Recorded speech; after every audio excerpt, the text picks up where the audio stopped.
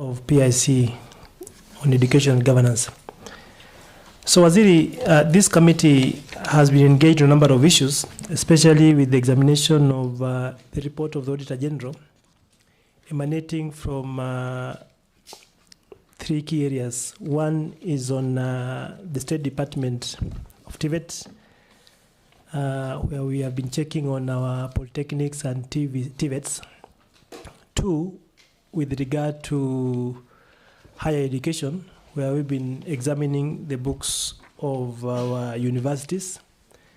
And three, the basic. We've been looking at TTCs. And just to bring to your attention, we have since begun receiving reports of high schools. And very soon, we shall be summoning principals of high schools.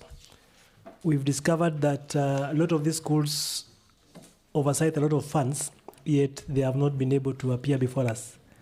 So I think we have a system that we have put in place, because you find that sometimes we may check on a TVET that is about 120 students and turning around less than 10 million, yet a high school that has 2,000 students receives public funds but escapes oversight. So I think we shall be beginning very soon with C1 schools. All of them, Wan Waziri, they'll be appearing to help us understand how they've taken care of public finances, and thereafter go down to the regions and check on see to any other school that this committee might find it important to someone. So Mheshimiwa Tonkei, you could introduce yourself just before we begin. Thank you, Chair. I'm Rebecca Tonkei, MP Narok County, and a member of this committee. Thank you. Thank you. So Waziri, our meeting today is on a number of cross-cutting issues that affect institutions of higher learning, TVETs, and TTCs, which are under your purview. And I think you got a letter from us indicating a number of areas. We were able to bring all these questions into a few. And a letter dated 3rd of July that indicated a number of issues that would wish you shed light on. So I wish to request that the meeting becomes as brief as possible so that we can also engage others who are on the queue. So Waziri, are you ready to go? Thank you, Chair. Yes, I'm ready to proceed with your permission. Yeah, I'll not have to read the entire invitation letter, yes, but now that it is tabled, yes, I request that you just commence your responses. Correct. Thank you. Thank you, Chair, and thank you for the invitation to appear before this committee. Very important in terms of oversight, and we welcome your move to oversight our schools in order to confirm that the resources that are allocated to these schools are spent or utilized for the purpose for which they are given. We received your letter and we've endeavored to respond to all the questions, Chair. And however, there is one or two that we were not able to get the data that is required to enable us give a comprehensive response. And also want to bring the apologies of our PS Basic, who is out of the country, undertaking an official function. But we'll be able to respond to most of the issues that have been raised. So, your Chair, we thank you for inviting us. We've done a written response which has been shared, and I'll go through it, but not all of it because of time, where we think that we've indicated like data, we'll just skim through it. So to begin, let me take this opportunity to thank you for inviting us to discuss. Maybe, Waziri, yes, you you have a well-detailed report. Yes. How many minutes do we give you for your presentation? Maybe 30 minutes. It's okay. 20, 30 minutes. That's okay. I should be able to finish. So this invitation comes arising out of the reports by the Auditor General, as you indicated earlier, and we've noted the issues to the various aspects concerning public universities, technical and vocational education institutions, and the teacher training colleges.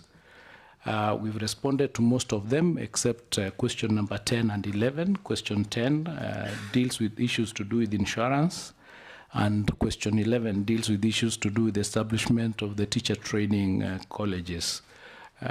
Chair, we request this committee to allow us to submit written responses within a week to those two questions. We are not able to get the data and information required for us to be able to respond to them adequately.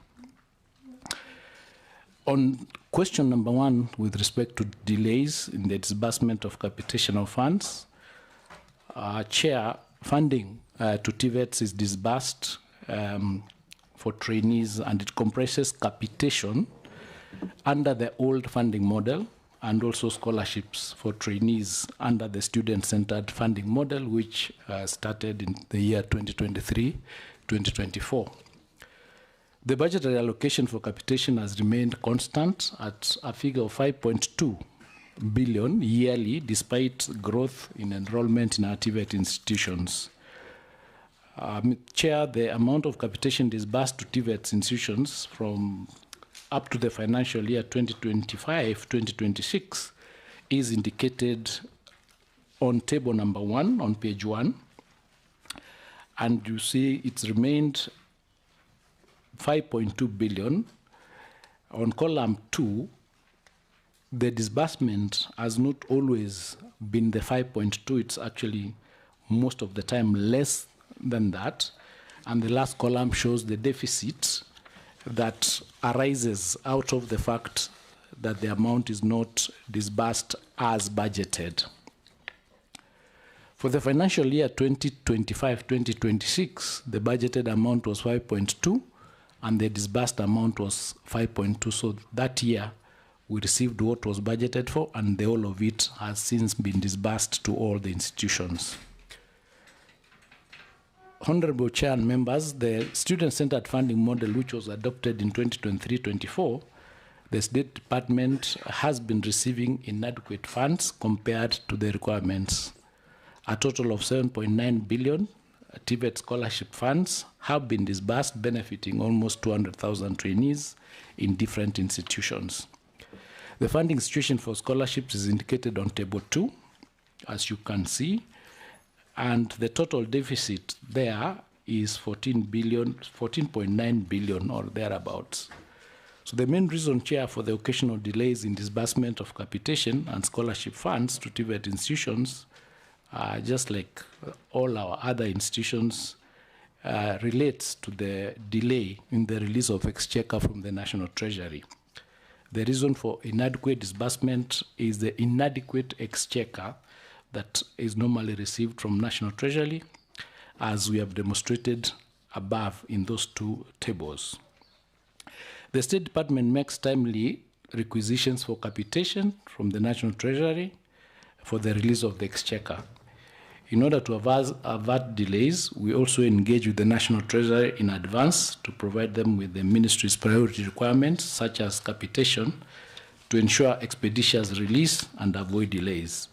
The ministry ensures that once the exchequer is released, the funds are actually released then to the institutions immediately to allow the TVETs to operate seamlessly.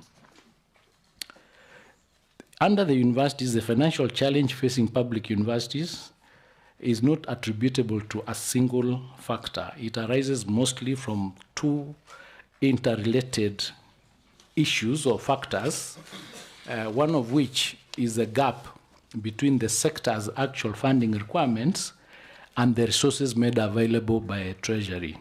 The timing, also unpredictability of the release of the approved funds. This doesn't occur on a timely or predictable manner. In the financial year 25-26, all exchequer funds that were released by National Treasury to the Universities Fund were disbursed to eligible public universities in accordance with approved funding criteria. Consequently, there were no exchequer funds received by the Universities Fund that remained undistributed to the eligible institutions. However, notwithstanding the foregoing, Chair, the full funding requirements of the public universities sector were not met. The funding requirements for universities during the financial year 2025-2026 significantly exceeded the approved budgetary allocation. For example, under the student-centered funding model, a funding requirement was 29.9 billion against an approved budget of 18 billion, resulting in a funding gap of almost 11.5 billion. Similarly, the funding requirement for continuing students under the DUC, the old model, capitation model, was 40.4 billion compared to the approved allocation of 23 billion, thereby leaving a gap of 17.4 billion.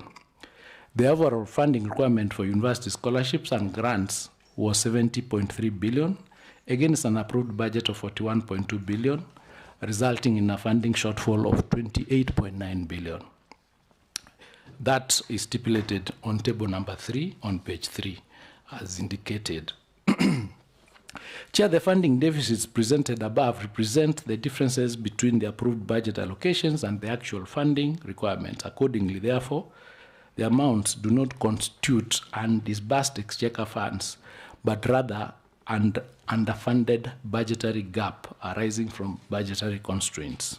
Consequently, as at 30th June 2026, the total deficit in funding for public universities was 28.9 billion, and this deficit is therefore attributable to the structural funding gap between approved budget allocations and the actual resource requirements, rather than delays in the disbursements or utilization of exchequer funds by the universities fund. The deficit results in pending bills for universities because there is a persistent mismatch between institutional obligations and available resources that continues to contribute to this accumulated debt. The challenge, therefore, facing the sector is not simply whether funds are eventually disbursed.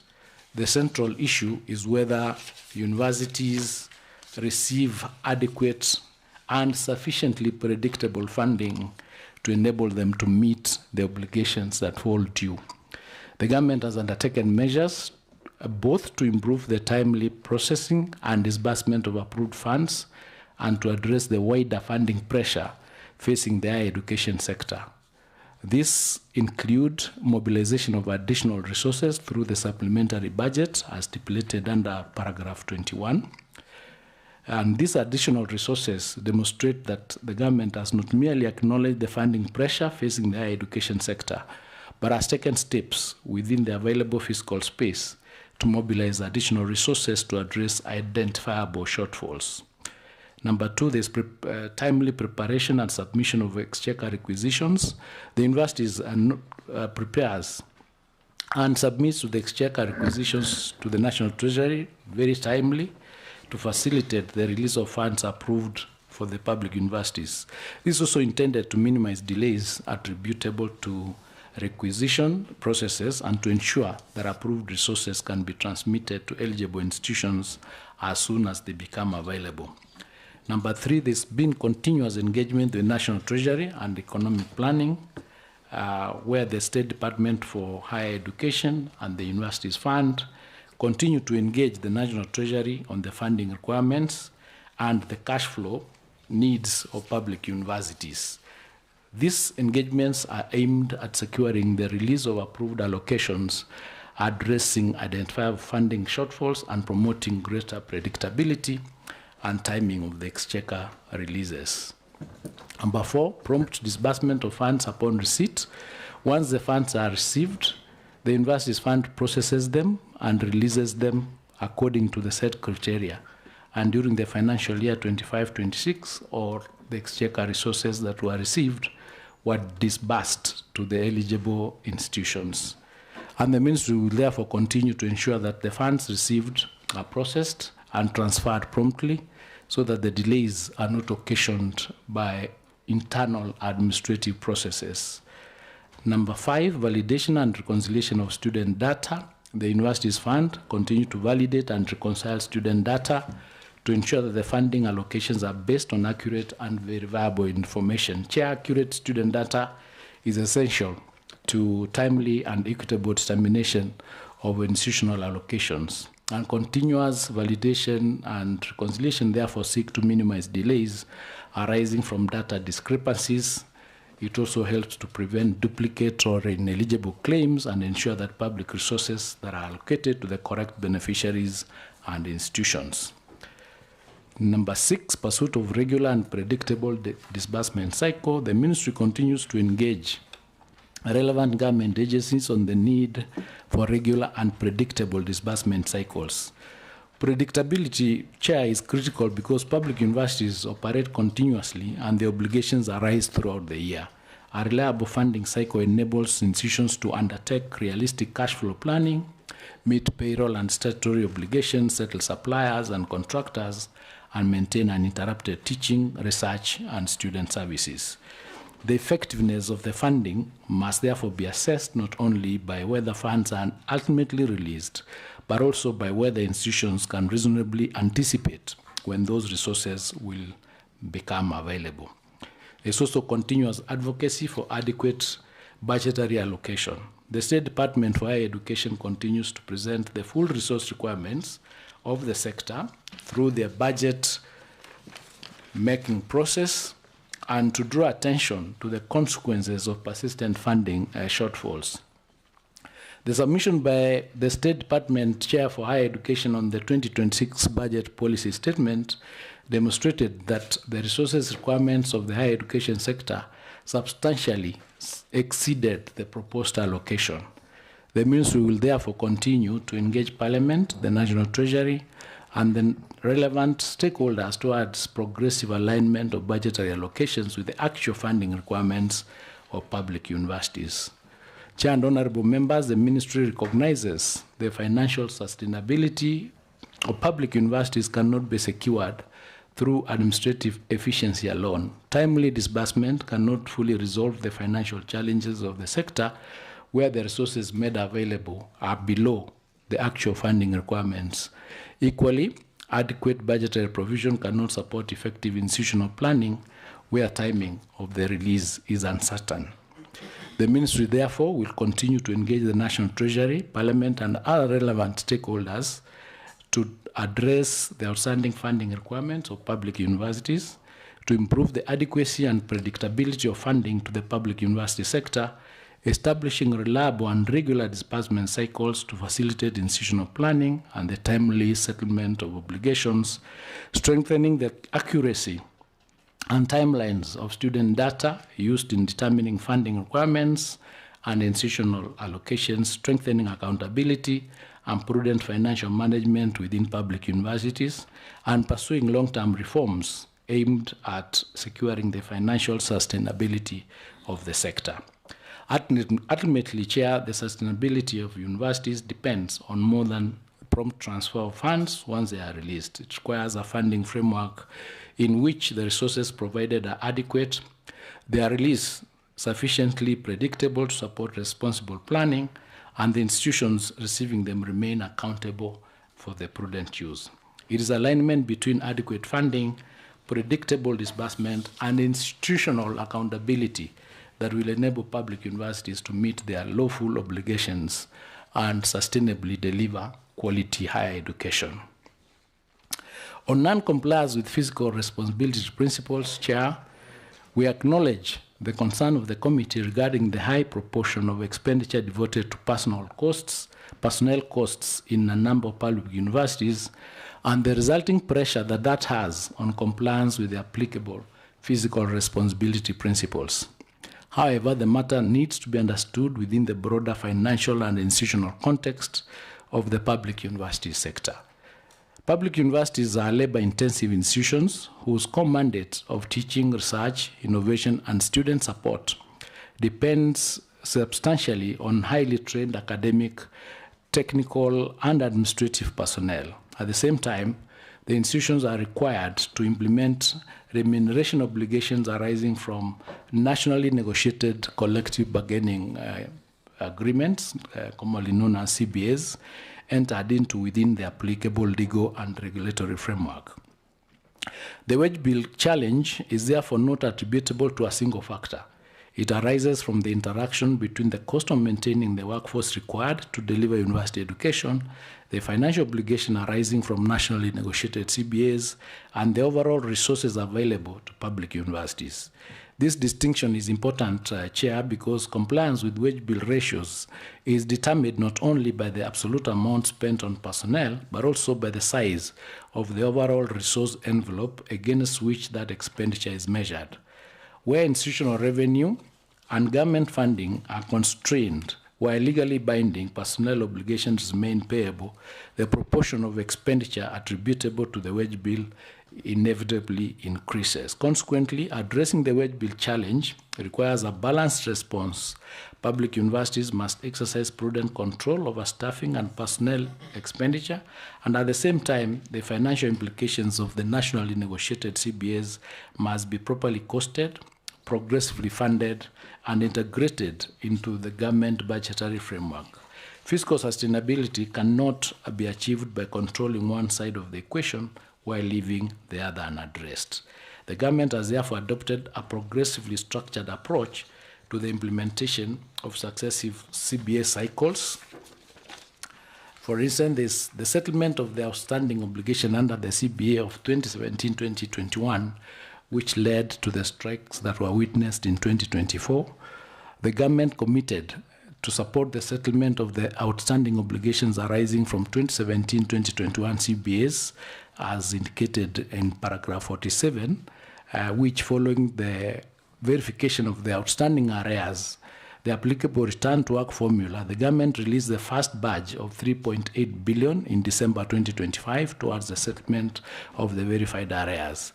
The balance of 3.8 is scheduled for funding in July 2026 during the financial year 2026-2027. It was staggered and forward indicated for payment.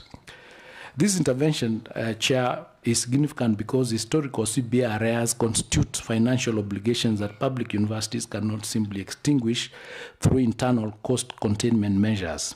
Where such nationally arising obligations are left to individual institutions to absorb from their ordinary budgets, the immediate consequence is increased pressure in personnel expenditure and a corresponding reduction in the resources available for teaching, research, infrastructure, and other core functions. Government support towards settlement of these obligations therefore seeks to ensure the lawful commitments to employees are honored without transferring the entire historical financial burden to the operational budget of individual universities. The government has also continually or similarly continued to support the implementation of the CBA of 2021-2025 through phased budgetary allocations. The National Treasury committed to continue supporting the implementation of these CBAs that included provision of 2.73 billion, also scheduled for funding in July 2026 during this financial year 2026-2027. The phased funding approach recognizes the salary adjustments arising from the national CBAs have recurrent financial implications. Once implemented, they become part of the continuing personnel costs of public universities. Their sustainability, therefore, depends not merely on the conclusion of the agreements, but on the availability of corresponding resources to support their implementation. Chair, the negotiation for the national CBAs for public universities is undertaken within the applicable legal and regulatory framework that includes the advisory role of SRC, the Salaries and Remuneration Commission. The requirement that remuneration proposals be costed and considered within the applicable fiscal framework provides an important safeguard against the conclusion of financial commitments without sufficient regard to their affordability and long-term effect on the wage bill. The Ministry will therefore continue to support collective bargaining as a lawful mechanism for determining terms and conditions of service, while ensuring that proposed financial commitments are subjected to the requisite costing approvals and affordability considerations before they are implemented. Collective bargaining and fiscal responsibility are not competing objectives. The task is to ensure that negotiated remuneration outcomes are lawful, they are affordable, and they are capable of being sustained during implementation. Chair, the measures relating to national CBAs must be accompanied by a prudent management of personal expenditure at the institutional level. Public universities are therefore expected to, one, align recruitment with approved staff establishments and institutional needs. They are also required to ensure that recruitment, replacement, and promotion decisions take account of their financial implications. They need to strengthen workforce planning and deployment. They should rationalize organizational structures and eliminate unnecessary duplication of functions. They should optimize the deployment and productivity of existing staff and strengthen monitoring and control of personnel expenditure. We recognize that compliance with wage bill requirements cannot be achieved through indiscriminate reduction in staffing. Public universities must retain the academic, technical, and professional capacity required to discharge their statutory mandates. The objective is therefore not to merely reduce the wage bill, but to ensure that staffing is necessarily efficient, affordable, and aligned with the institutional mandate. Consequently, Chair, the measures being pursued address both the existing and future drivers of wage bill expenditure. Thus, for existing obligations, the government has progressively supported the implementation of the previous CBA cycles. For example, for the 2025-29 cycle, the emphasis is on determining the financial implications before the financial clauses are concluded and adopting an affordable, phased implementation framework. At the institutional level, Chair, the public universities are expected to strengthen the workforce planning and control personnel expenditure. The ministry will therefore continue to work with the National Treasury, the SRC, the IPUCCF, and the three-phased recognized university unions, that is WASU, KUSU, and KUDEA, workers towards, one, ensuring that existing CBA obligations are implemented in accordance with the approved arrangements, and we've been doing this consistently. Ensure that the future remuneration proposals are fully costed before financial commitments are concluded. Strengthen the workforce planning and control of personnel expenditure within the universities, and align staffing decisions with institutional mandates, approved establishments, and available resources. Ultimately, therefore, the response to the wage bill challenge must be both corrective and preventive. Corrective in addressing obligations already arising from previous CBA cycles, and preventive in ensuring that future remuneration commitments are costed, phased, and planned before the implementation. At the institutional level, this must be matched by disciplined workforce planning and control of personnel expenditure. It is this combination of responsible collective bargaining and prudent workforce management that will progressively improve compliance with the fiscal responsibility principles while preserving the capacity of public universities to deliver their mandate. On the question of removal and disposal of asbestos roofing, honorable members, the ministry has engaged various players, including the National Environment Management Authority, to undertake assessments of asbestos roofing in the affected TVET institutions. A number of institutions have undertaken phased removal and disposal of asbestos roofing using available resources. For example, out of the 248 TVET institutions that we have, the following 6 are yet to complete the removal and disposal of asbestos roofing from the institutions, and they are stipulated in Table 4 with various sizes and the total amounts that are required to remove those asbestos roofing in those institutions. A total amount required is 58.6 million. The information gathered from affected institutions, that is TVETs and universities, demonstrates that the elimination of asbestos-containing materials is a significant infrastructural undertaking.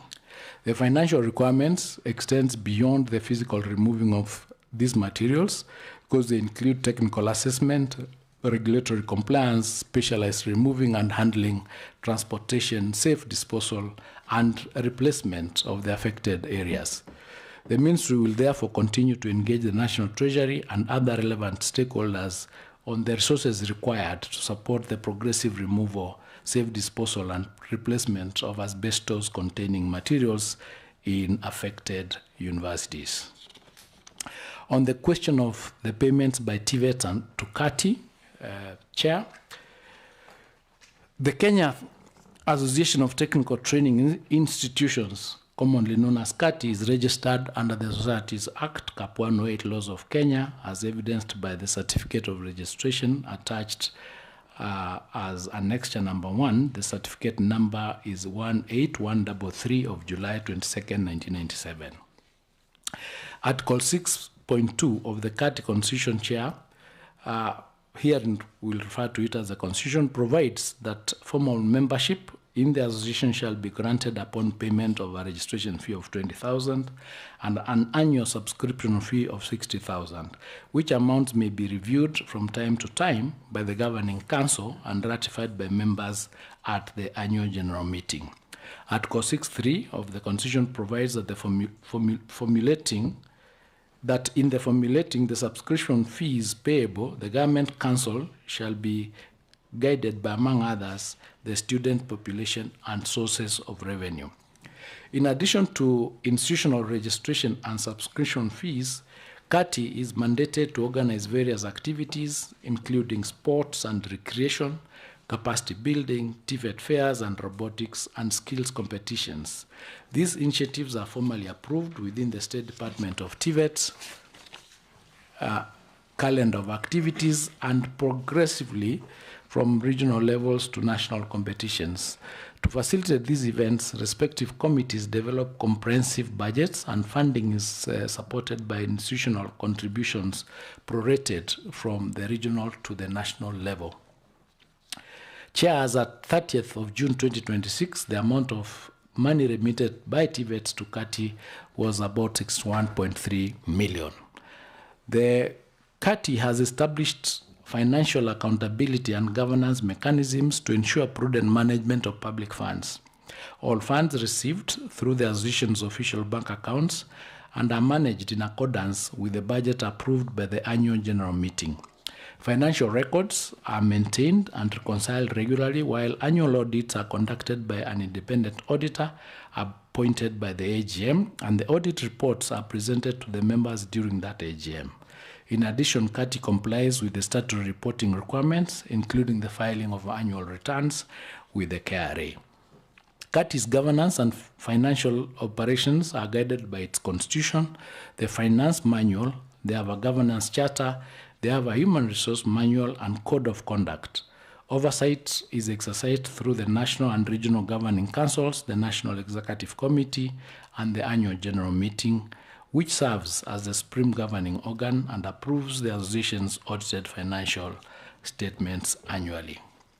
On unlicensed trainers in TVETs, there is a table that we've stipulated on page 13 as table number 5, which indicates the valid licenses are standing at 4,965, expired license 10, incomplete applications, rejected applications, and those who have not applied are 4,633.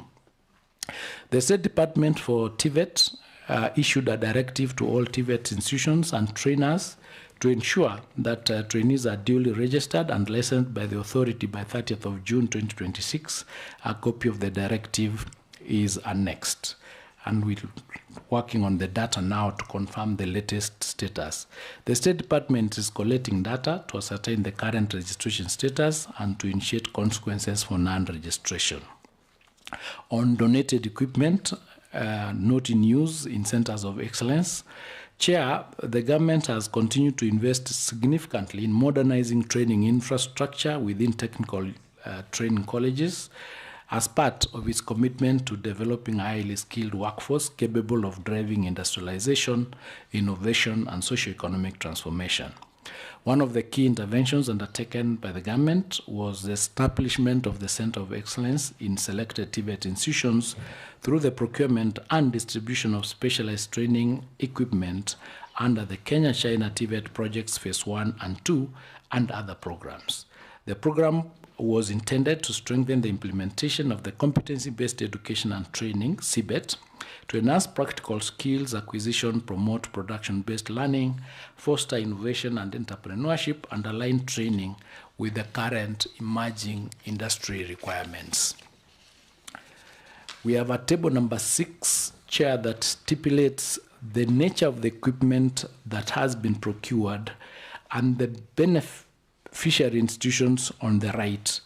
And we have there as at number 1, we have mechanical and technology equipment, which is made up of CNC machines, conventional milling machines, vertical and horizontal lathe machines, service grinders, hydraulic, etc., etc.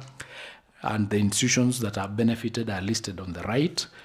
On then the number 2, we have electrical and electronics technology equipment, which are made up program logic controllers, industrial automation trainers, motor control systems, renewable energy training equipment, etc. The benefiting institutions are listed on the right. Number 3, we have mechatronics technology equipment. That is the equipment that supports training in automation systems, robotics, industrial controls, instrumentation, mechatronics, and integrated manufacturing systems. We have the benefiting institutions on the right.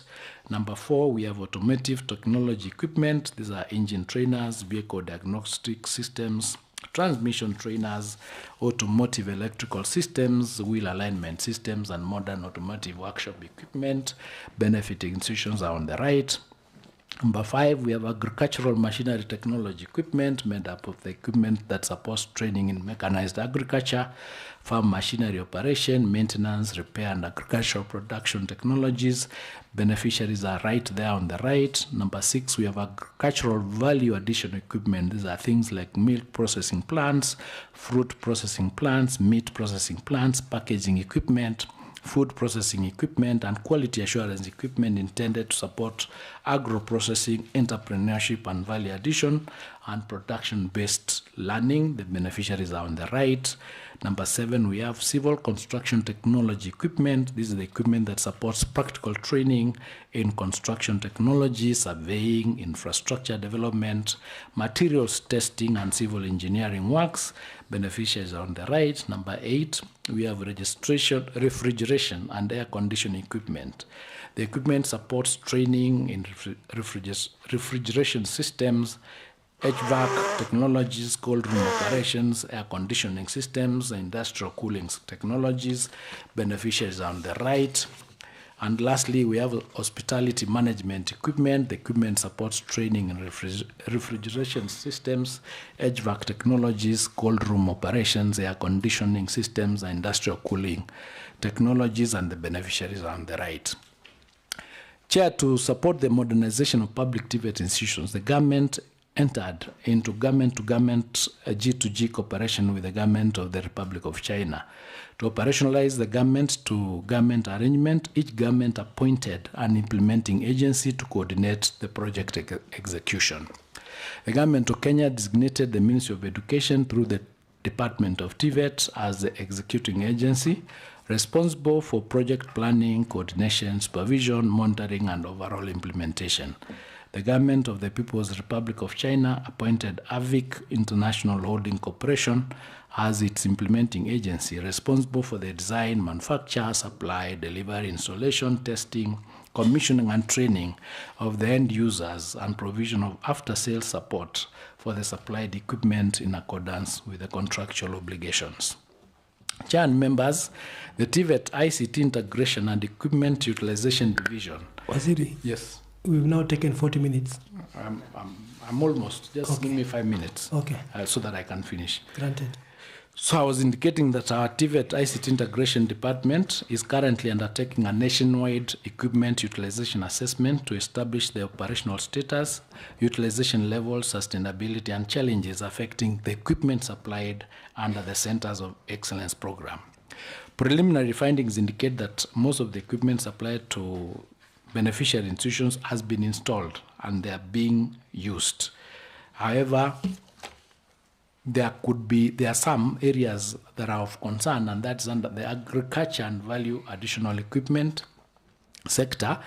The equipment utilization assessment established that agriculture value additional equipment supplied under Kenya-China TVET supporting training and production activities, although their utilization levels in a number of our institutions are underperforming. The main challenge affecting this under optimal utilization is the high operational costs associated with the value addition of facilities, including the continuous requirement for raw materials, packaging materials, utilities, quality assurance, and inputs other than consumables necessary for the production activities. To enhance utilization, Chair, the Ministry is promoting public-private partnerships, strengthening industry collaborations, supporting commercialization initiatives, and facilitating market linkages to improve the sustainability of these facilities.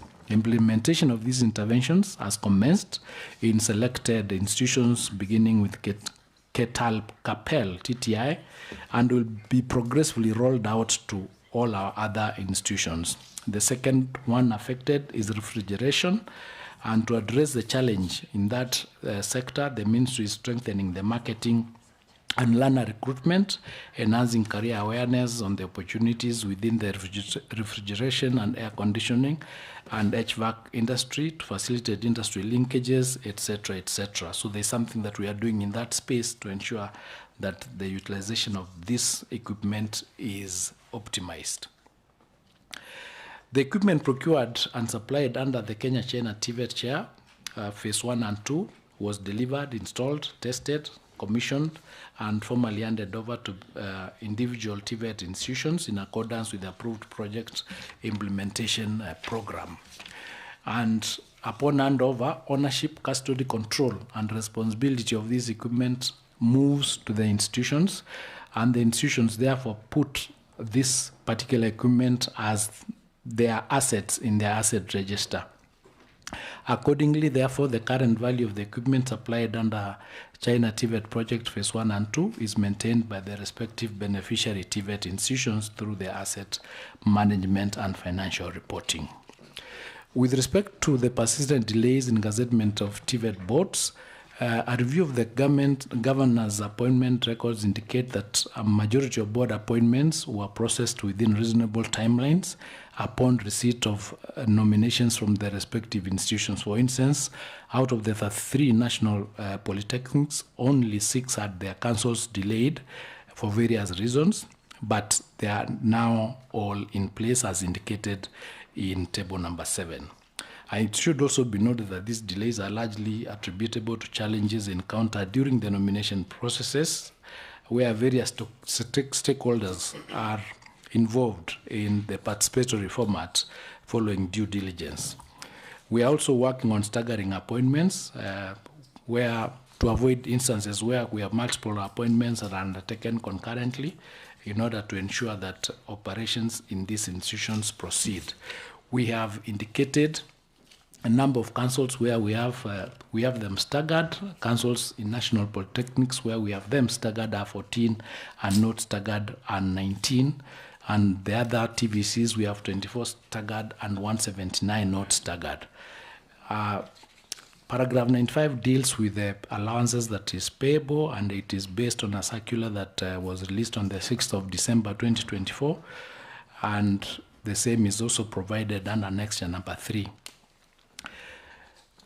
There is the issue of Chepararia, where the construction of the automotive engineering workshop was procured through an open tendering processes. That in Tengein General Contractors Limited was awarded at 48.7 million. Contract was signed on the 4th of November 2014. The project commenced on 2nd of February 2015 and was scheduled to be completed by 2nd February 2016. However, the workshop collapsed on 24th of February 2017 before completion. At the time of the collapse, it was at 44% completion. There's a report there put in as Annexure number 4. By the contract, as at that time, the contractor had been paid 26 million, while 26 million remained with the Kitale National Polytechnic, which was the mentor institution. The West Pokot County government has provided an alternative plot, parcel of land, and the title deed for the establishment of a new institution. We are seeking at the moment the guidance of the Attorney General on the termination of that initial contract in order for the new site to have a new technical institution done. There was a technical assessment undertaken by the State Department that made the recommendations as indicated in paragraph 100.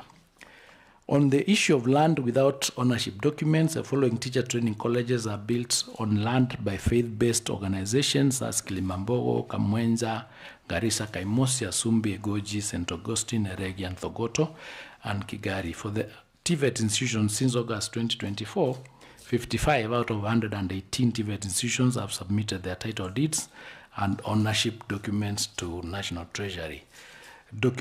Land documentation is a progressive exercise, Chair, as you might note, and often requires deliberations that involve a number of stakeholders.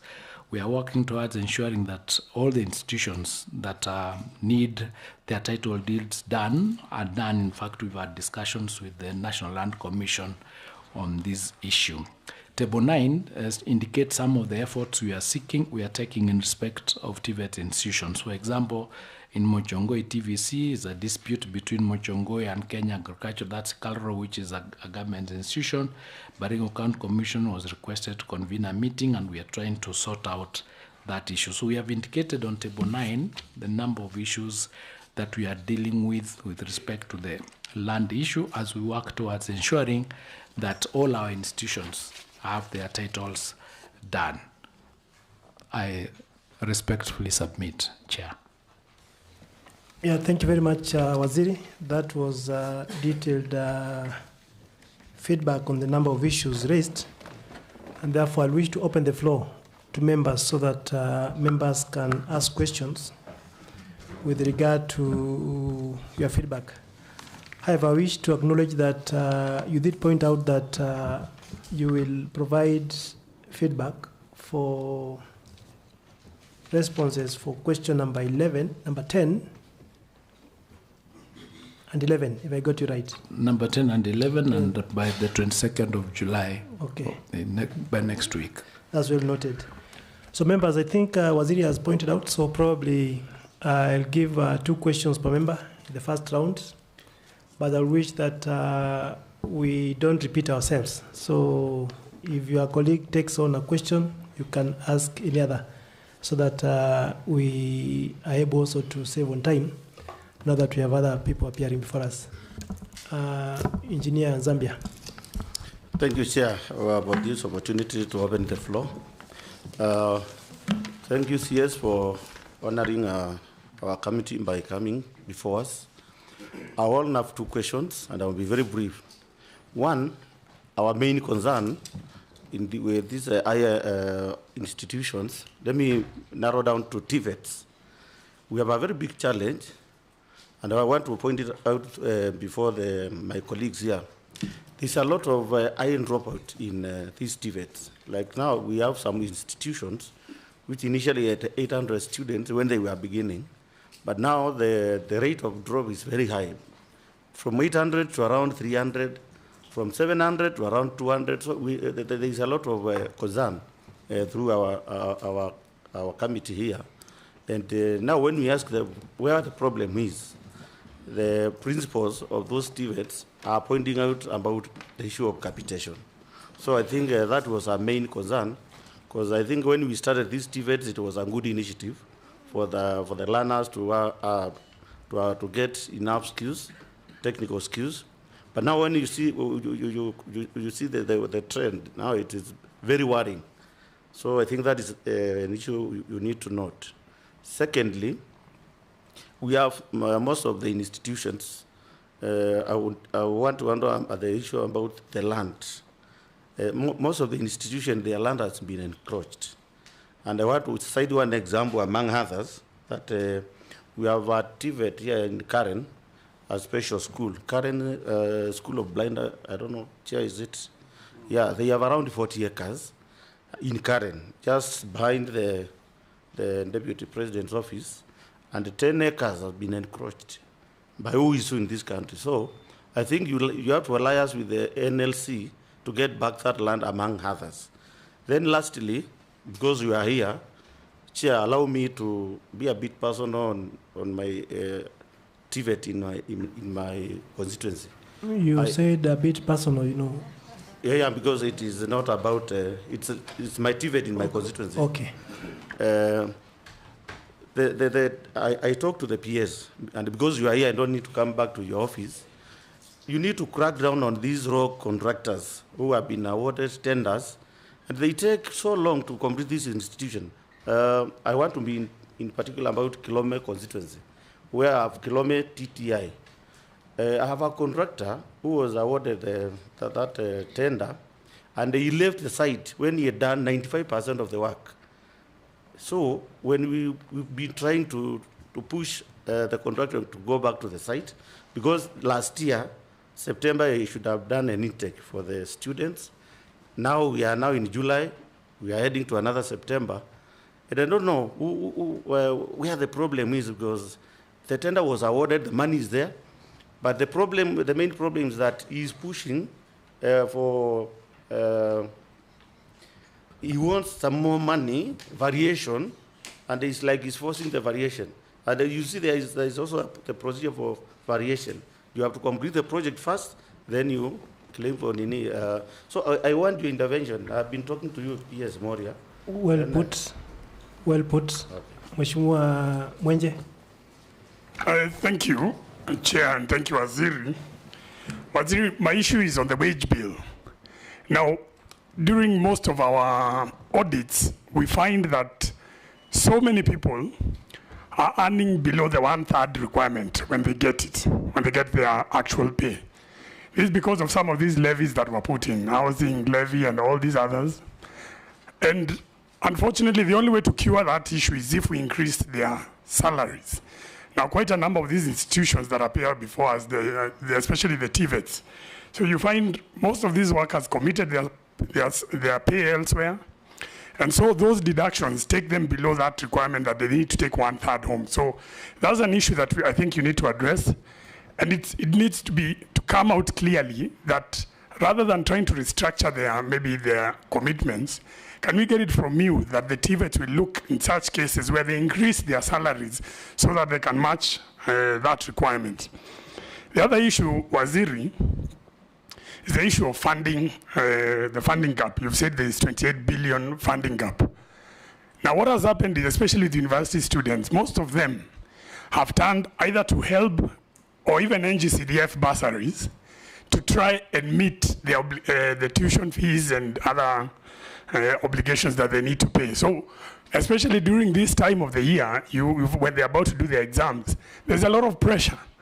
So I've not heard you speak on the funding that you need to add to help to ensure that students do not necessarily have to turn to NGCDF, which can only provide very little, but rather have help that funds those students, and you provide funding to these universities.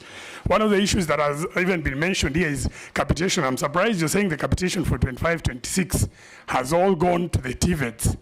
But I'll tell you, if you look at most of our audits, the budgetary control by all these institutions, they all bring the issue of they've not gotten capitation, they've not gotten the funding.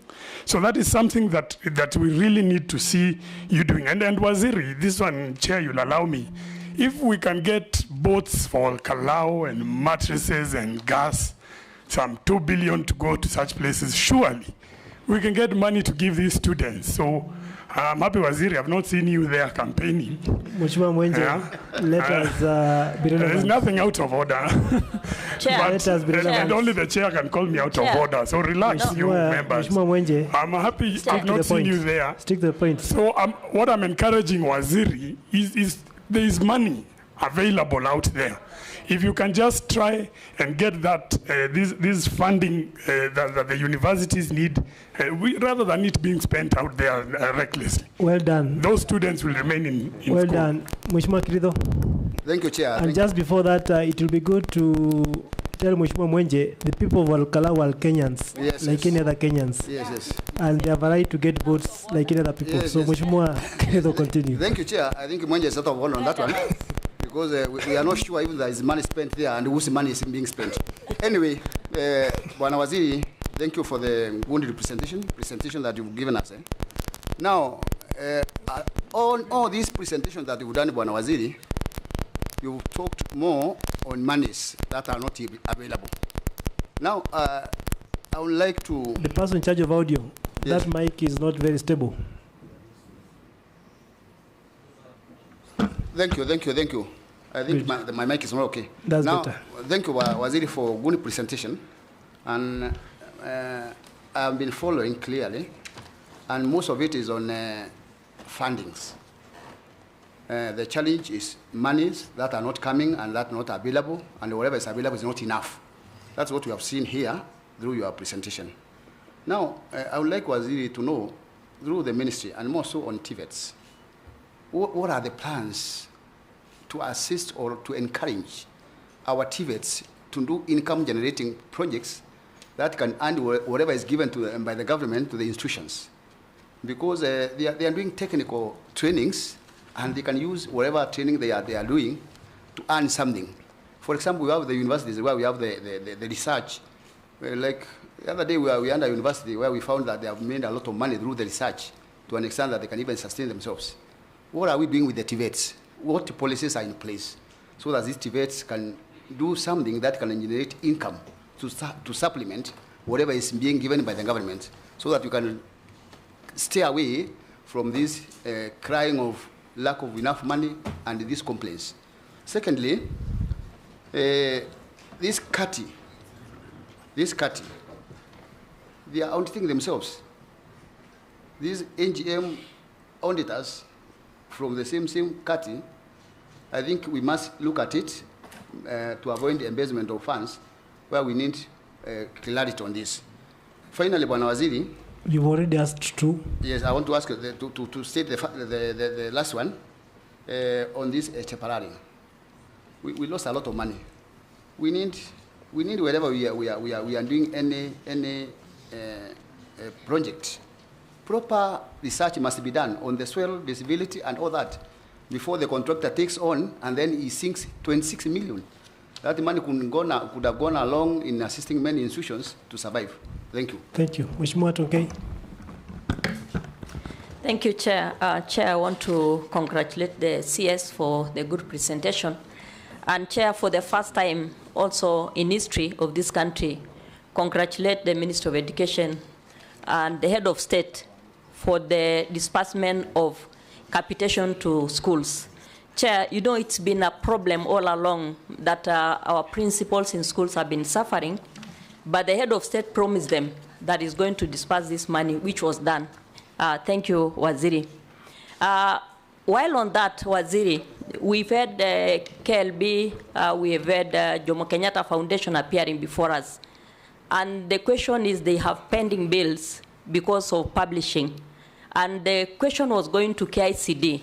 And I believe KICD has no allocation to pay the publishers.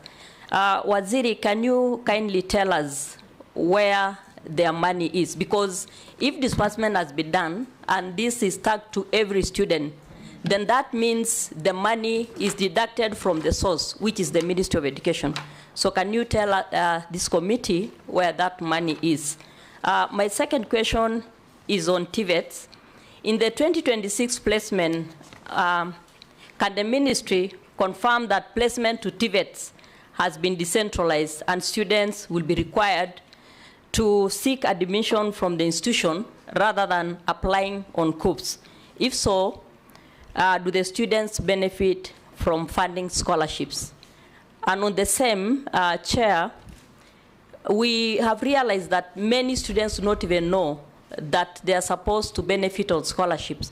And therefore, many are staying at home because they cannot apply for TVETs because they are worried of the school fees. So can we be told what is the ministry doing to ensure that these students, there is at least a lot of public sensitization for them to be able to go to TVETs institutions? Thank you, Chair. Thank you. Chief Romodo. Chair, thank you very much for this opportunity, and I wish to also to congratulate the CS. Of late, we can see that now he is on the seat properly, not like the other time. No, thank you, Chair. The CS has been properly on the seat. What do you mean? No, sometime before we were not seeing things happening, but now he's driving it well. Otherwise, Chair, I wish to comment something about CATI. And we should also point it out at the point of the auditor's observations, because that's why this issue has been risen. The auditors are telling the institutions that the monies which are being deducted are irregular. They are not supposed to, because the law does not support the same. So I think we need to synchronize this issue. And of course, my colleague has pointed out, let me not dwell much on it, but the point is the monies which are being deducted according to the auditor are irregular. The equipments which are being supplied to the institutions, more so the TVET institutions, there are two issues which come up with the auditors. One, the documentation is not there. And two, they are not costed. So they bring a lot of variances when the auditors go down to do the auditing. Lastly, Chair, allow me to comment or to talk about the stalled project, especially in universities.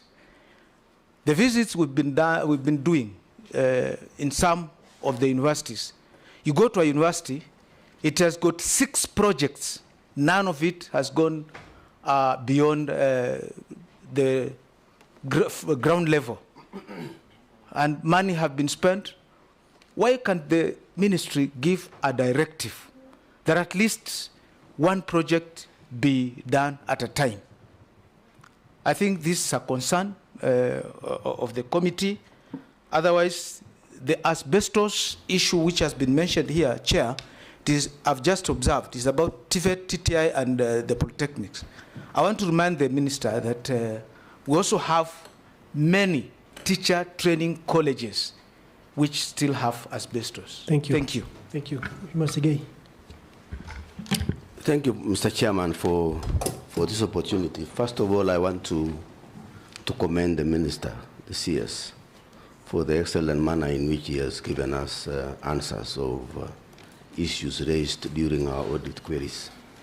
I want to make about 3 issues out very clearly. Number 1, Chair, is the issue of TVET, and tell the minister that the government, as the president has said, must now move. We are moving into TVET, and all issues which must be addressed. One of them is the issue of leadership in these TVET institutions.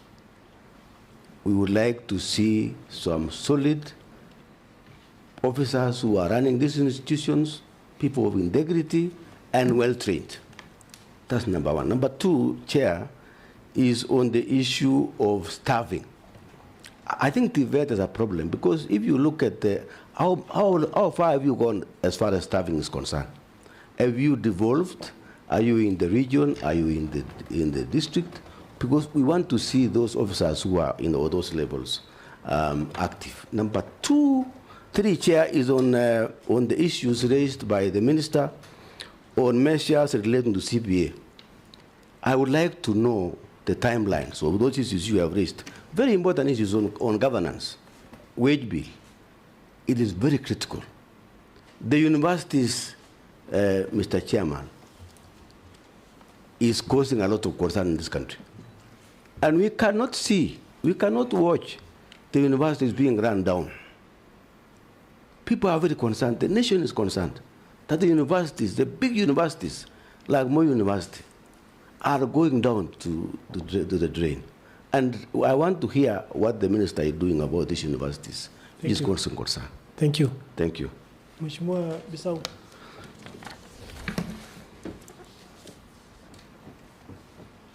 Thank you, Chair. Allow me to stand, because from where I sit, I think Waziri was not seeing me. I think we need to call a spade a spade. Where we are right now, Waziri, if you look at the universities, the way they are viewed as bad payers, high staff turnover. Nobody wants to do business now with universities. And again, if you look at universities, they are dens of resource wastage. Now, the critical matter, Waziri, is resources. I've listened to you. You've talked more about the exchequer. But again, what I expect is to see universities and TVETs being the proactive institutions, the motivational institutions we saw in the old days. Exchequer alone will not solve the solution, will not give the solution.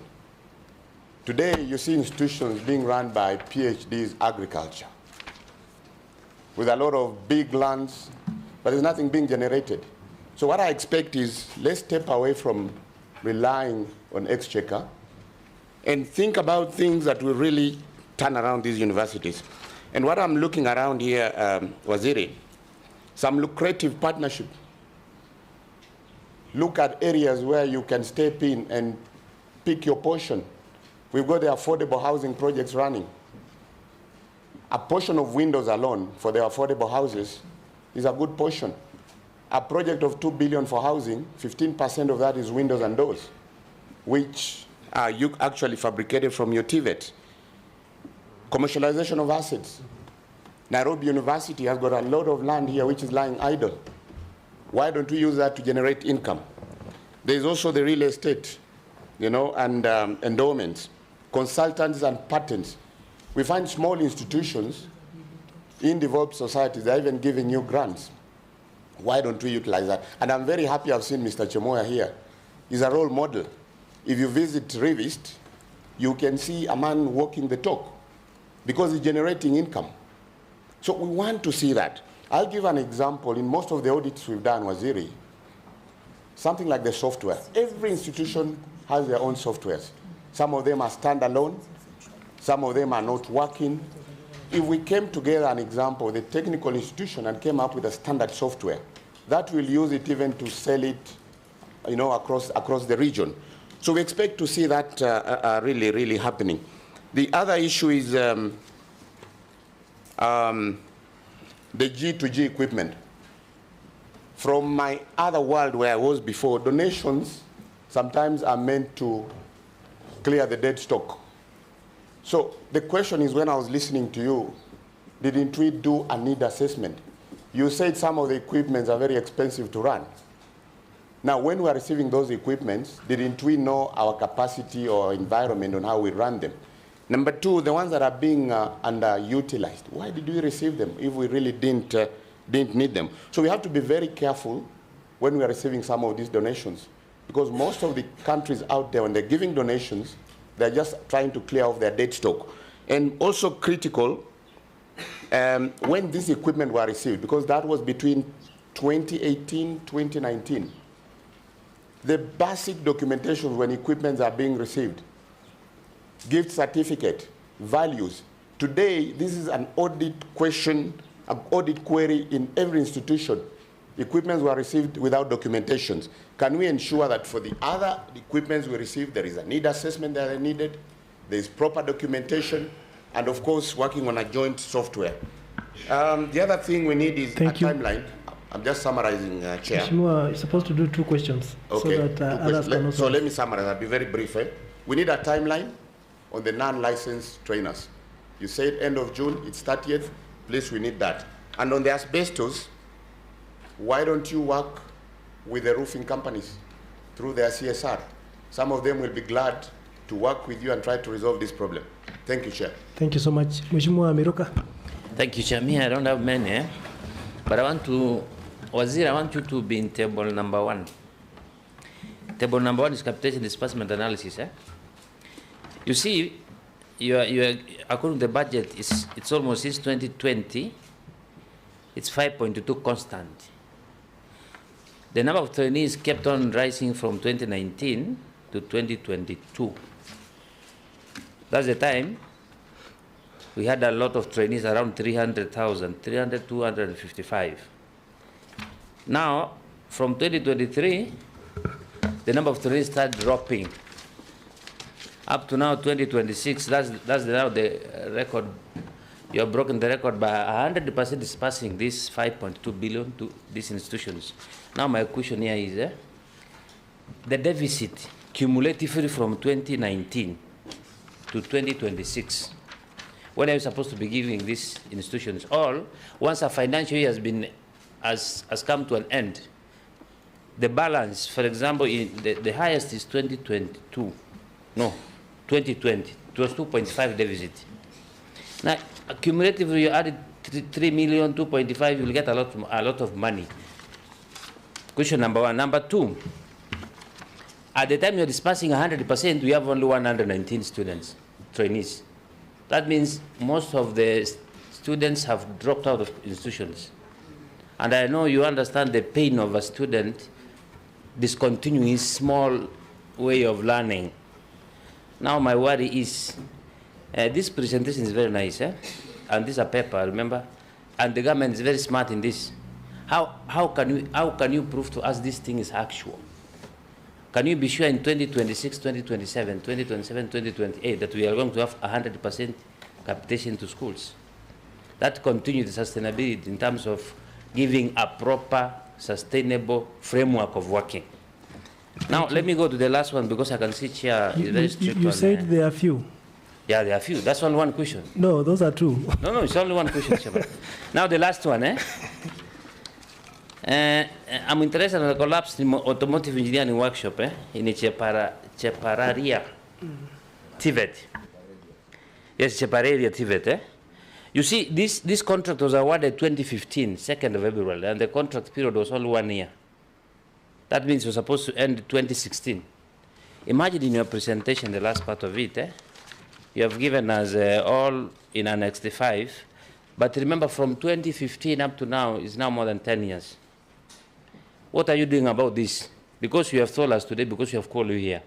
What about, we'll call you again, maybe the other year we are going to election period, we may have another forum like this after general election. How sure are we that this project will come to completion? Just, I stop there, I'll continue asking. Okay, thank you. Mheshimiwa Boyd. Thank you, Chair.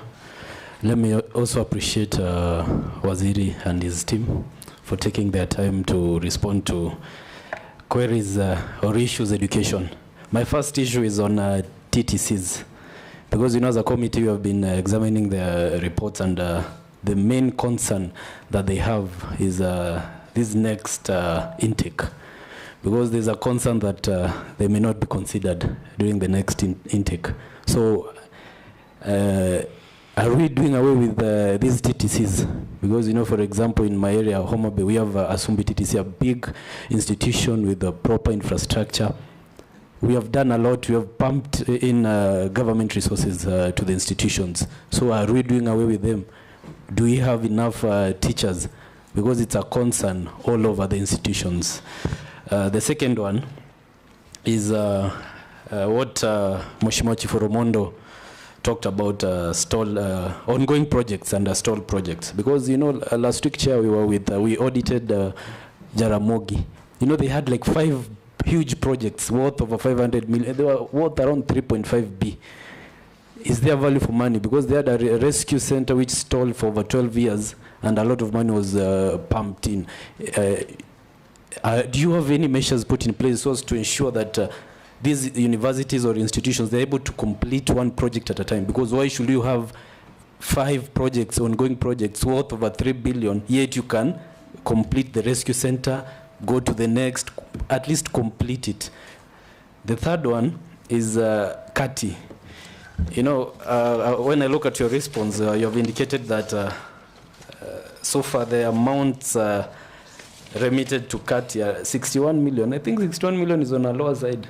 Because we audited, we were with a tiny institution with around 500 students, and they remitted over 600,000 to Kati. How many institutions do you have? So when you multiply that amount to all these institutions, it's more than 61. So I think there's an issue with these figures, this 61.3 million.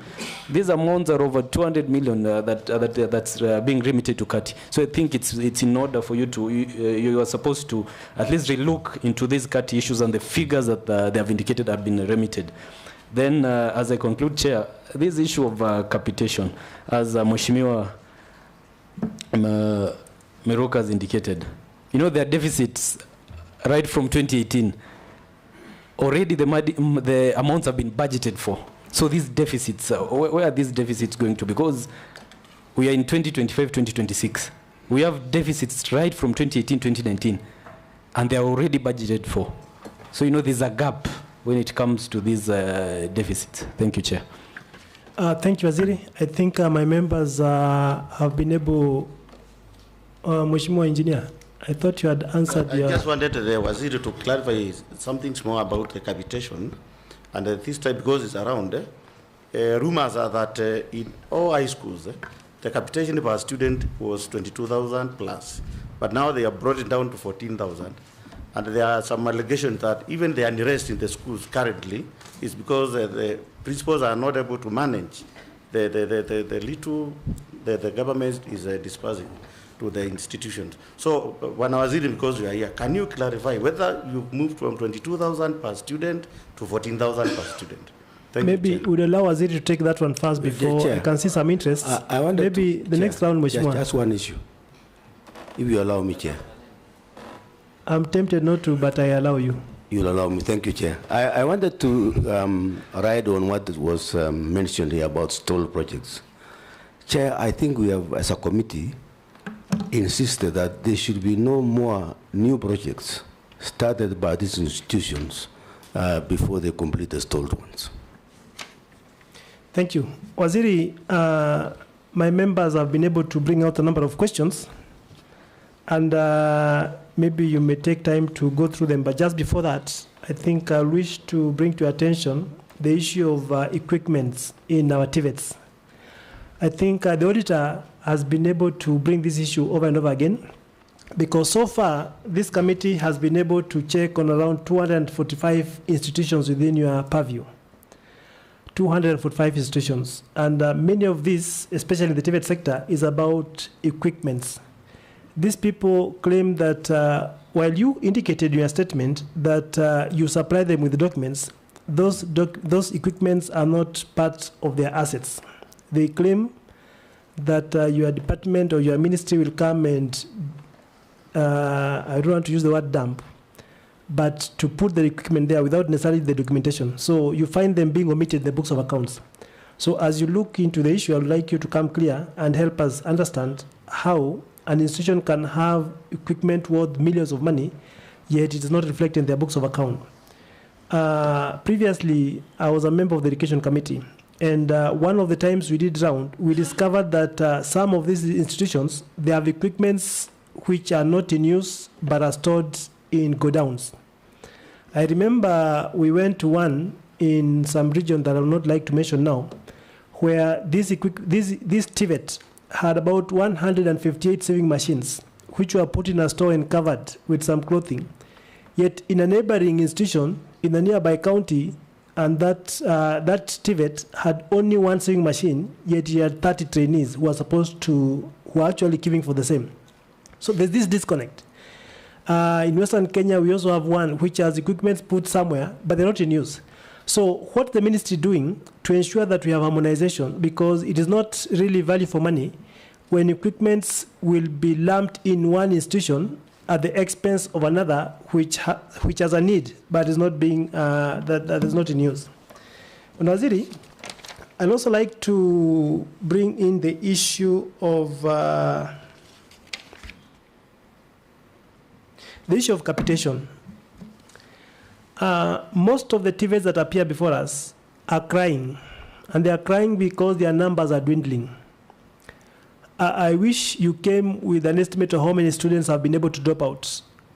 As a country, we have found that TVET is the way to go, and we discovered that every constituency is being encouraged to have a TVET for the purpose of absorbing the young guys from schools. Yet, upon reaching there, they'll go there for a few days and then disappear because of the fee issue. So I like, as much as we had summoned the PS Treasury, who has not appeared and did not indicate where he is, because I think as far as I'm concerned, I'm not aware where he is, because he was supposed to come here and be part of the meeting to help us understand what is the matter with the capitation. So I think on that note, I'll ask my team, we'll have to call in the PS Treasury once again, to come and avail information, because these are Kenyans who desire answers. So kindly help us understand this sudden drop in enrollment. What's the future of TVETs? Because we are endangering our young people.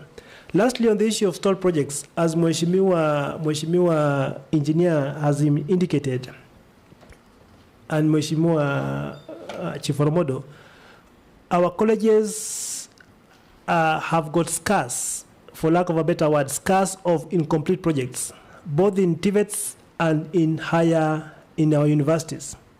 And you may find that now an institution has got 3 projects which are stalled for years, and they have the audacity to start a new one, which I don't know what the interest is. So maybe we may need to hear your policy direction on the same, because these stalled projects are becoming an issue. And some of the contractors, like Mheshimiwa Engineer said, have issues. I remember, if I may give an example of my TVET that began in 2022, all money is available, but the contractor is a lazy one, is never there. So we wish to hear what policy directions do we have to ensure that once a contractor is unable to perform his duty, he should vacate the site and have another one competent person take it on. So Waziri, karibu sana, and maybe you could take up the issues. Thank you, Chair, and thank you, members, for all the issues that you've raised and the recommendations that you've given us, and I confirm that they are well taken. On the first issue of the TVETs, the challenge of dropouts that is linked to capitation, I will answer that question and start from what we can see on table 1. The budgeted amount is 2.4, for example, that first time, or 5.2, and then the amount received or disbursed is 2.4. So it means we do not get the exchequer, and that's where the deficit comes from. So we normally would say we want this amount, but what we receive is not sufficient. And therefore it leads to that deficit financially every year except for 2025-26, when we received what was budgeted for and that was disbursed.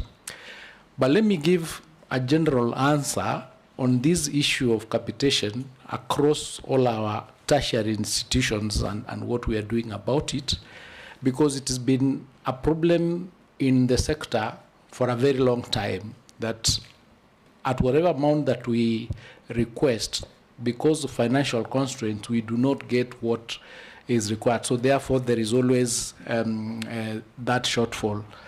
That is a problem that we are now tackling as a ministry to find out what can we do to ensure that this problem does not continue being a problem for us in the sector.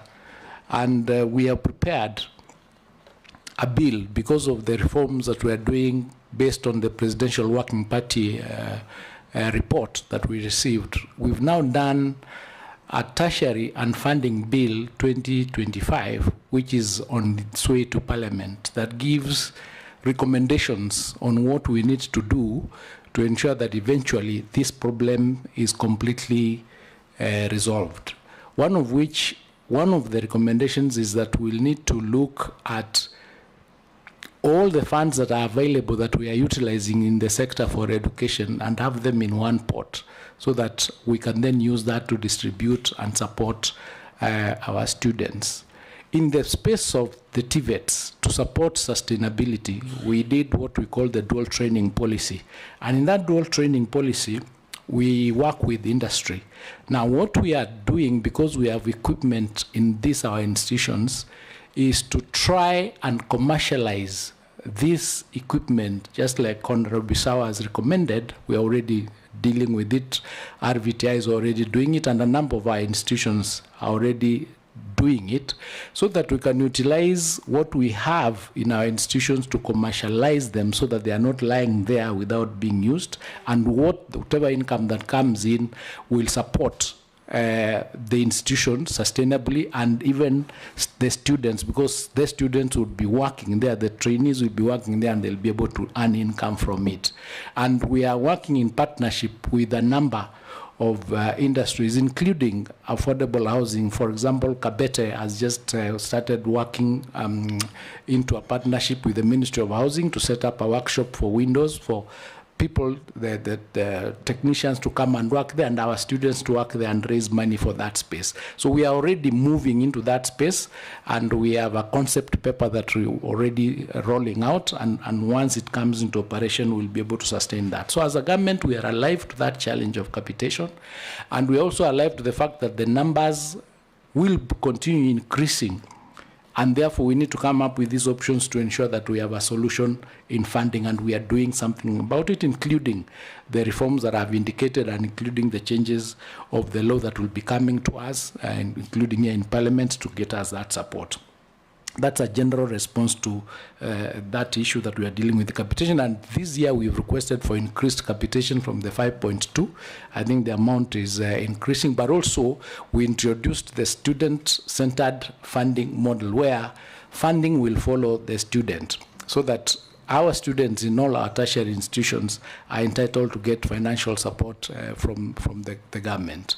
I know Honorable Tumke indicated that some of the students are not even aware that there is money that is from the government that they are entitled to, so they need to make application to it. So from our department, we've created a marketing team that is going around, including our teams that are in the Huduma centers, to explain to the students what they are entitled to and even how to make the application for those resources, so that each and every student is not left out. So we are doing something in that sector, and in the next few months we'll be coming back here to explain to you where we are and what support we need from Parliament to activate that process that we see is going to ensure that going forward we don't have a challenge in that issue of capitation. And let me sort out that issue of the high school capitation for senior schools. For primary school, the capitation remains 2,300. That has been increased this financial year from 1,400. For junior school, it's 15,000. And for senior school, it is 22,240. That figure has not changed. And we have not reduced it 14,000. It remains 22,000. We keep working towards ensuring that eventually we'll disburse that 22,000 shillings per student. So as government, the policy remains 22,240. It is not changed. So whoever says we've reduced it to 14,000, that's not the correct position. In fact, this financial year, the amount of money that has been released to the education sector has increased from 702 billion in the financial year 2025-2026 to 784.5 billion in this year. So we are actually increasing the resources towards the sector because the number of students are also increasing, and we're not defunding. So we are working towards ensuring that that figure remains constant and it is met. With respect to the question of land encroached in Karen, and together with many other institutions where encroachment has taken place, we had a preliminary meeting with the team from National Land Commission in Mombasa about a month ago, and we've agreed together that we'll work together with them to ensure that all our institutions, not just TVETs or universities, but including our schools, secondary schools and primary schools, we do an audit and ensure that each and every institution gets a title to avoid that encroachment. And where we have encroachment, we'll of course take legal action and move those people. For example, in KU, where there was a encroachment of the 100+ acres, we already have a court order showing that the land belongs to KU, and we'll be making steps towards that position of ensuring that that land remains KU's. The question of road contractors who take too long to complete projects, we've made a policy position that we are auditing all the outstanding, and I can answer these questions with respect to all the other stalled projects. Where projects are stalled because contractors are unable to complete within the time when the resources are available, we've sought the AG's opinion on the termination of those contracts so that we can continue recovery proceedings against what we paid them as we undertake the completion of those projects, especially where there is already money that was allocated to it and is in the accounts, for example, of mentoring institutions. That Chepararia, there's already 26 million in the mentoring institution, Kitale. So once we have this process, we will be able to ensure that whatever projects that are started are completed. But with respect to the stalled projects in universities, it is our policy position that no new projects needs to be started before the ones that were started are completed. So an analysis has been done, and I can have that when we are doing this response of 22nd. I can add that to it so that you have a record of it. An analysis has been done in the higher education sector, especially the universities, where we have projects that are 95% complete, the others that are 85% complete, so that we start with those that have got a smaller percentage to be completed, to be resourced so that they are completed, because we have sunk more money in those institutions. And we've urged through governance appointing new teams into the councils of universities so that we don't not have a situation where a team can sit down, they have been given 500 million maybe to do 5 projects, and they start the 5 projects at the same time. One of the universities that has done very well in managing resources that are allocated to them is Pwani University, where when they received the money to start a construction of, say, of 300 million, and they received 60 million, they structured the drawing in such a way that that 60 million was able to complete a phase of the project that they are doing, and they are already using that phase as they wait for the next installment to continue completing. So this is what we have informed all our institutions to receive the resources and work towards ensuring that we are not sinking money in small bits and pieces, where you go to an institution and you find 3, 4, 5 different projects that they have not moved. So we are already doing something in that space.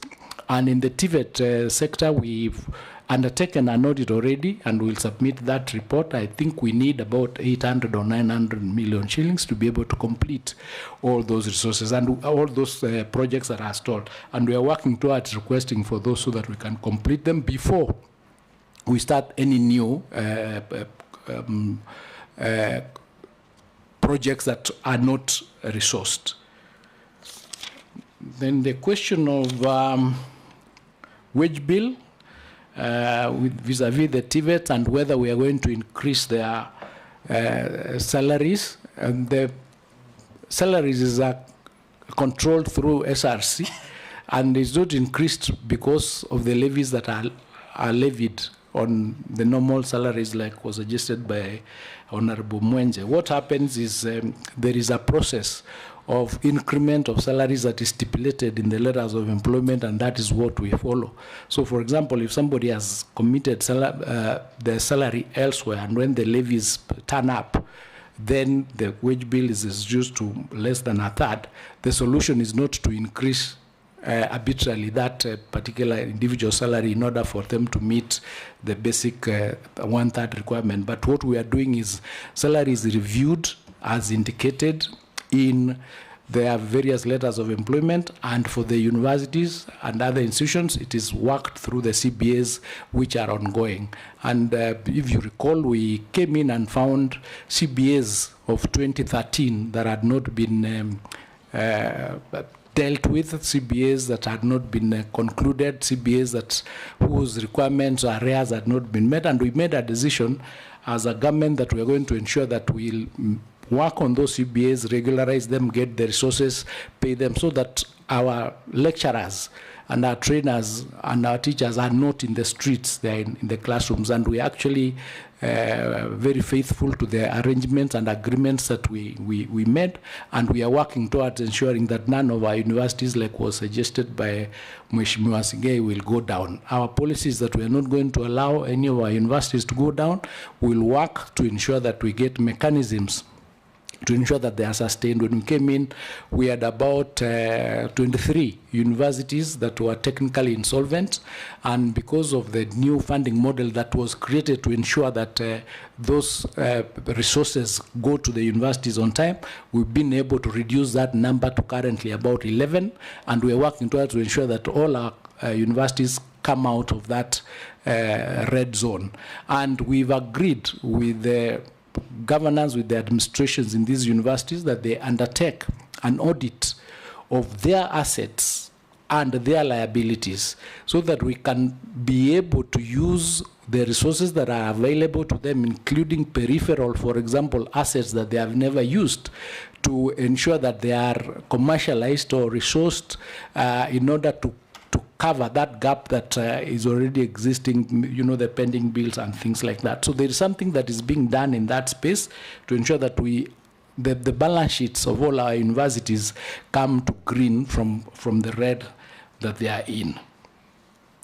The funding gap, I think I have dealt with. The issue of funding I've dealt with it generally, because I've answered a question that was asked by Honorable Dido on money is not available to TVETs and commercialization of the TVET equipment that we have, as I've indicated, and it's actually bearing fruit. We are seeing it working, and we are working with industry where we determine what is it that the industry requires, so that we can then work in our institutions to ensure that when our trainees come out of those institutions, they are able to be absorbed to industry. And the absorption rate, by the way, from the TVETs is at 85%. Sometimes when we send our TVET trainees to the various industries where they are working, they do not come back, they continue and get jobs and continue from there. Others become employers and others become employees. Institutions like the Rift Valley that has been mentioned here, VTI,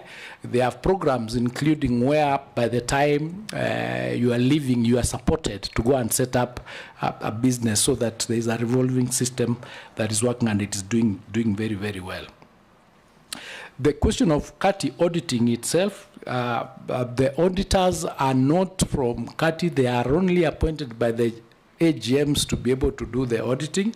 But I think perhaps we need to relook in that space to bring the auditing of CATI into the sphere of the Auditor General, so that they can be able to audit them in that space. So we look at the setup and work out that. So in the next maybe financial year, the particular auditing can be done by the Auditor General.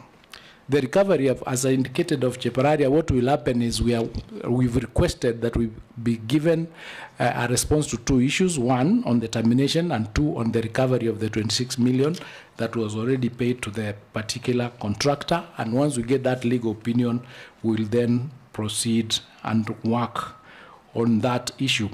Now, on the issue of Mheshimiwa Tonkei on capitation and KLB and resources coming for publication from KICD, I would need to do a response to that question, because you remember, I think last year they had an outstanding debt of almost 11 billion shillings. But we did negotiate with them. They were paid about 5.6 billion shillings, and they continued with the publications, including now working on the publication and printing of grade 11 books that are already in progress. So what I would request is I get time and specifically on that question, so that I can give a specific answer and not a general, because I don't have the data relating to what has been deducted and what has not been remitted, if at all, because some of the debts that they were talking about are debts that came from previous years. In those previous years, the books were submitted to various grades, including grade 1, 2, 3, 4, 5, and 6, 7. So I need to get that specific question so that I can give a specific answer that does not conflict or contradict. I can respond to it in writing. Yes, thank you, Chair. And maybe as you give us the position, you also need to indicate the number of schools that do not get these books, because I know there are many schools out there that are located in the interior parts of this country that do not even get those textbooks. So, Waziri, there's need for that, so that we can know as a committee what is the position of the distribution of textbooks. Thank you. Thank you. We'll include that. Thank you, Mheshimiwa. Now, in terms of placement of students to trainees to TVET institutions, yes, the placement is done centrally through COOPS, but the students are allowed to walk into the various institutions and get admitted, because again, we introduced what we call the modularized curriculum where a student can come in and do a modular program of the whole program and get certified for what they have done. So they are allowed to go into any institution, get admitted, do the course they need to do. It is certified. They go back out, do some work. They need to come back. They continue, because we needed to make TVETs more fluid and not restrictive and solid in such a way that we make it too difficult for the students to get in and out through the mechanism. So there are two mechanisms that they can use. They use the decentralized method and the centralized method, depending on where they come from or what courses they are doing. The question of Kati I've answered. I know, Honorable Chief, Chair, you indicated that... Point of order, Chair. Kindly let him finish. Sorry, on the same. Chair, it's an additional, Chair. Kindly, you'll have another round, please. Chair, it's on additional of the prior recognition of those skills. You know, I think that is where the CS is. But, Chair, you know, he has not told us whether these students benefit from the scholarships. That was the second part of my question, Chair.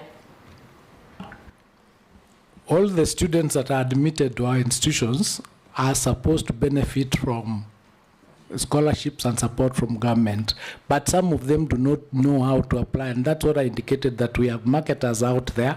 They can go to our Huduma centers. We have people there to explain to them on how to go about it. On recognition of prior learning, this again is for people who have informally gained skills but do not have a certificate. So we have a policy known as recognition of prior learning, where they will come into our institutions and they will be assessed for them to be certified. What used to happen is there are people who have these skills, and when there are government opportunities, for example in AGPO, they are not able to participate because they do not have a certificate to show what skill they have. And therefore we came up with a program where you can come into our institutions, you get certified and you get a certificate allowing you now to participate in those places. These ones do not come to do any modular activity. They come to be certified. They are tested and then they are certified and given a certificate to proceed. As I indicated, Kati, on the issue of deductions, we will work, as I said, on the issue of their legal standing. I know they are registered under the Societies Act, so insofar as the legal underpinning is concerned, it is not an irregular deduction. I think the issue would be this deduction, since it comes from our institutions and it's government money, needs to be audited by government so that the circuit is complete. On the equipment documentation and costed, as I indicated, we are now undertaking an audit of all the equipment, and I'll need to confirm that indeed it is true, whether it is actually true that there was no certificate showing what they have received and the cost of that equipment that they have received in order for them to be able to put it into their asset register. So we'll need to confirm that, and I'd already requested the PS to undertake that exercise. And that will also help us in the rationalization of equipment, which will go to answer the question that the chair asked about some equipment being stored somewhere and it's not being used, so that we know which equipment are in what institution, what number of students are using it, which other institution requires it. So we rationalize and move the equipment around. The support we will require from this committee and generally from members of parliament is there's normally a bit of resistance when we start moving equipment from one institution in a constituency to another. Some public would say these are our equipment, even though they are not being used. So we would ask that we all agree that these are public institutions, all our students and public equipment, so that we can rationally redistribute them for purposes of them giving the best out of what we've already put into them.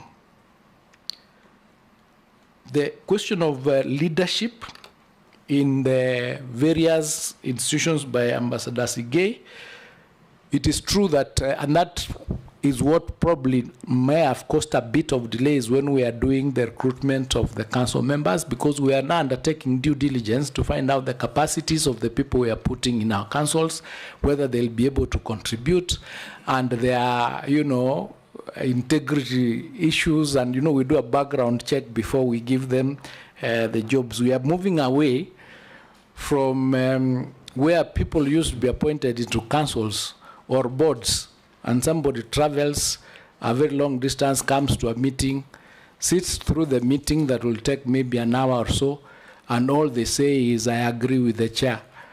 I concur with what the chair said.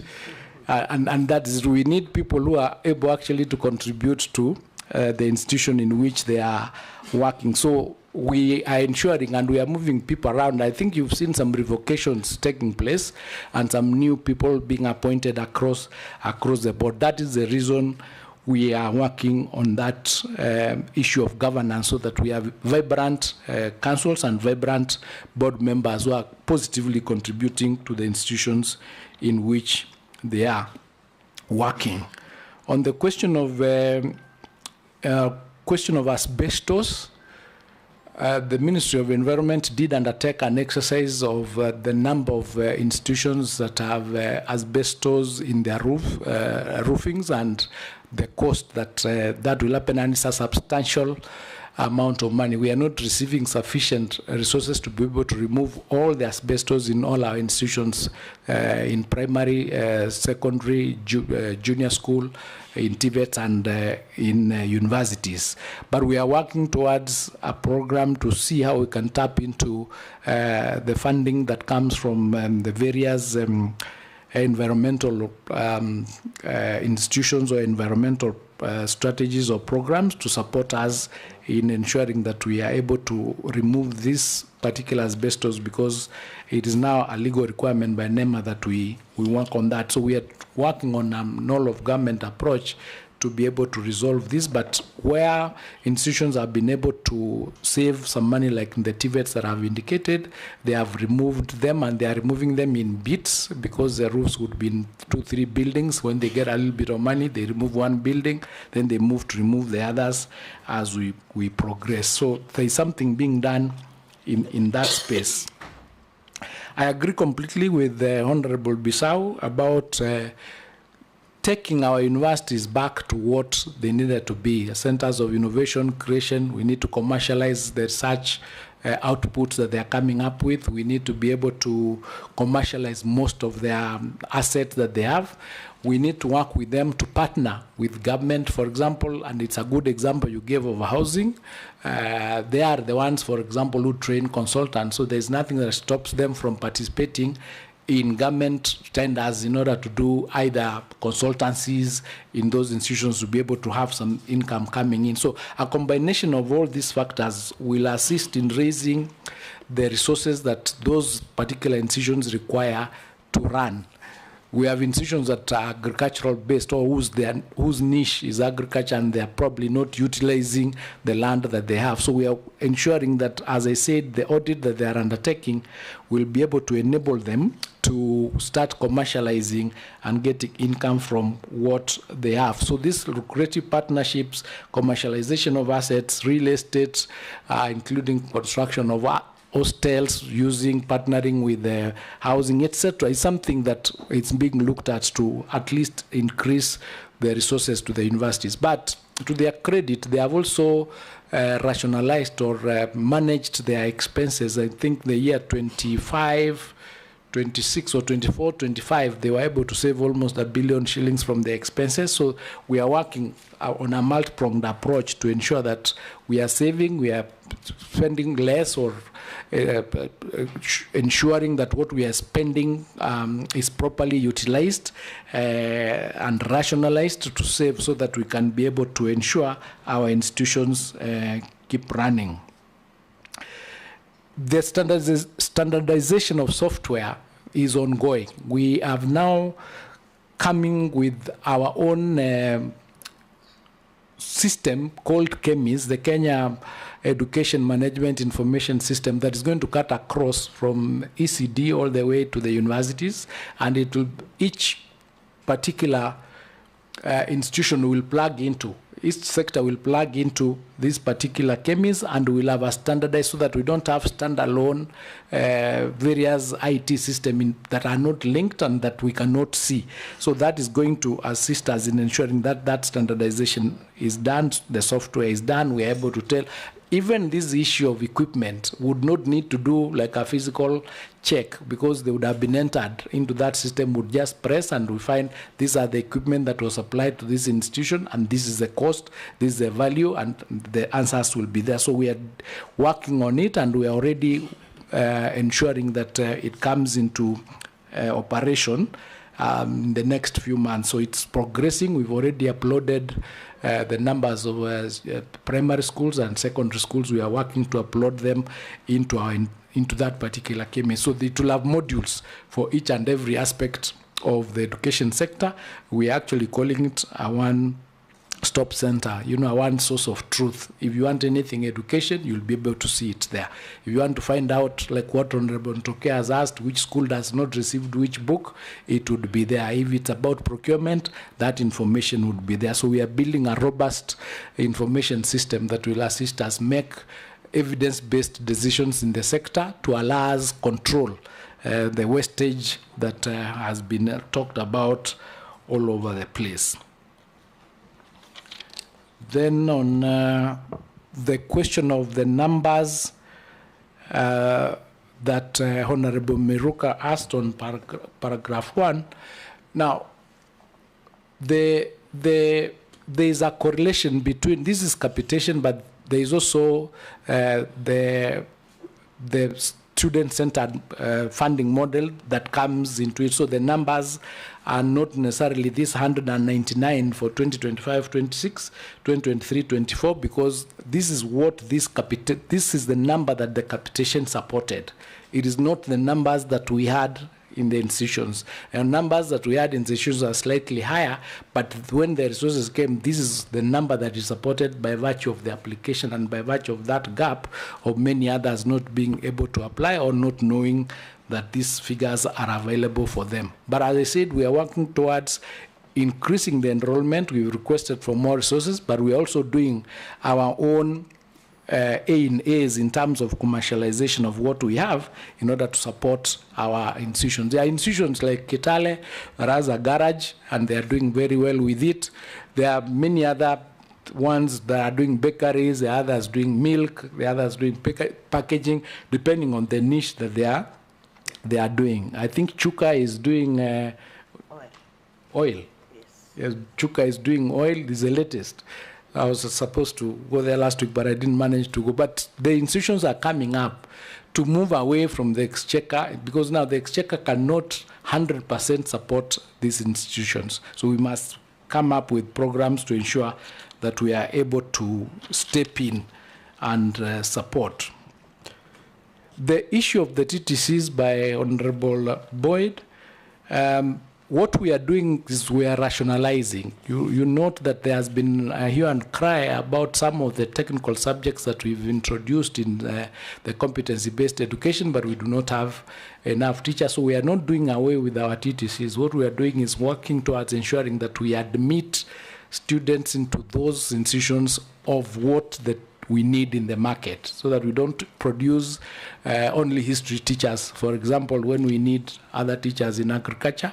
And so we are working on that rationalization then to ensure that as we admit, we are admitting students, when they come out, they'll be able to get jobs. So we are doing something like an end-to-end, starting from what we need in the market in order for us to determine the number that we need to admit and the programs that we need to admit them for, so that it's not blind. It's not just everybody who comes and says, I want to do this course, then they come out, then there's no job for them. So it's an end-to-end exercise that we are doing, and might have delayed a bit of the admission, but we are not doing away with TCCs. It is going to be there.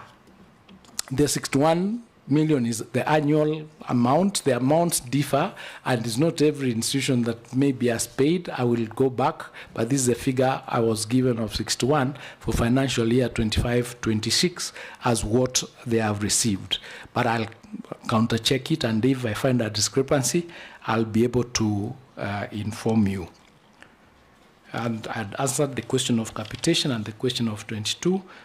The question of verification, Chair, of the equipment, yes, that's, I think I've answered it by indicating that we are going to do, or we are doing an audit so that we can be able to move and cost our equipment in those institutions. And I agree that going forward, would be requesting for equipment that we need, not dumping, like indicated, or those ones that are dead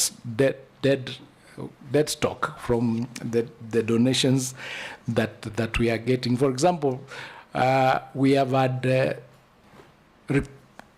inquiries of left-hand drivers, and we don't left-hand vehicle drivers, and we don't have left-hand drivers. So we, again, the Rift Valley Institute is looking for a simulator, a left-hand simulator. Purchase that so that then we can train our trainees on the left hand in order for them to go and work in America, because we have about 3,000 inquiries. Instead of training people on the right and you do not have the jobs, you train them for that specific job market, and we get the equipment that is relevant for that training. I think I've answered stalled projects, the issue of the stars, and I've answered the issue of terminating the contracts that are incomplete. On the issue of the disconnect, I've also answered it, that we have machines packed and we are working towards that. But as I said, that resistance, once we make the move and we are doing it, we'll need your support in ensuring that we are not then barred through the gate of not handling it. Well, thank you, Waziri. I must appreciate your feedback. Your detail is admissible. You gave us a very well-detailed write-up, and I think I wouldn't want us to engage beyond that, Mheshimiwa Mwenje, because Waziri has tried to capture across all. I wouldn't wish Mheshimiwa Zambia. I'm trying to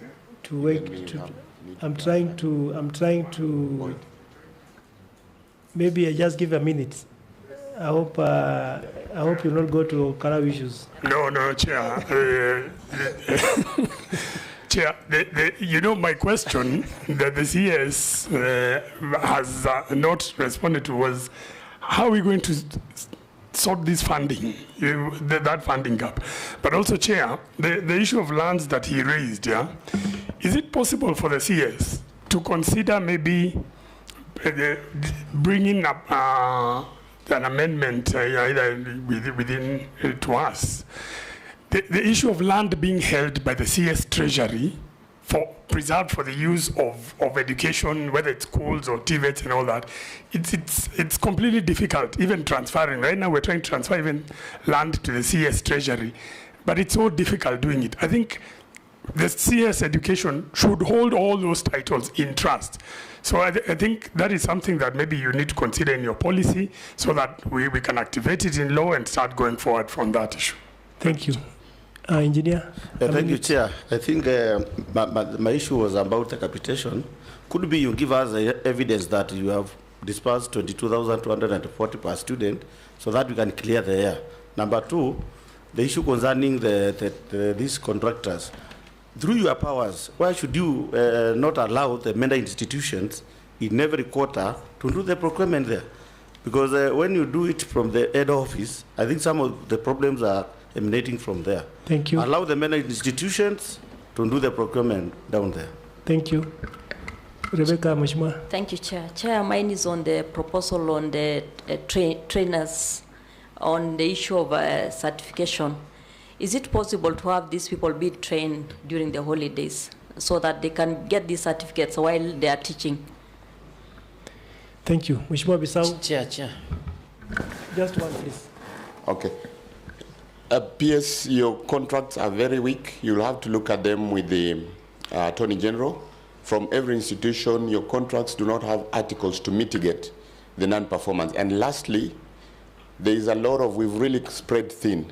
We were meeting an institution yesterday, whereby in that institution we've got 123 students, and it's been in existence for over 10 years, and it's being headed by a doctorate holder. So I think you also need to rationalize not just your equipment, but your institutions, and also the people you send there. Thank you. Asante. Alpha? There's something Waziri has made me to be confused. He has said the disbursement of 5.2 is for only 119, others are there. What do you mean by that? I'm not getting it anyway. Because you see, the previous year, 257 benefited, as per my understanding. Now you are saying it's 119, but the budgeted amount is the same. Please try to elaborate that one for me to understand. Thank you. Finally, Ambassador, I saw your hand up. I wanted to mention the issue of the courses being undertaken in these institutions. And Waziri, I think we must now go for the market-driven courses. Because what we are doing now is we want to make this country to move to the next level of the first world. And therefore, we need to have those skills which are going to be relevant for making this country a different nation. Asante.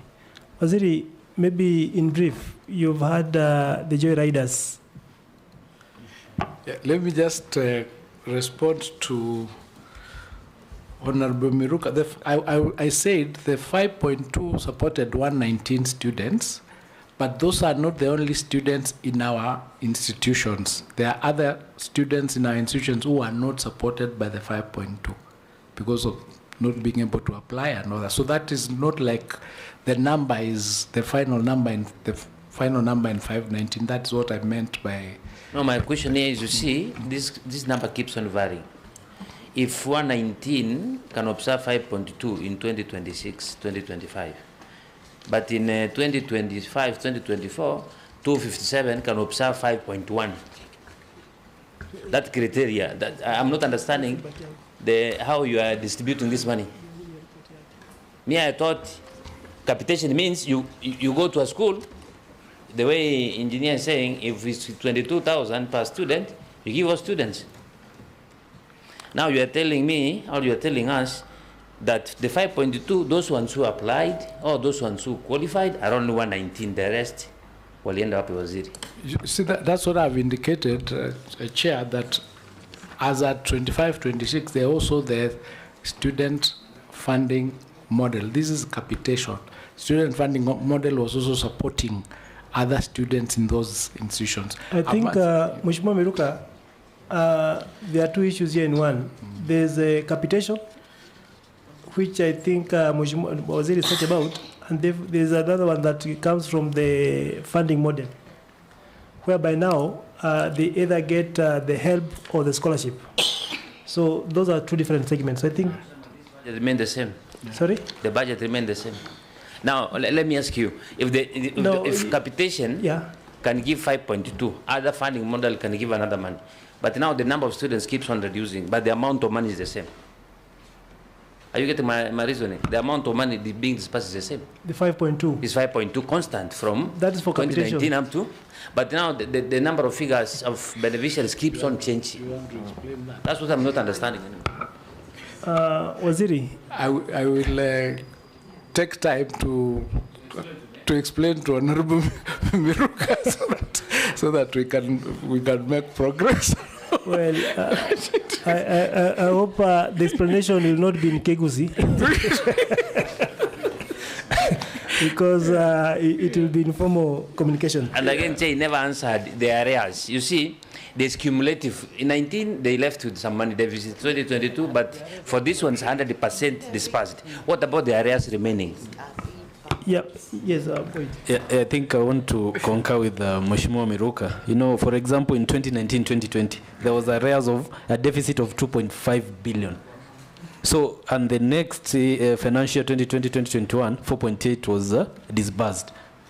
So what happens to this deficit? Because it was, for example, 2019, 2.5 billion, and we are in 2025-2026. So what happens to the deficits? Well, Waziri, we are constrained of time, yes, and the issues coming are important. That means there's need to meet over and over again. But I think I'd like you to briefly tell us, as the two members have actually put it up, if these institutions have fixed costs. For example, they have watchmen whom they'll pay whether capitation comes or not. They have non-teaching, support staff whom they should pay. So when this money doesn't come, the TVETs and the universities, they have them in their books as receivables which are due. Now, for how long will these receivables be due? That's what the auditor is trying to flag. Because like the 2.5 billion, these people report in their books that in 2020, we still expect this money from the ministry. So kindly speak to the nation. Are you going to give them these funds?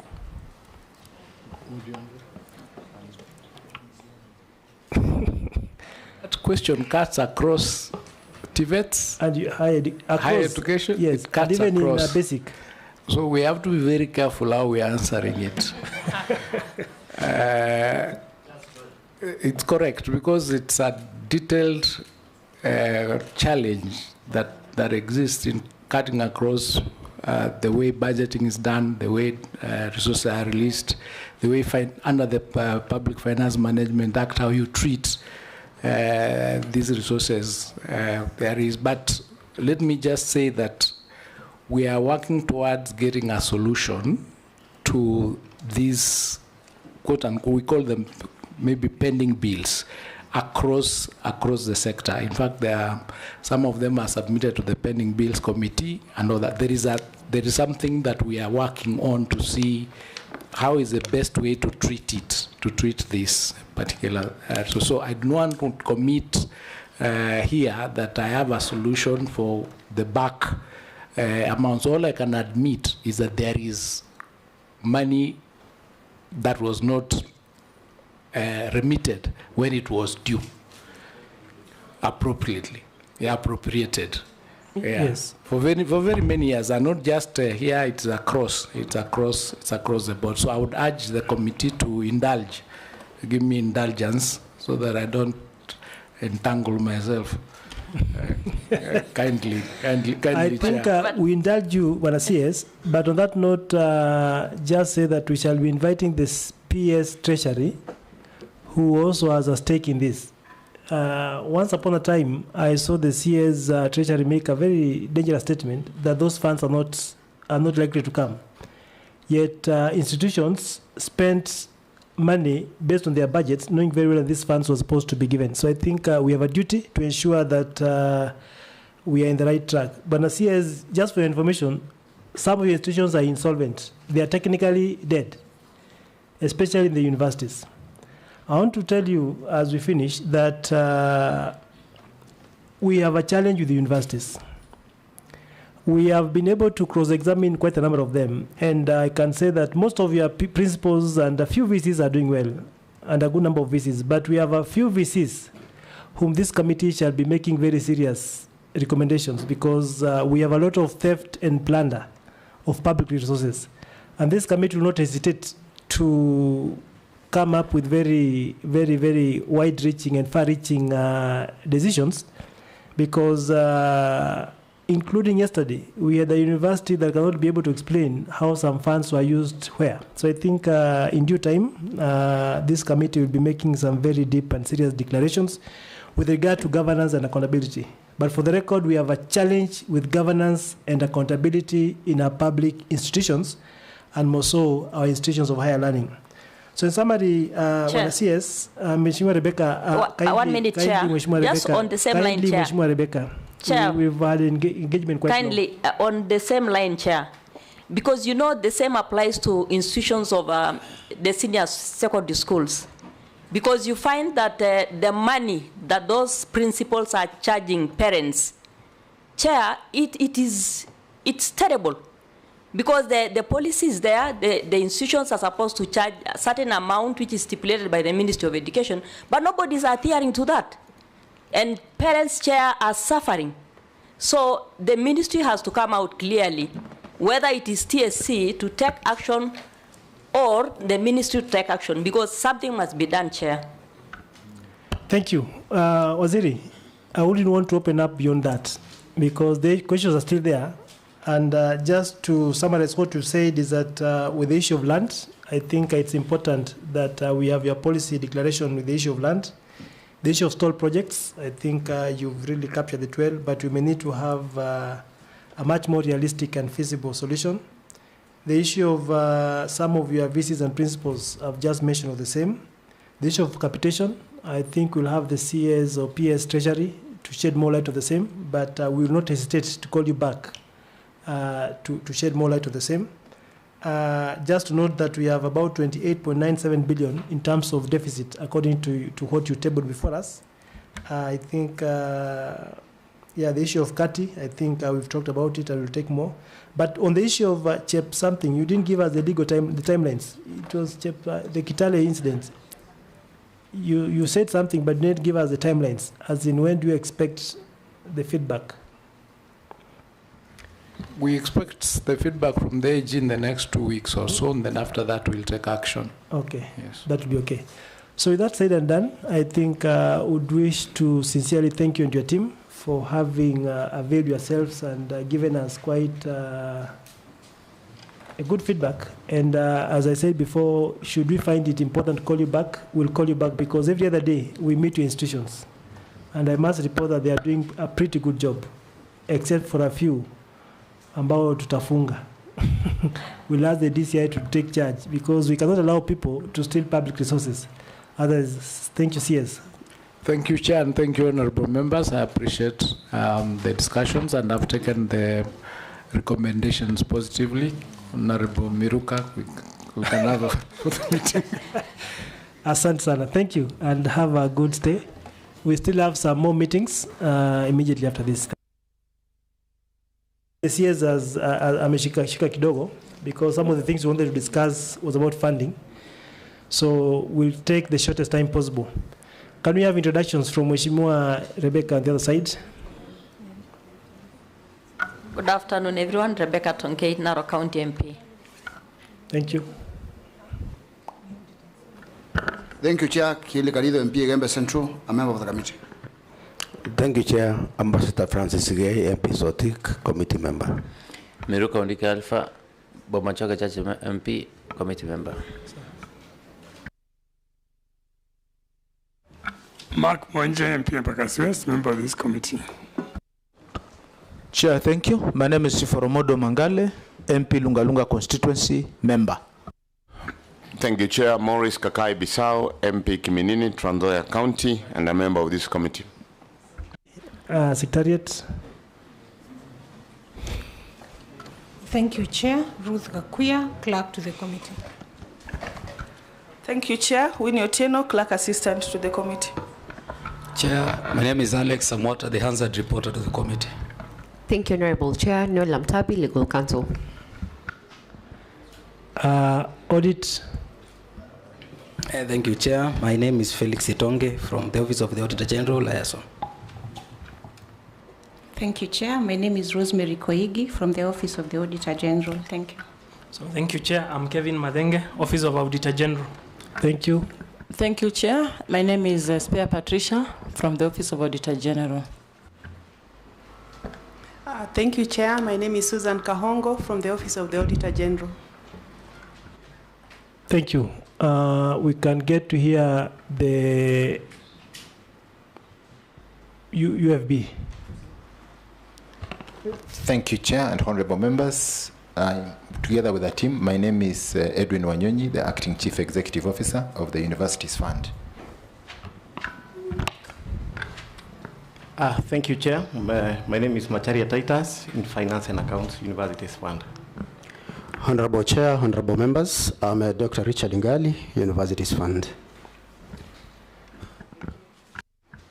The Vice can introduce himself. Thank you, Chair. Boyd Were, MP Kasipul, Vice Chair of the Committee. Thank you. CPA Dick Maungu, MP Luanda Constituency and Chairman of the Committee. Bonetonge, you have sunk deeper in a hole or something. The seat may not be friendly to you. You could come next.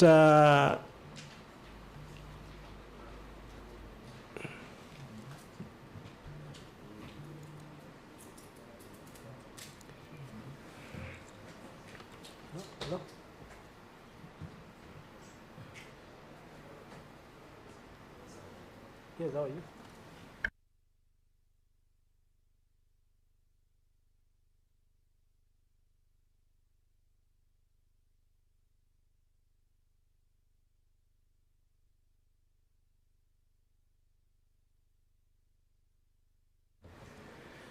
Yeah, thank you. I think we are good to go. When I see you, you had appeared before us some month ago, and I remember we asked you to appear again because why did we tell you to reappear? Thank you, Chair and honorable members. We needed to have a conversation with the Auditor General because we had just submitted our documents late and they needed to make sure that they have reviewed them. That's correct. We had actually, you had appeared, but I think on that day we had, you had just given the documents and the auditors were not ready. So I don't know if today the auditors are ready. Yes, we are, Chair. Thank you. So I think we'll begin. UFB, we've just had a meeting with the CS and you are part of the membership. So I think some of the issues, I'm sure, may have needed some policy directives which we've so far given. So I'll want to say that we are running late, but that doesn't mean that we shall not observe and truly examine your books. So I think, Auditor, in a normal way, you try to see what you can do to ensure that we don't compromise the integrity of our engagement, but we're able to fasten our process. Thank you.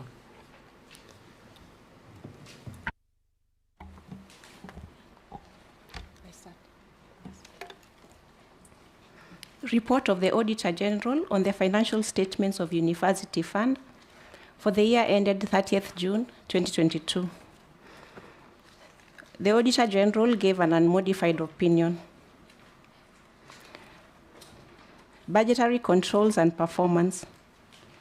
The fund incurred expenditure of Kenya shillings 180,787,367 against an actual receipts of Kenya shillings 246,672,097 shillings, resulting in an under absorption of Kenya shillings 65,884,730, or 26% of the actual budget, hence negatively impacting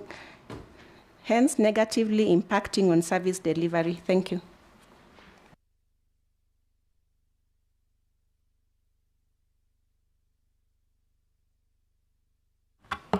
Thank you, Chair.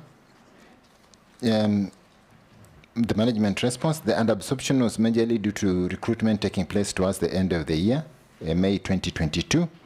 This consequently affected the absorption of staff, cost budget, and other budget lines. This, however, did not affect the funding's service delivery to the public. Thank you. Auditor, umesikia mambo? Yes, Chair. Are you okay with that? Yes, but this is a statement of fact. The underabsorption was still reported in the subsequent year. So let's continue.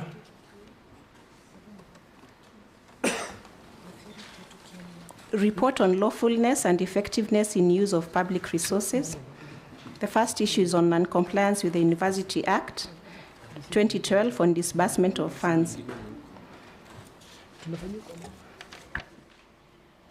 Chair, this issue was sufficiently addressed by the management of the fund.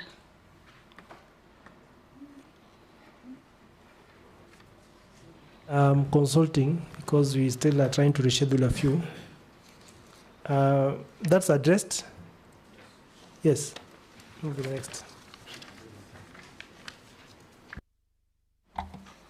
The second issue, Chair, is on the gaps in composition of the Board of Trustees and Board of Committees. Again, Chair, this issue was addressed by management. Thank you.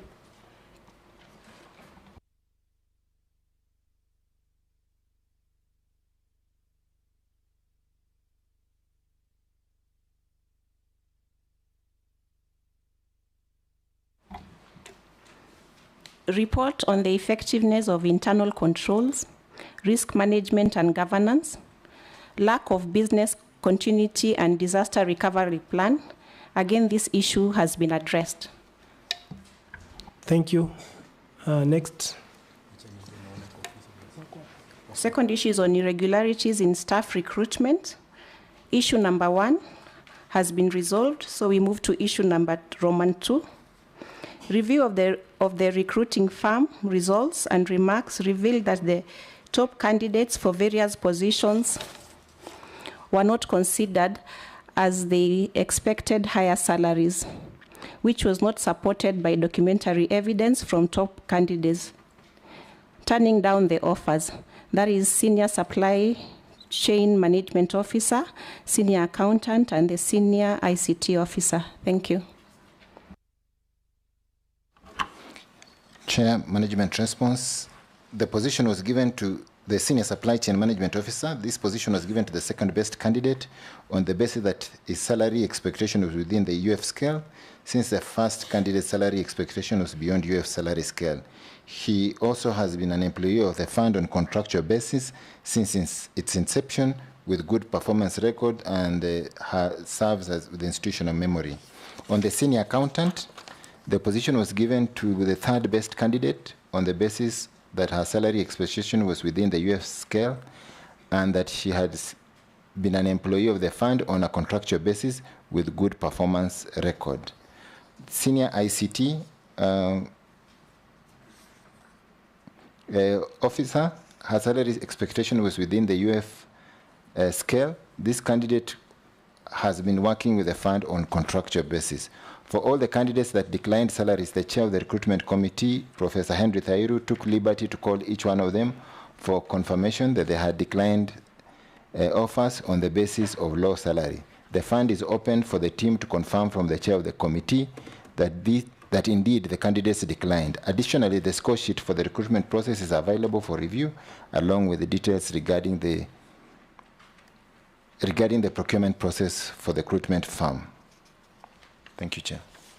Chair, just to clarify, you said the professor called, but do we have in writing that the candidates actually declined? Because from where I see it, it looks like it was just a formality. The jobs were targeted for those who are internally on contract.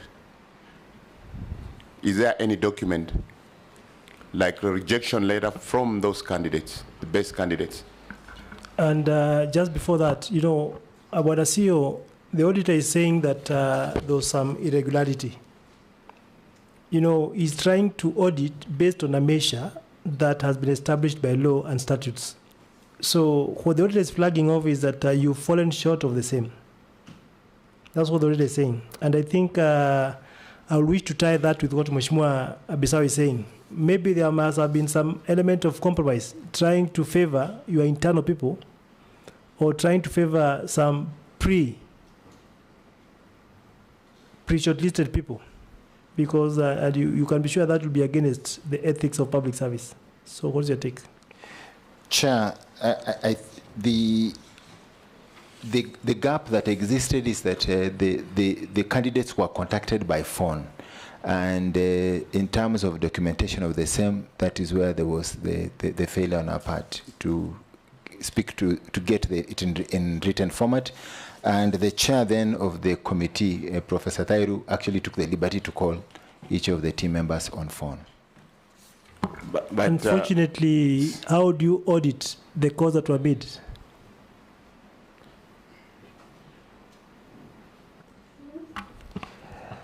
Chair, on that particular aspect, we admit there was no written documentation because there was phone calls made to the candidates. Thank you, Chair.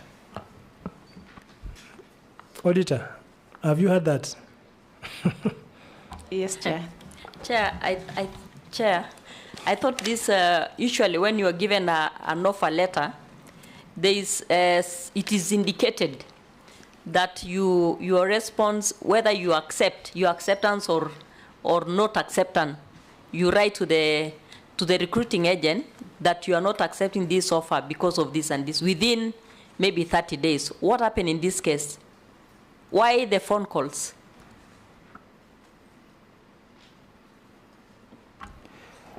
Chair and honorable members, during that period, as the recruitment process was going on, the fund was under pressure to complete the recruitment process. And the committee then that was doing the recruitment felt that it was better that they just make phone calls. So that was an oversight, which subsequently, Chair, from the learning that we've gotten from the audit, we have made sure that we always must document the recruitment process, and this was in 2022, Chair. You know, there's a difference between what the recruitment firm, the report they had, and what your board had. There's, for example, a difference between that report and what the board had. So those are the gaps that the auditor is trying to flag off. And you see, saying sorry does not cure the problem, but it's a fact that the board went against what was supposed the established laws in ensuring that those vacancies are filled. So, Auditor.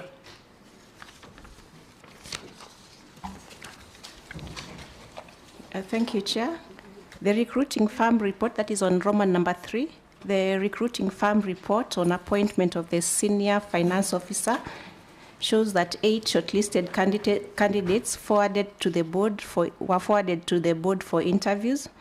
The board report indicated only 2 candidates had scored low marks, and the 3rd candidate was disqualified due to ISPAC membership. This was in contradiction with the consulting firm report, which indicated that she was a member. Further, no cut-off mark was shared with the recruitment firm before the recruitment. Minutes supporting individual score sheets were also not provided. Thank you. CEO. Yes, thank you, Chair. The contradiction in the recruitment process was done by the consultant. In their shortlisting report, the consultant presented 8 names eligible. In the consultant's final approved recruitment report and exit report indicate that of the 3 forwarded, the first and the second candidate who had CPK scored low marks, and the one who scored high was not a member of ISPAC, which was necessary for the head of the department.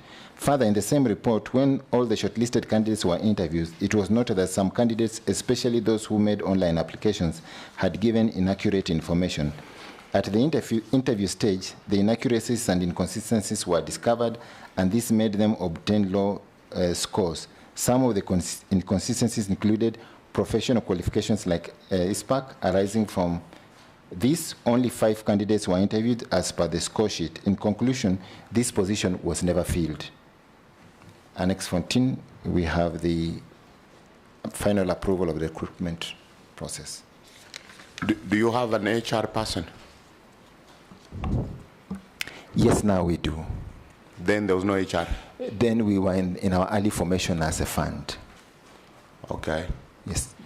So who was doing the recruitment? You were there yourself as the CEO? No. You're not there? And I was not. So you can't take responsibility? Suppose the person, one of those persons that did not get the job, the ones you're saying that their salaries were high, sued the organization, are you going to take responsibility?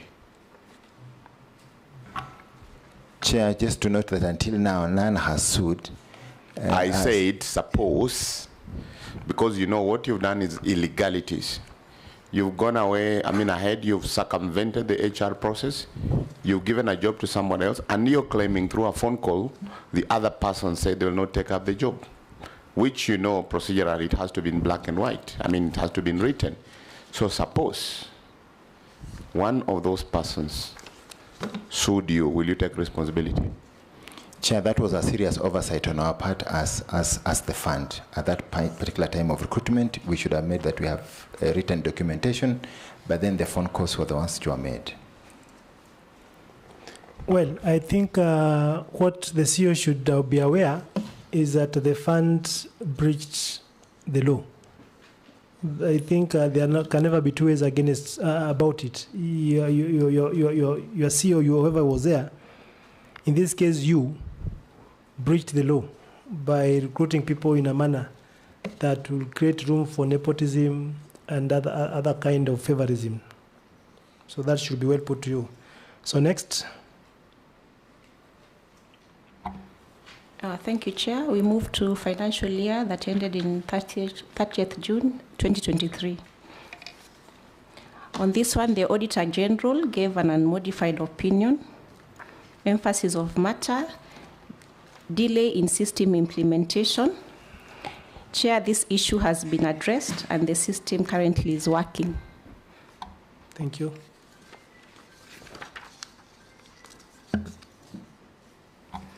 report on lawfulness and effectiveness in use of public resources. The first issue is on non-compliance with law on mandate of the fund. That's addressed. Again, that is addressed. Mm-hmm. So report on the effectiveness of internal controls, risk management and governance. Weaknesses in accounting for grants transferred to private universities. This is partially addressed, and I'll request to only go to the issues that were not addressed. Mm-hmm. So Roman 1 was addressed. We move to Roman 2, where Kenya shillings 83,425,435 was transferred in respect of capitation grants for 2,020 students who had stayed beyond the durations of course programs they were undertaking. Thank you. Thank you, Chair. The Universities Fund sought clarification from the 12 affected private universities regarding the students reported to have exceeded their prescribed program duration. Letters were issued to the respective universities requesting explanations and supporting documentation on status of the flagged students. Out of the 12 universities contacted, 3 institutions responded and provided explanation for the affected students. The responses indicated that the significant number of students experienced delays in completion due to COVID-19 related disruptions, approved departments, academic interruptions, and late reporting after placement by COOPs. Riara University explained that some students were unable to progress as scheduled during the COVID-19 period, and others had approved deferments, resulting in extended periods of study. The Presbyterian University of East Africa indicated that some of the government-sponsored students reported and commenced their studies later than the original placement year following consultations with COOPs, and the university submitted returns based on the actual year reporting and enrollment. Kenya Methodist University explained that several of the flagged students were enrolled in programs with longer study durations, including medicine, surgery, and pharmacy, while others required additional semesters or trimesters to complete their studies. The universities further noted that some of the students had not completed their programs within the standard period and therefore remained active and eligible for support. Share this evidence in Annex 5, letters to private universities and their responses.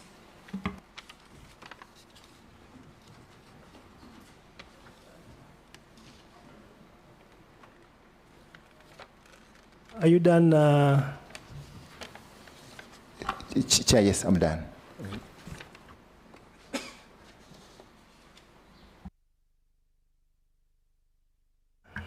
Have you listened to him, unasemaje? He has used so many words to... On this one, upon verification, we confirmed that letters from the fund to 12 universities seeking clarification and responses from 3 of them were provided for review. However, not all responses were satisfactory. Thank you. I wish to know from the CEO, how does the fund ensure accountability on funds disbursed directly to universities?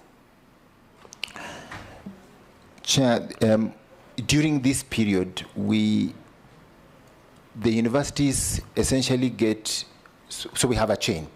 So there's the NEC exams and the results. Then it moves to COOPs.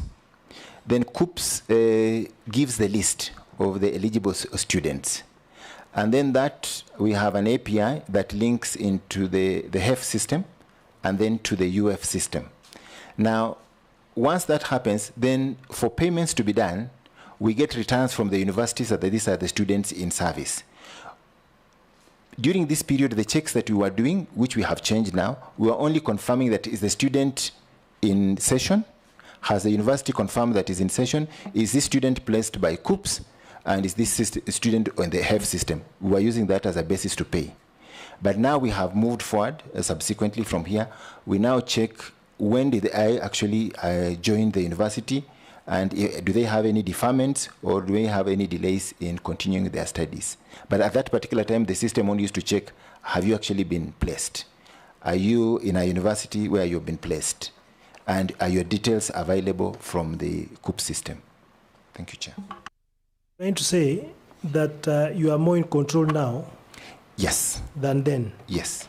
So the auditor will keep that matter in view and help us find out that.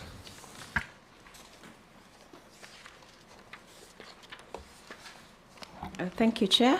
Roman 3, Kenya shillings 2,897,573 of the transfers related to double payments of capitation grants to 66 students. Thank you. Chair, the Universities Fund wrote to the affected private universities seeking clarification on the cases flagged as double payments of capitation grants. Responses received from the institutions indicated that some of the cases arose from multiple admission records, delayed updates of students' information, and administrative data capture errors, which resulted in the same students appearing more than once in the submitted returns. In such instances, the affected universities undertook the necessary corrective actions, including refunding the amounts overpaid, as evidenced in Annex 5 letters to private universities and responses.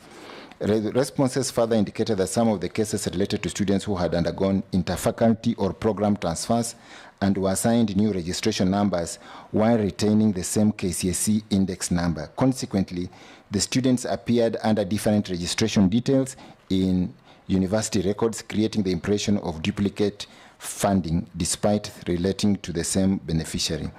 The explanations provided by the universities confirmed that the majority of the flagged cases arose from student record management and reporting challenges rather than intentional double funding.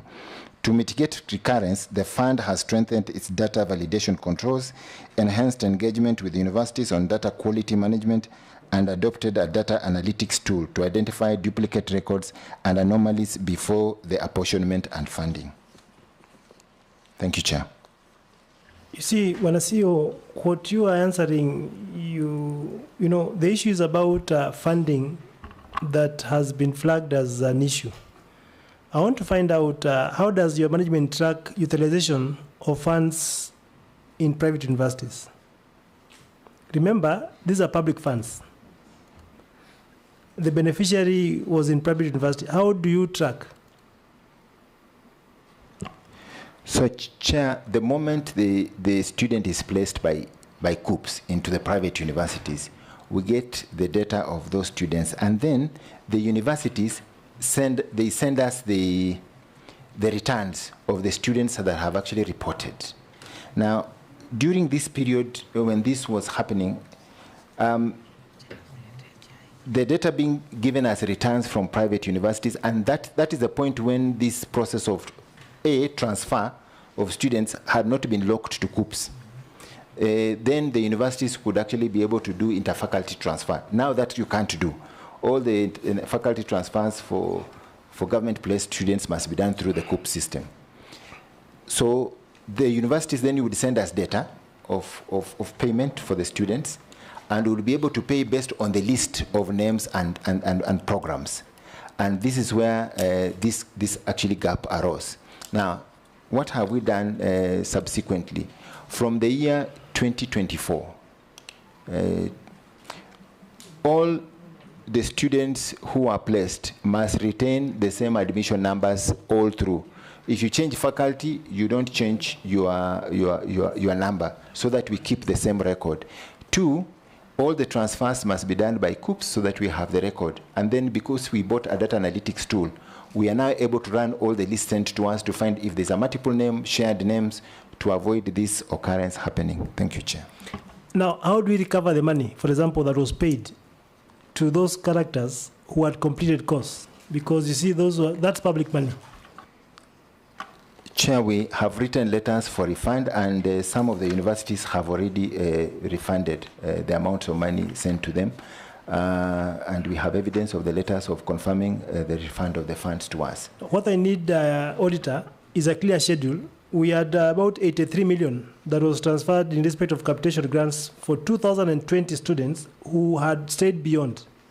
We wish to have some kind of an analysis indicating that this is what we've recovered, this is pending, so that we may now know whom do we place the burden on for the funds that have not been recovered. So, Auditor, I think we are in agreement there. Yes, Chair. Yeah, kindly. This is a very important matter. We would wish that we are able to get an update of the same. Thank you. Next.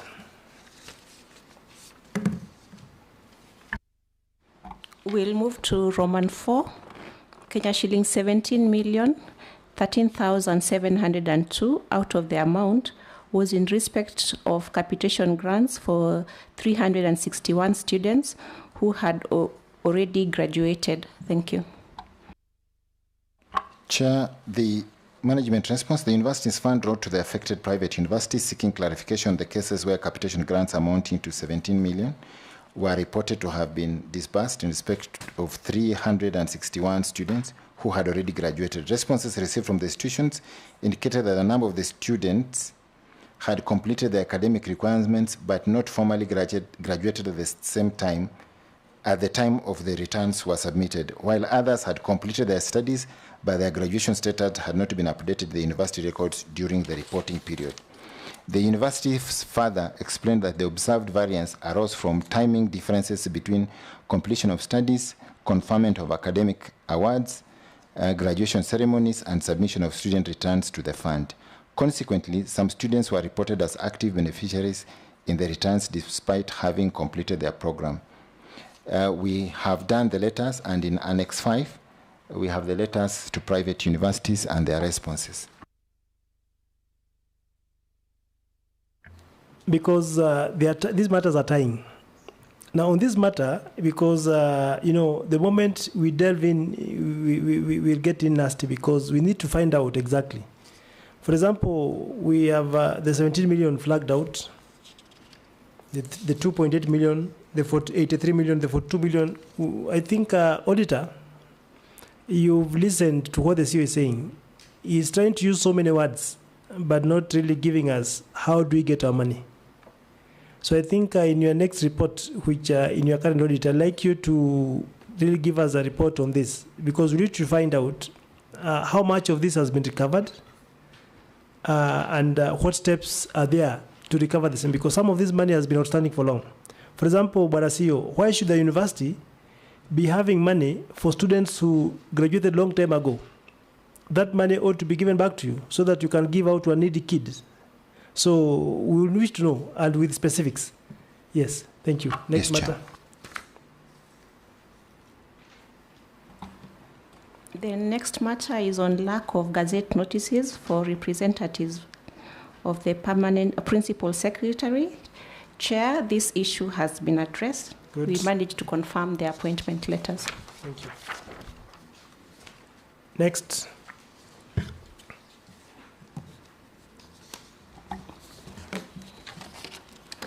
We move to the year ended 30th June 2024. Again, the Auditor General gave an unmodified opinion, emphasis of matter. The issue is on budgetary control and performance. The fund reported an under-collection of Kenya shillings 7,671,654,918, or 38% of the budget. Further, the fund spent a balance of Kenya shillings 11,171,095,051 against actual receipts of Kenya shillings 12,545,209,546, resulting to an underutilization of Kenya shillings 1,374,114,495, or 11% of the actual receipts. Thank you. Management. Thank you, Chair. The fund had not received the full amount of the approved budget by the end of the financial year, hence did not undertake the approved activities. The underutilization was caused by unreconciled data between universities, COOPs, and the fund, which is very critical in payment of scholarship. This has now been resolved with an application program interface between UF and COOPs that now allows seamless check of student data and thus allows the processing of scholarships in time. Thank you, Chair. Is this issue going to come up in the next financial year? No, Chair. Yeah? It's been resolved. It's been resolved? Yes. Okay. Because we have now an existing API and we have signed an MOU on data sharing. Okay. Next. Under other matter, the first issue is on challenges of new funding model for higher education. The government adopted the new funding model, NFM, for higher education effective 2023. The means testing instrument categorizes students into 5 bands. However, critical challenges were noted in the model. So on this one, Chair, most of the issues were addressed, so I'll only read the ones that were not addressed. We'll move to Roman 3. Delays in funds disbursement in the form of loans and scholarships, disrupting students' ability to pay tuition fees, access accommodation, and cover living expenses. Thank you. Management. Thank you, Chair. The fund clarifies that the scholarship funds were disbursed directly to universities to cater for tuition costs. In instances where scholarship disbursements experience delays, beneficiaries are not sent home solely on account of delayed scholarship payments. As universities are continuously engaged to safeguard continuity of learning for funded students. In addition, the fund has introduced more timely and predictable disbursement mechanism, including partial early payments to institutions supported by streamlined internal processing frameworks, enhanced use of technology, and improved coordination with the National Treasury. These measures have significantly reduced delays and minimized disruptions to students' academic progression and access to essential services. So this issue of delays, you've responded generally. And how are we sorting it out? Chair. In fact, I don't know if you're in the meeting before with the Waziri. Yes, Chair. Yeah, that's the question the Waziri ran away from. Anyway, Chair. How are we sorting out that issue? Chair, we continuously, it's a challenge. Yeah. It continues to. So it's just disbursement issue from national government. Exactly. That's what's affecting. Yes. Anyway, that's why the Waziri was here. Chair. To sort that issue. Yes, Honorable Zambia. Thank you, Chair. I just want to confirm from the CEO. Are you sure if there is delay in disbursement of the funds, you allow the students to sit for exams? Because I understand at the time most of the universities you have to download the exam card from the system, and that system should indicate that you have sorted the film balance. Are you able to make a follow-up and get to know the same? Thank you, Chair. In other words, you can make it clear this way. There are some institutions, almost, I think even almost like all of them, a student cannot sit for an exam if you have not cleared the film balances. Now, in this case, you said you allow the students to continue with the studies. What about the exams?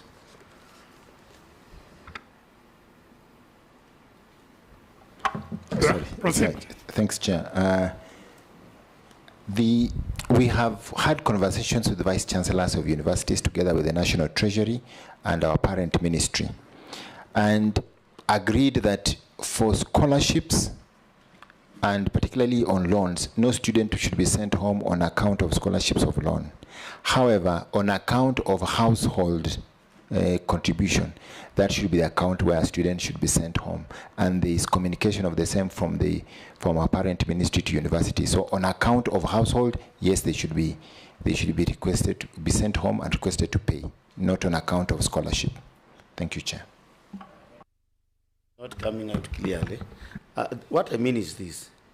It's okay, you don't send them home. But now you see, when it comes to the issues of examinations, most of the institutions, you have to download the exam card through the system. And that system should indicate that you have cleared the fees. In this case, there is delay in disbursement of the funds, meaning that if you have to download from the system, you have to fake that the student has paid. Is it not clear on that? Chair, I understand the question. Actually, that should never happen in the first place with the universities. Why? Because we have an arrangement that the student should only be, the facing side of the student should actually be the household contribution. In instances where we had such a case with the university, we've actually reached out to the university and said, we have an existing arrangement where scholarships and loans should not be the source of a student missing out to do exams. And Chair, unless there's a specific case, we continue to engage the universities because they should not fail. Students should not fail to do exams because on account of scholarships. Yes. But what Honorable Zambe is raising is what I had raised earlier. It's what is forcing all these students to start rushing for bursaries and all these other things, because at times the universities refuse to allow them to make to take their exams. But it's good you've clarified that issue, that you have an arrangement with the university. I think we'll move on to the next matter, Auditor. Thank you, Chair. Now we move to Roman number 8.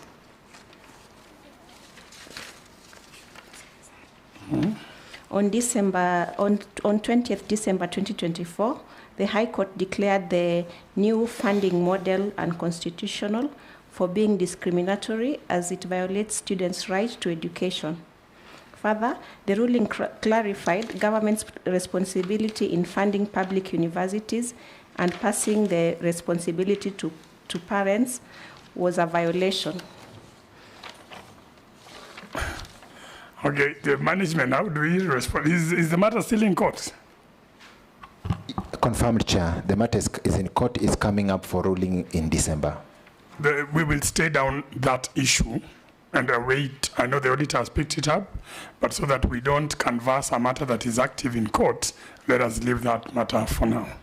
So next, Auditor. Thank you, Chair. Unresolved prior year matters, we have just discussed them, Chair. So we'll move to the report on lawfulness and effectiveness in use of public resources. Proceed. The first issue is on delay in the implementation of data analytics tool. Again, this issue has been addressed. Next. The second issue is on non-optimal utilization of enterprise resource planning system, where some of the issues have been addressed. So I don't know, Chair. What remains pending? Just mention it. Had we discussed it before? No?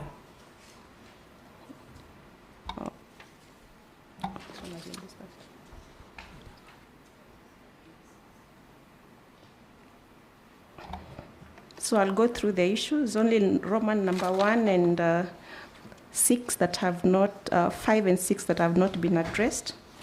Okay, proceed. So the fund reported Kenya shillings 48 million and Kenya shillings 997,000 in respect of ERP system and fixed assets management information system. The contract agreement between the supplier and management was, however, not provided for audit. Further, the system was integrated with the fund's ERP system, but it was established that the ERP system has capability of accommodating additional modules, including the fixed assets management module. As such, management has not demonstrated the need to procure separately the fixed assets management information system. In addition, the following gaps were noted in the ERP system. The fixed assets information management system is incomplete, with the asset tag numbers and locations not included in the system for trail and accountability. Thank you. And Chair, on this, I'd like to note that the contract agreement was availed. But that was the issue you raised. I was raising it because it was already included as a query here. So you have the contract now? The contract, I have it. However, query Roman 1 has not been addressed satisfactorily. Management.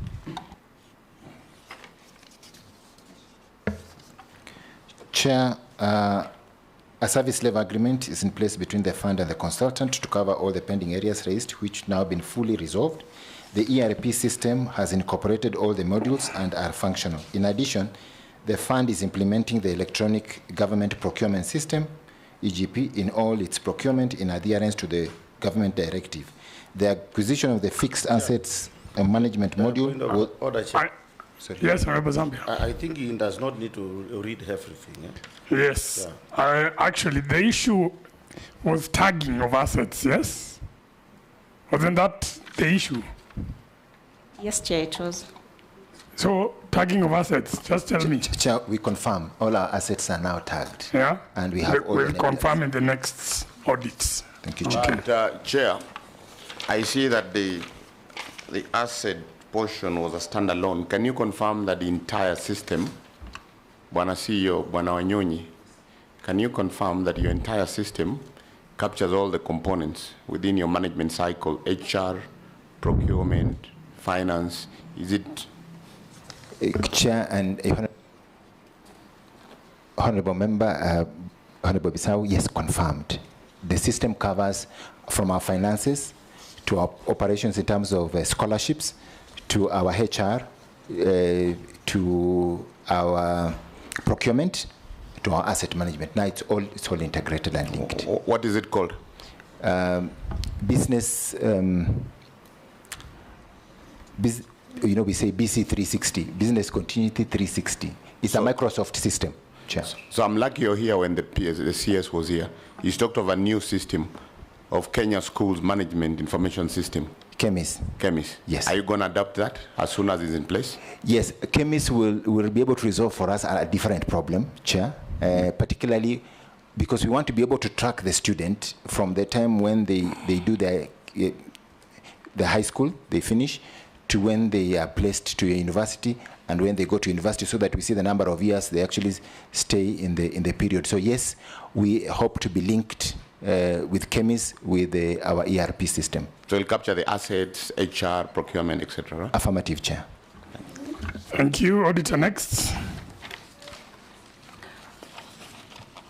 We move to the report on the effectiveness of internal controls, risk management, and governance. Control weaknesses over scholarship management processes. Review of the scholarships management processes reveal the following weaknesses. Roman 1. Auditor, some you're saying are partially addressed. So I'll only read what has not been addressed. Can you just go straight to the issue? So, Chair, I need your guidance. Do I read all the that were not addressed? We have Roman 1, 2. Yes. So which one is not addressed? So Roman 1, Kenya shillings 664,347 was paid for 8 students whose registration numbers were either missing or inconsistent with the other formats and therefore could not be traced to their respective institutions of learning. Okay. Thank Next. you. This Roman 2, the students' payments report indicated that there were 21 students with Kenya shillings 1,994,835 total scholarships, whose registration numbers were duplicated. We move to Roman 4, 15 students who received scholarships of Kenya shillings 584,002 shillings had not been placed by Kenya University and College Central Placement Service as provided under eligibility requirements. The others have been addressed, Chair. All right. Management, it seems there is a bit of money here. It's about matching. What I say is about matching with the details. So how are you sorting out this issue? Chair, there are a couple of things that we have already done. Since the student-centered funding model came into place, the biggest challenge was we were basing data to make the decisions. And we are using the HEF portal. Now, HEF portal, we jointly use it between Universities Fund and HELB. In the HELB portal, it allows for access of both government-sponsored and non-government-sponsored to access loan. So in the exchange of the API, there were some students that passed through. And Chair, on noting that, we have written the demand letters for the refund of funds to the respective students that we paid for. And so, Chair, we have evidence of the demand. And so just to be clear, you see there's some 8 students there, some 600,000, some 21 students here, some 1.9 million. I mean, and then that fourth one of 15 students were not being placed by COOPS. So these amounts, are you recovering them or are you matching the data? part of it, we matching the data. The first 8, we were matching the data. And then the rest, we recovering the funds from the universities. From the universities. Yes, and we so have this issue will remain pending even in the next audit. Can we try have it sorted in the audit for? Will you have it sorted in this cycle, the next cycle? Sure, Chair. Okay. Chair, to the CEO, Bwana, how would you capture students and allocate money to them and they're not in the system?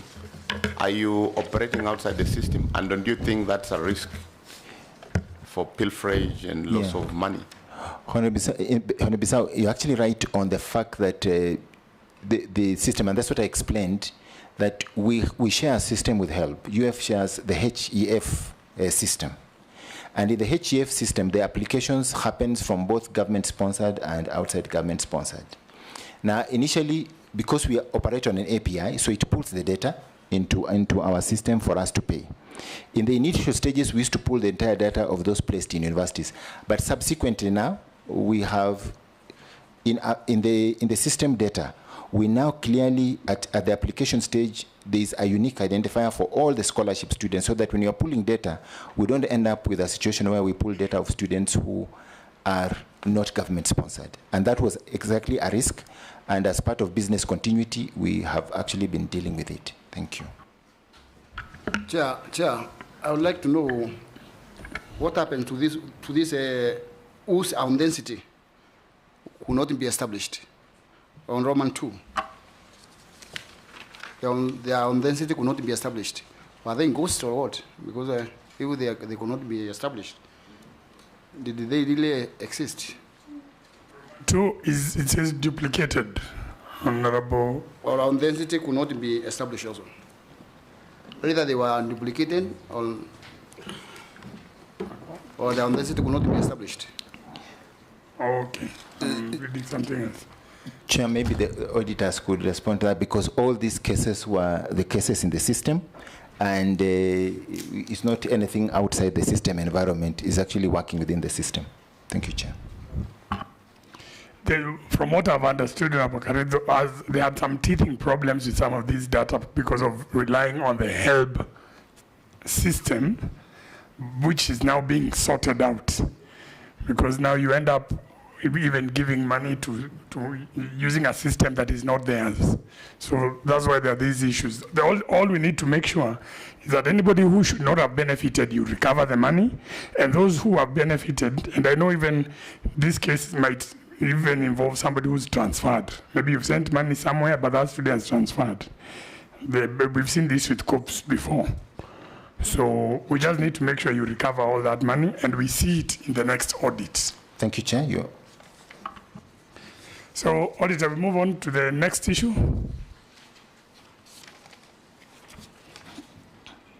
Thank you, Chair. Under staffing of the fund had 32 staff against the approved 51 staff in the establishment, resulting to a deficit of 19 staff.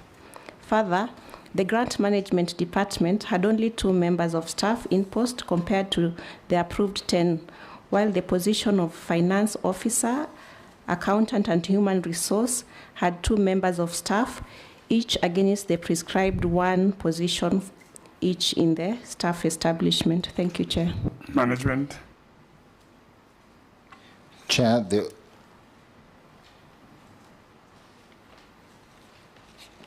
the observed overstaffing in the Human Resource and Administration Finance Accounts Department arose from the Organization Structure Review conducted in July 2023, which rationalized the establishment from 68 to 51 positions. The affected officers were already in post prior to the conversion from the previous 10-tier grading structure to the current 12-tier framework. The fund has been in consultation with Public Service Commission with a view of harmonizing the HR instruments and appropriately place the affected staff. Conversely, the challenge of understaffing was partially addressed through recruitment of 8 officers during the financial year 2024-2025. So how many staff do you have now? Chair, we have 28 staff. Wait, here it says you have 32. Yes, we were 32. We had 4 staff who left us from there. So you went to 28 and you've now recruited how many? No, we recruited the 8 and then some left. And one of the reasons why they left was our salary structure. Okay, I understand that, people go for better pastures, but you're supposed to have 51 staff. Yes, Chair, I just wanted to confirm that SRC has finally given us a new salary structure. Yes. So effective from May this year, we have a new salary structure for UF that aligns itself with at the same level with COOPS and same level with HELB. So now we're confident that we are able to recruit. We've already written to the head of public service because we were one of the institutions that had been stopped from recruiting for permission to recruit staff to fill the positions. So, you can see the issues that were being raised by Honorable Carrizo and Honorable Kakai. If you have the sufficient numbers, then the issues that we saw in the of misplaced funds and all that, it'd be easier to track these things if you have the right number of staff. You have a lot of money there. Yeah. So Chairman, while still on that point, so that I don't lose my thought process, we've not come to the issue of your geographical distribution or also the other tribe, the person living with disability, but I think this is an opportunity for you to balance out those figures. So how many staff do you intend to recruit? And from those staff, could you ensure that you meet that threshold of the geographical distribution, including persons living with disability? Through targeted recruitment, head hunting.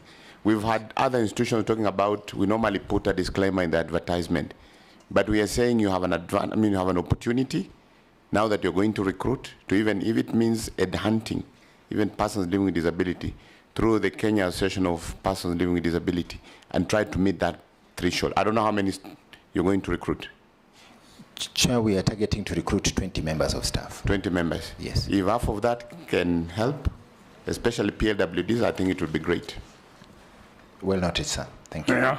Otherwise, next time when you come and we start looking at tribal and PWD, so with 20 staff, you should be able to really achieve the right tribal alignments and not going beyond the 30% and at least get a few PWDs. I think we can move on to the next issue, members. This is the last one, Auditor. This is the last issue under this financial year, weaknesses in management of inventory. Again, Chair, I can confirm that this issue was addressed. Okay. Thank you. We move to the financial year ended 30th June 2025. Proceed.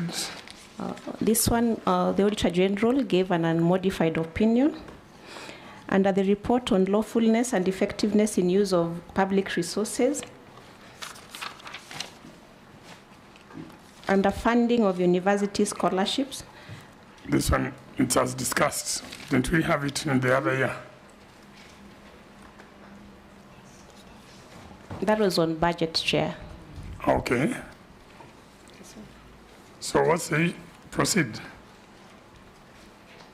Reported approved final budget and actual on comparable basis of transfers from State Department of Higher Education and Research scholarships for the year of Kenya shilling 16,921,226,927 and Kenya shilling 16,590,920,227 resulted to an underfunding of Kenya shillings 330,306,744 or 2% of the budget. In the circumstances, the underfunding affected the sustainable financing of needy students in Kenyan University. Thank you. Management. Chair, the Universities Fund, we confirmed the underfunding during the financial year and formally requested the State Department for Higher Education to address the shortfall through the National Treasury, so the funds were never released to us. We have PS Treasury coming. Secretariat, note that, because I think these are the issues that we've just discussed with the CS. Next. Thank you, Chair. The issue of understaffing has been covered. It's just that the numbers are different. They increased to 51, but this has been covered in the previous financial year. Yeah. And maybe Chair. Yes. As you talk about the understaffing, the CEO, you are acting. Yes, Chair. What of your other two colleagues, are they acting? Finance is acting, Chair. Acting? Yes. So what's the future of your acting? Chair, that is slightly above my pay grade, Chair. But on a serious note, we have written to, in February last year, after the cabinet meeting in Kakamega, we are one of those institutions that were earmarked for reforms. So all the recruitments had been frozen. However, Chair, we have had approvals coming through, and so we've written to the head of public service to request for approval to proceed with our recruitment process. Okay. What was your position before coming to act? Director, resource mobilization and partnership. And you've been acting for how long? As a CEO, April 2025. That is against even international labor laws. Any acting beyond 365 and a quarter days, you're supposed to have been confirmed. Maybe it's something we'll have picked up with Waziri, but anyway, I think the chair has taken note. Is that position for CEO, it will be among the 20 that will be? Affirmative. Yes? Yes. Okay. Let's move on to the next issue. Chair, that's all from our side. Thank you. Okay, that's fine. Thank you for coming. University funding is really crucial. It's one of the things that is keeping a lot of people awake out there.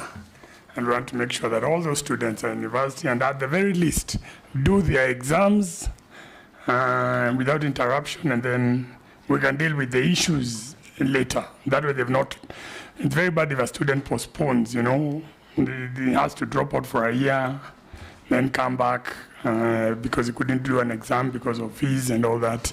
So you are the guys who are going to help us. So thank you very much, and we'll see you next time. Thank you, Chair. We appreciate.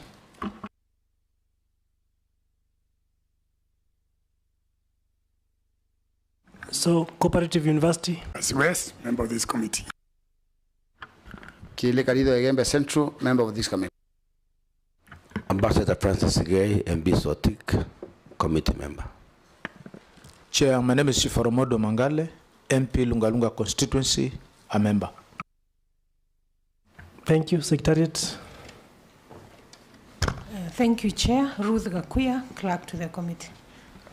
Thank you, Chair. Noel Lamtabi, legal counsel. Chair, my name is Peter Mutavia, an audit officer. Enoch Mano, clerk assistant. Audit. Thank you, Chair. My name is Ruben Kamuruchi, Deputy Director, Office of the Auditor General. Thank you, Chair. My name is Androino Makato, Principal Auditor, OAG. Thank you, Chair. My name is Espea Patricia, Deputy Director from the Office of Auditor General. Thank you, Chair. My name is Susan Kahongo, Deputy Director, Office of the Auditor General. Thank you. VC, and your team. Thank you, Chair and members. My name is Professor Kamau Ngamau, Vice Chancellor. Thank you, Chair. My name is Maxwell Nyaga, and I'm the Head of Finance. Thank you. Thank you, Chair. My name is Esther Gichero. I'm the Deputy Vice Chancellor in charge of Finance, Planning and Administration. Thank you, Chair. My name is Mika Nyaenya, Head of Procurement. Are we done? Yeah, thank you, Chair. My name is Jemima Ann Mata. I'm the Head of Human Resources. Chair, my name is David Rido, Head of Partnerships. Kindly, your mic on. Gadogo, Internal Auditor. Take it up again. Thank you, Chair. My name is John Gadogo, Internal Auditor. Thank you, Chair. I'm Moses Kiprop, Head of IT. Thank you, Chair. I'm Nicholas Camuño, an accountant in finance. Thank you. I think we've all gone through. Yeah, thank you. I'm CPA Dick Maungu, MP Luanda constituency and chairman of the committee. So Bwana VC, karibu sana. This is a PIC Committee on Education and Governance, and your institution was scheduled to meet us today, and that's why we're here, though a bit running late because of time.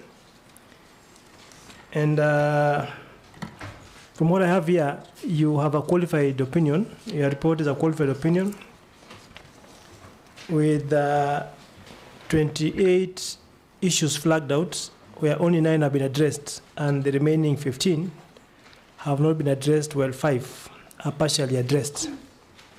So maybe briefly tell us in brief about Cooperative University in terms of your student enrollment, the land on which you are situated. Is it in the custody of the university? Has it been encroached on? And such like things, in brief. Thank you, Chair and honorable members. As I had indicated, my name is Kamaunga Mau, Vice Chancellor, Cooperative University of Kenya. Cooperative University is a public university awarded charter in 2016, and we are located in Karen, and the land is not encroached. We have full possession of all the land that is allocated to the university.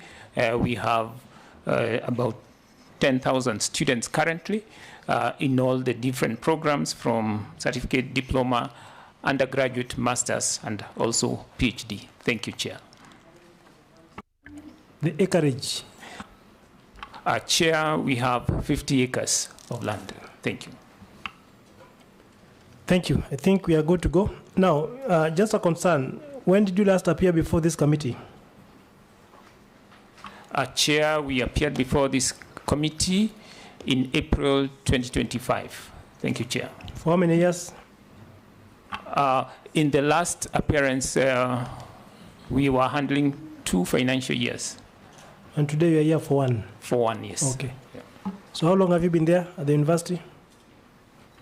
Chair, I have been in the university since 2015, but as in the Vice Chancellor's office, acted from 2017 to 2018 when I was substantively appointed. Thank you, Chair. So you were appointed 2018? 2018, yes. I think that's on record. So, Auditor, are we good to go? Yes, Chair. Thank you. Pick it up. Thank you, Chair. Report of the Auditor General on Cooperative University of Kenya for the year ended that is June 2025. The financial statements received qualified opinion. Paragraph 1 has 2 sections. One section is addressed and the other one is not. With your guidance here, I would want to read the one that is not addressed. Paragraph 1.1. For the record and for the answer, you just read the title and say it's addressed. Very guided, Chair.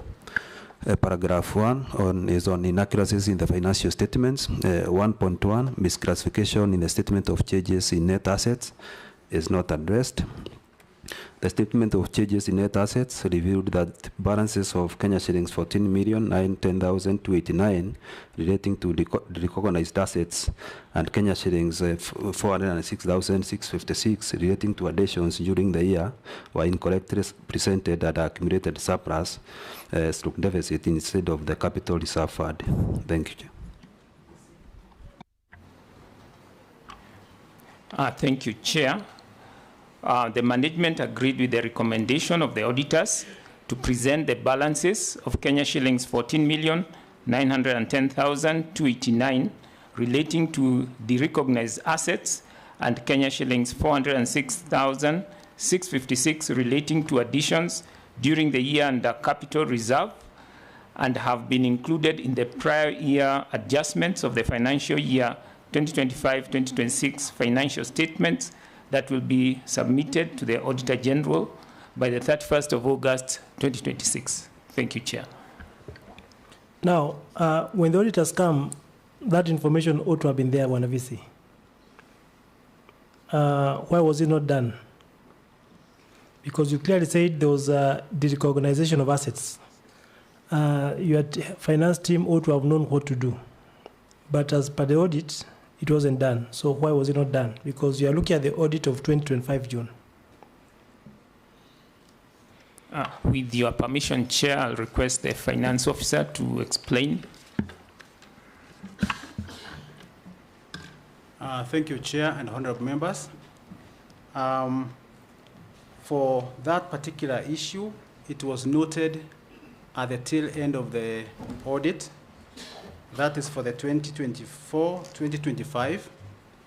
And the promise was that we would address the issue in the 2025-2026 because we could not revise the financial statements by then. And therefore, Chair, we are now ready to do that, and we have passed the relevant journal vouchers to be able to report by 31st of August this particular financial year. Thank you. Yes, Bwana Mwenje. Who did you promise?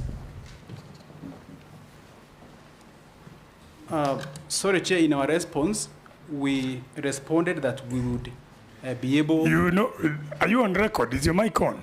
Yes. It's on, but... Sorry, Chair, in our response, we did respond to... No, you've said you've promised to rectify. Those, I'm repeating your words. Yes. So who are you promising that you're going to rectify? Through the Chair, I withdraw that promise. But Chair, what we... So you're not compliant. Just say you are not compliant for that financial year, because that's what we're going to capture in our report. Yes, Chair, but we have made some journal entries which you can be able to give as a proof that we are now preparing to report by that 1st of August this particular financial year. I think, Chair, my issue just Chair, there we are was talking the about words he this- used. Just, let Mheshimiwa finish. Well, my issue was the words he was using, because I could see where the auditor wants to, where the finance gentleman wants to take us. He wants us to just leave this issue that I promise to rectify it in the next audit. Then, that's not the job we've come to do here. So such a response is not acceptable, and I guess we'll see how these other things pan out. Correct. Yes, Mheshimiwa Chief Oromodo. I just wanted to say that if his explanation was enough, then this issue could not be taken up by the auditors. So this is to justify that he went against the law, and maybe, Chair, with your guidance, so that we don't take much of our time. Our standing orders are very clear. We will just do what is necessary during our report writing, now that he has accepted that he did it. Thank you. Thank you. Head of Finance, your main duty is to be a technical advisor to the VC. Yes. And one of the things, when you look at the Public Audit Act, is very clear as to the role of the auditee. The PFM Act is very clear as to what you should do, as well as the accounting standards. So I think in this case, if a matter was sorted in the field, it could not find its way here. Once it finds its way here, it is therefore upon this committee to make a decision as to way forward. And I want to make it very clear that this is now trying to border on your duty as a head of, you said Chief Finance Officer. Chief Finance Officer. Yeah, this committee will try asking, are you really supposed to be there? Because we expect that the auditor, before coming, will give a letter way in advance saying we are coming. They'll do an entry meeting, give the TORs, they'll carry the exercise. At the end of it, you'll do an exit meeting. Then after they have gone, they'll send you a management letter upon which you're supposed to act on. And here now you are, all you want us to buy is promissory notes, which we are not willing to entertain, neither are we willing to be invited that line. So Auditor, I'd like you to keep that matter in view in your subsequent audit that is due this year. Okay, next. Thank you, Chair. The next issue is paragraph 1.2 on omission of aging analysis for non-exchange receivables. This is addressed, Chair.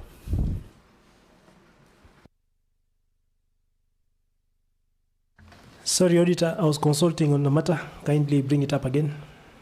Thank you, Chair. Paragraph 1.2 is on omission of aging analysis for non-exchange receivables. This is addressed, Chair. Thank you. Move on.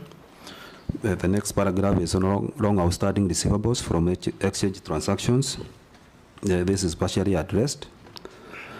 Analysis of the ledgers revealed that Kenya shillings 101,459,089 relating to debtors from students were outstanding for more than 4 semesters, despite being collectible within 1 financial year.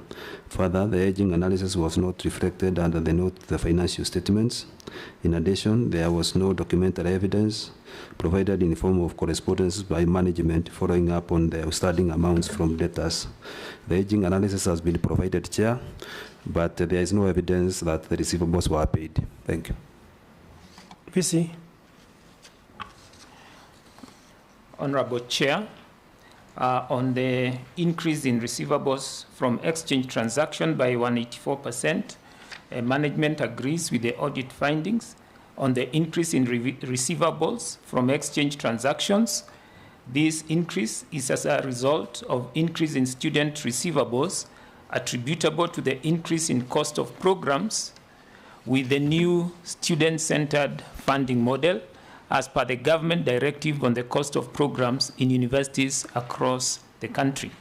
This led to an increase in tuition income of 184,722,684 from the previous year, and consequently to an increase in student receivables by Kenya shillings 169,929,069, and this was on account of unremitted scholarships and loans by the university's fund and the Higher Education's Loans Board. On the second issue, on the debt of 101,459,089, managed notes the audit findings. However, as at the end of the financial year 2024-2025, the total amount of student debtors outstanding for more than 1 year was 40,824,898 as per the attached listing. This was on account of unremitted scholarships and loan funds by the university's fund and the Higher Education Loans Board. As at 30th June 2025, the amount unremitted by the university's fund and the Higher Education Loans Board was 208,959,427. Management assessed the recoverability of this amount as per the attached recoverability report. The university has written to the university's fund and helped to communicate if any amount will be disbursed to the university. On C, Chair, this is a follow-up on the outstanding debts. Management acknowledges the audit findings on follow-up of the outstanding debts. However, the university received directives from the Ministry of Education for students to sit exams as we awaited for the disbursement of funds. Communication and follow-up of the debts is made in line with the debt management policy through the Students Management Portal and through memos by the Registrar ECDRI. On D, Chair, on the aging analysis, the aging analysis is reflected in the financial statements under note 22 of the notes to the financial statements. Thank you, Chair. Well, I think that's largely an issue of capitation and, funding. Please, yes. We've just had the CS for education a while ago, and I think one of the issues we discussed at length and deeply was the issue of funding. But maybe you could tell us what is the current status of the receivables? Chair, the FO can give us the figures itself, but we are still having challenges in the release of funds. We have not received the full amount from HELB and the university's fund. Thank you, Chair. But on capitation, they received? Yes, capitation, we received everything. All of it? But yes, what we are having challenges is the HELB funds and the loans and the scholarships. Yeah, I wanted you to collaborate because the CS just mentioned that all capitation was received. Okay. So, Auditor, next. Thank you, Chair. The next issue is on wrong outstanding trade and other payables. The financial statements reflect trade payables totaling Kenya shillings 76,654,362, of which Kenya shillings 10,955,616 remained outstanding for more than 90 days without settlement. Further, the aging analysis was not disclosed under the note to the financial statements. Sorry, Chair, this was addressed because the 10 million was paid. So it's addressed. Yeah. Next. The next paragraph is on unexplained loss in catering services segment. This paragraph was partially addressed. The financial statements includes catering income amount of Kenya shillings 3,144,189 against expenses of Kenya shillings 14,192,900 for catering services, resulting in a significant loss of Kenya shillings 11,048,711. Chair, the measures were provided. However, the deficit is still there of 799,461. Thank you. VC. Chair, the issue of student cafeteria is a very sensitive matter because we are dealing with students. And when it comes to issues of agreeing on the price of food in the cafeteria, it is a very delicate matter. We have to negotiate with the students because it is a service that is given to them. It is not an income generating unit. We have put in place mechanisms to address the deficit, and currently we have just, the deficit has been greatly reduced. Actually, in the last financial year, this is down to 799,000, showing great improvement. And we are still working together with our very key stakeholders, the students, to ensure that we give them good service, but we also are able to recover costs. Thank you, Chair. While I may want to understand you, Bwana VC, it is true that you are not trying to make money by feeding the students. But also the fact it's normal common business prudence that you must be able to break even so that you don't waste public resources for a purpose that was not intended. Well, the pricing model is all upon you, but I think the pricing model should be in such a way that you're able to absorb all the costs that you've incurred for the purpose of the same. Because I believe when the government gives you money in terms of capitation and help and what have you, it is given so that these people can be able to acquire knowledge. Is that true? Now, issues of sustenance or maintenance, those are different things. So how would you like us to treat this matter now? Because the auditor is saying that you do not apply the prudence concept here when dealing with your catering services. Auditor, do you have loss of public funds at that point? Thank you, Chair. Not necessarily, although now the question would be where the deficit is coming from. They must have sacrificed other obligations to pay for this. So VC, come clean on the same. Chair. Sorry, just before VC, there's a member who wants to interject. Yeah. For the record, allow me to introduce myself. I am Maurice Kakai Bissau, MP Community Trans Nzoia County. I just want to look into this. Prof, maybe just to understand a bit about your specialization. Chair, I am a professor of horticulture. Horticulture. Now, in strategic management, they say concentrate on the knitting. If you look at universities that are very progressive, they concentrate on the knitting, where they do best. Catering is none of their business. Why are you doing catering? Why don't you outsource? Chair, that is an issue we have been looking at with our council. We have even done benchmarking with some of the universities who are trying it. It is not a very easy matter because, as I said earlier, we are dealing with very sensitive students, especially in the public universities. In private universities, there is no issue. but with public universities, some of whom are very needy. In fact, many of them are depending on bursaries coming from the CDF and other institutions. Many of them even go hungry. So you have to have a price model which will ensure that even the neediest of the children are able to access a meal. But I'll also request my DVC in charge of finance, planning, and administration just to address that issue. Thank you. Just before that, Professor, you are trying to navigate in a terrain that will be very difficult for you to come out of it. It is a fact that most of the students in our universities are needy. That's a fact, cannot be disputed. But also a fact that when you are providing service, you must be able to meet your costs unless you are an NGO where you just do things as so. So as the DVC comes in, we wish to see, was it an oversight of the management or lack of foresight on the part of the management? Because other universities have appeared before us here, and I think they may have other challenges, but not on this one.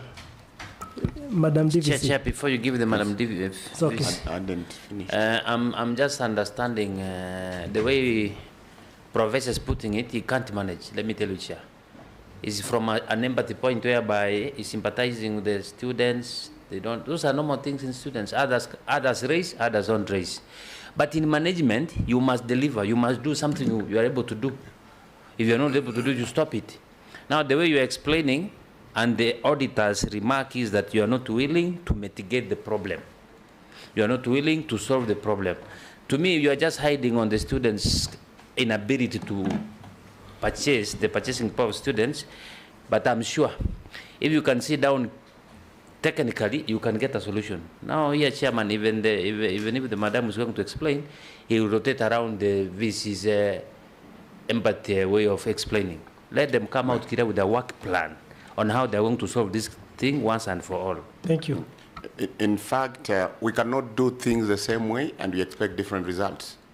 It is happening, and that's when you outsource to a person who will give solutions. You come up with your terms of reference, you say these are the categories of students. So when they're coming up with a proposal, they should be able to give a solution. So what we want, what basically we are saying is, you should not do what is outside your specialization. Universities are not for catering. You can outsource that service, and you don't need to go. You're talking about private universities.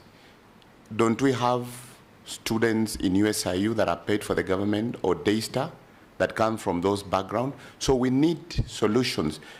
As much as you're saying that there was no funds lost, but when that money was pulled from one voted to the other, there is the other function that was hampered by the movement of money. So we need a solution. DVC Finance, even as you explained, please tell us what is the action plan, what is the strategy, so that in the next audit, we don't talk about you doing the catering, because that way you'll not be concentrating on the knitting. Focus on the core business of the university. Thank you. Chair, I'm a bit confused here because the management is giving us a response, and they've given us an elaborate table there, including the losses they expect for this year, 2026, considering the year is still not yet over. But, Chair, the auditor said there's a loss of 11 million. That's what the auditor has flagged. Here, the VC is telling us it's 6 million, 6.7. So which figure are we to go with here? Because we must choose. Which figure are we looking at? The auditor says it's 11 million. The VC is saying 6.7 million. So which is which here?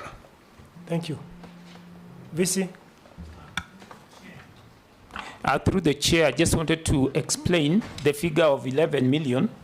And that is explained in the first sentence, where we are saying the expenses were incurred by both the student cafeteria, which is the 7,451,270, and the conferencing unit, which was 6,741,630. So what the auditor reported combined both the catering unit for the students and the conference facility.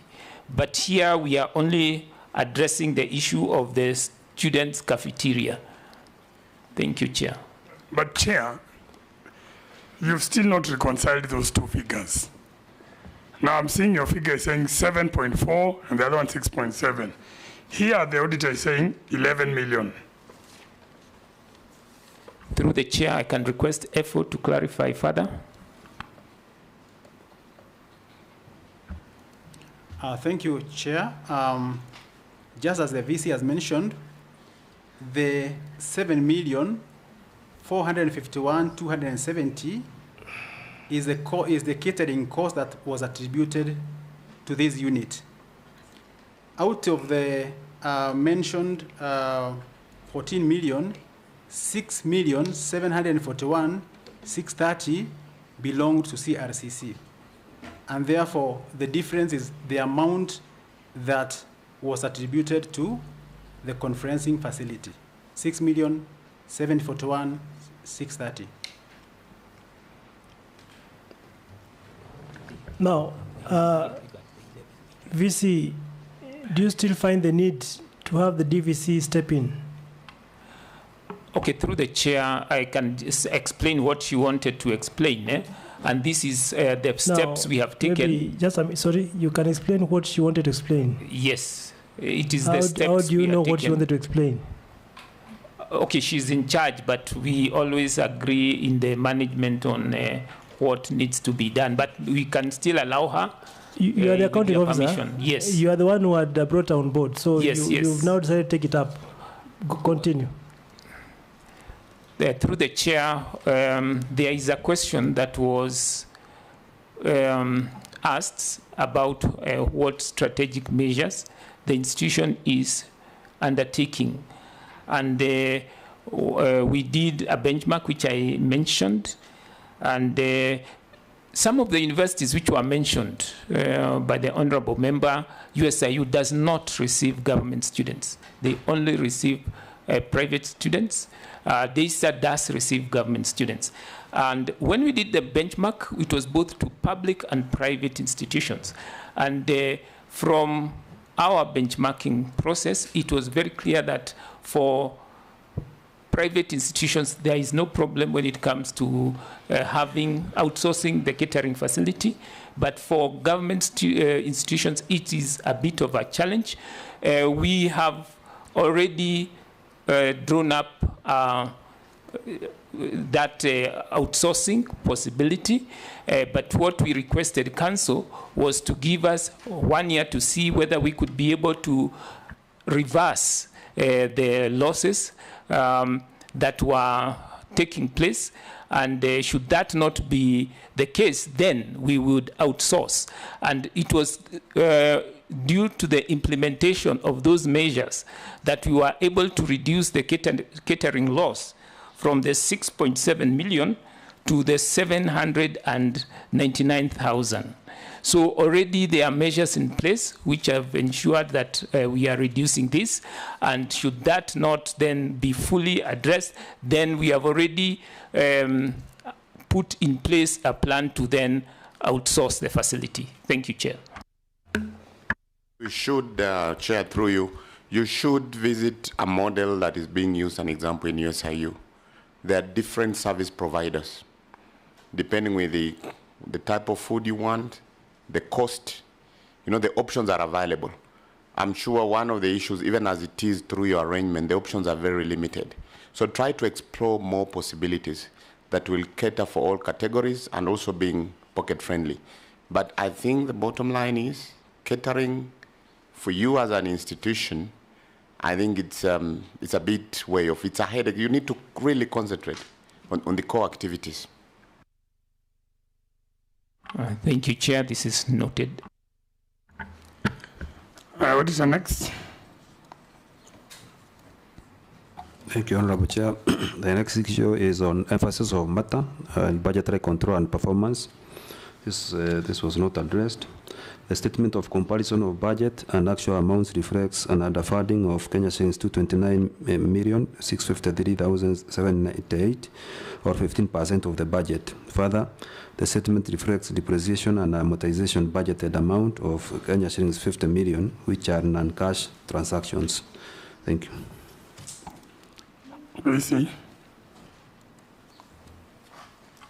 Thank you, Chair. Management agrees with the audit findings on the underfunding of the budget. The underfunding was occasioned by 3 items.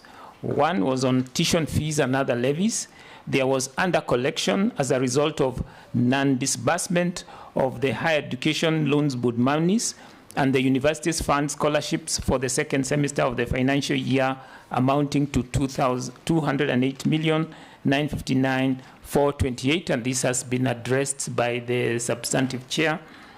And 2 was on low business activities for our cooperative retreat and conference center, which realized 23,047,981 against a target of 35 million.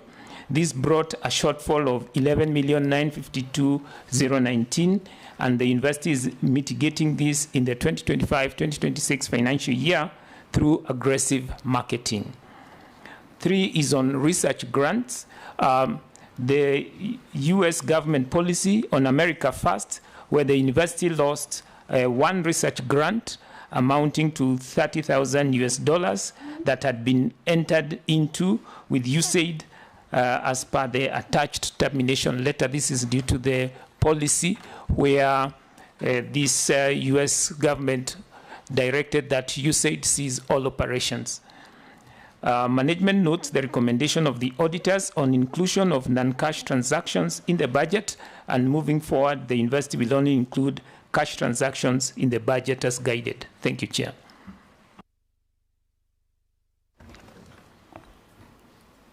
Okay, this seems... on the issue, Chair, through you, on the issue of the grant, is it strictly the American government telling USAID to stop, or was it also because of the delay in your implementation? Because I'm sure if the project had been rolled off, there's no way they would have cut the funding midway. Could you clarify that or confirm to the committee exactly what happened? Through the chair, I'll kindly request the FO to be able to address that. Thank you, Chair and honorable members. Now, for the research grants, we were cooperating with Strathmore, and when the American government changed their policy, they just stopped the grant, and we did not get any additional funding. So the research grant had been rolled out. We had gotten some money, but then when they stopped, no more money continued to come. Thank you, Chair. I completely look at it different. I've been in the donor world. They never do like that. For the projects that have been rolled off, they will give you the end date and they'll not do more funding. They cannot stop the funding midway. So my question was, did you really start the program on time, or there was a delay on your part to start the program? Because there's no donor who will just cut the donation like that, or the grant, especially for a project that has started. They will tell you, this is a notice of termination, this is the funds available, complete the project and will not fund again. So please reconfirm that there was no delay on your part to commence the project. Chair. Sir Ambassador. Chair, I've been following the arguments from the management of the university, from the catering to this area of management. But I realize that there could be a problem of capability. Can I ask what the qualifications of the officer in charge of finances, please, and how long you have been there? Finance officer. Through the chair, I am a certified public accountant of Kenya in good and regular standing. I hold a bachelor's degree in accounting, and Chair, I have been the head of finance in the Cooperative University of Kenya for the last 13 years. Yes. So how long have you been in this university to the year? In this university? Sorry, I've been in the head of finance from 2013. 2013? Yes. On the grants. Can we also have an answer on the grants? Confirm that there was no delay on the part of the university to roll on the project, because there is no donor who will just stop all the funding, especially if you're midway. Chair, again, I do confirm that this was a collaboration between ourselves and Strathmore University. And Chair, I want to say that we received part of the funds which we actually used, and we can even confirm from the financial statements that the funds were released. But when the donors stopped giving money, we could not continue with the project. Thank you. So the project was $30,000, and you had used part of that money, because the auditor's report talks of 30. So had you used part of the 30? Yes, we had used part of the 30. From which funds? From your funds, expecting to be reimbursed, or the auditor is misreporting? The donor had given a part of the funds to be utilized. How much? Chair, I would need to confirm the figures. But then, are we saying, auditor, maybe you need to clarify that as well, because the finance person seems to be giving a completely different story from what we can read from your report. Said part of the funds were released and they were used. Because there's no donor who will give the funds and midway, you know, the project is stopped and everything is cut like that. They'll give you notice for completion or termination until the end of the project. Thank you, Chair. The 30,000 is actually part of the management response, not from the audit report. So, what did you use? What was spent from your side? Chair, I need to confirm, just a minute.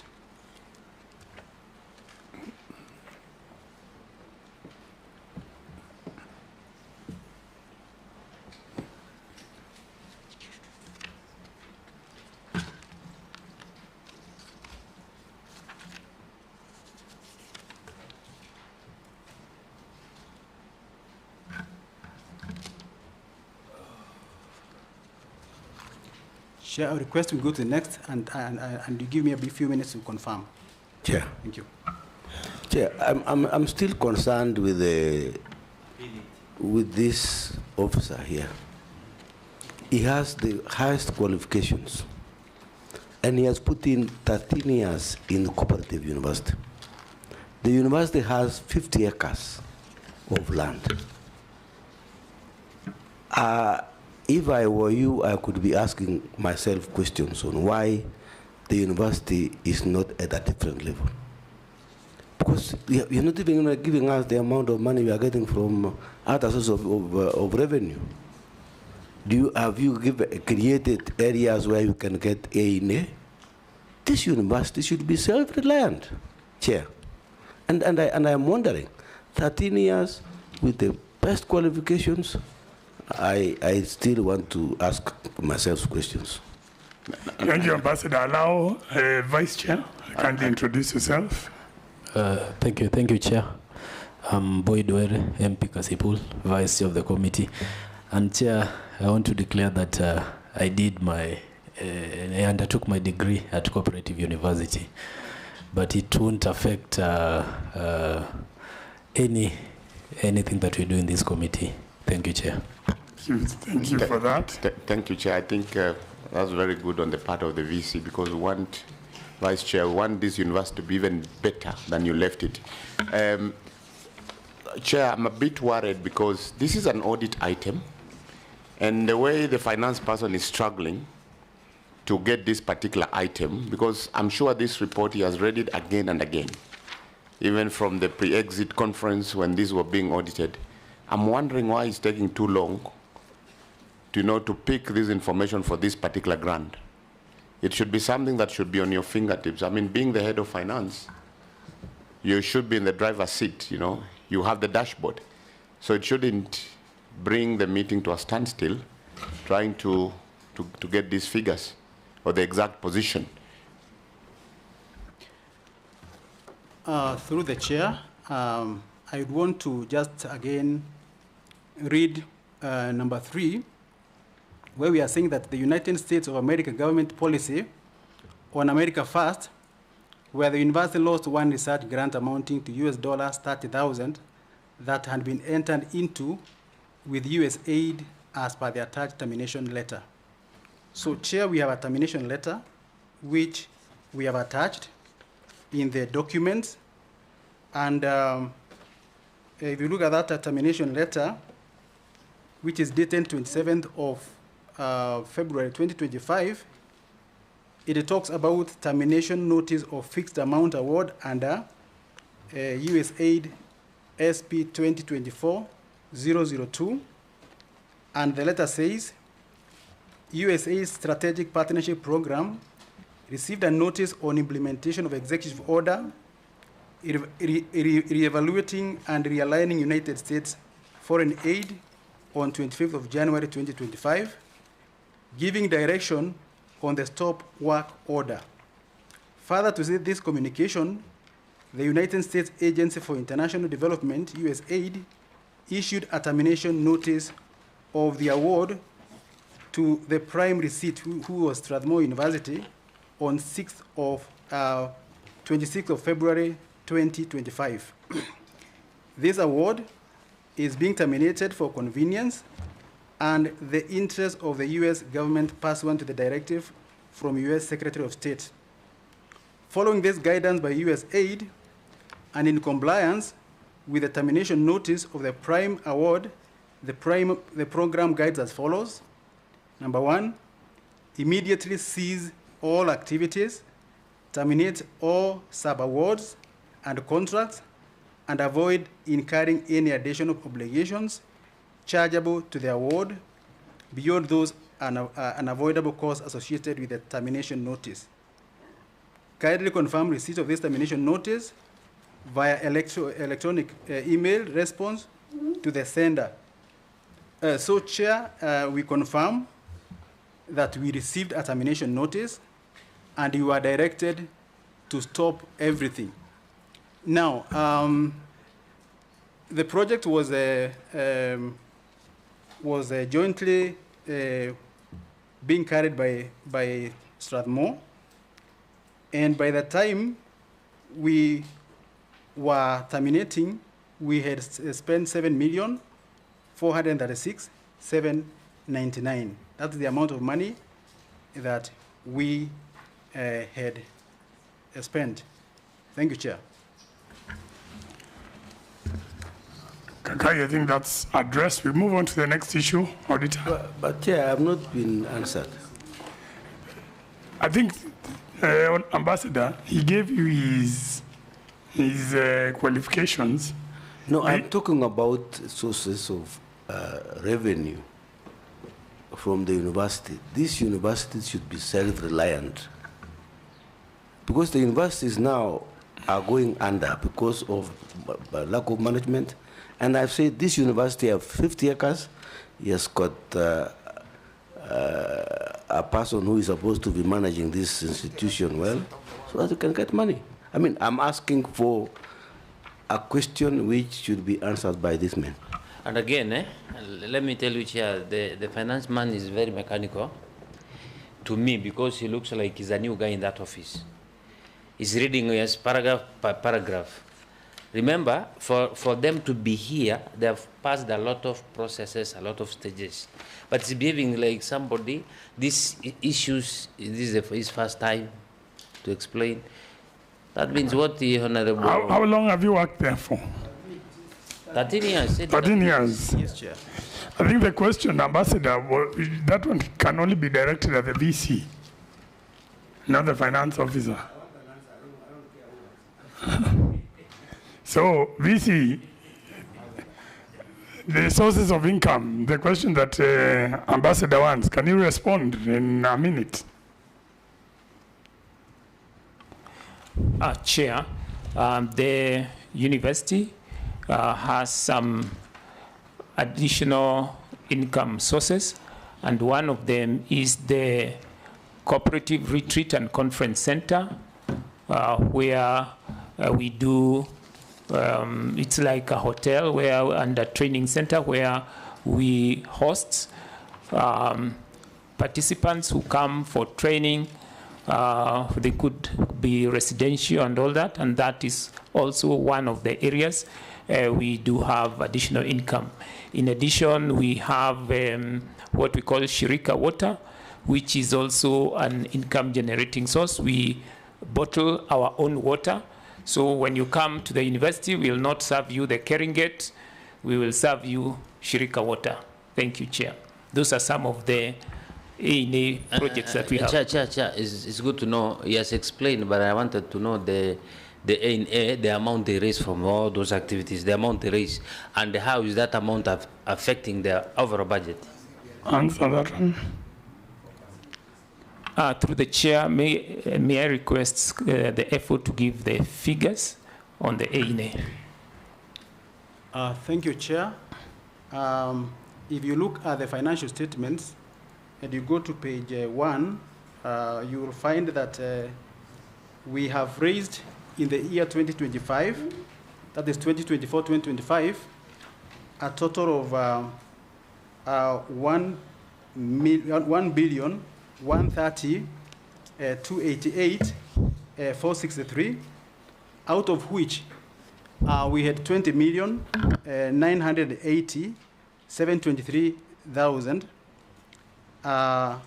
from the Cooperative Retreat and Conference Center. We also had some 26,906,472 from other income, where other income is also related to all the other services that are offered within the university. Thank you, Chair. Yeah, but we need to get that figure against what target?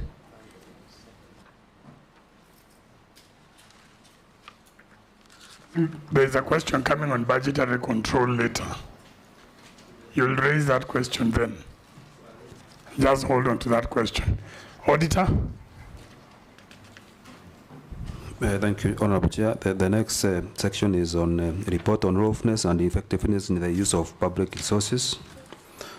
A paragraph is on payment without electronic tax invoices.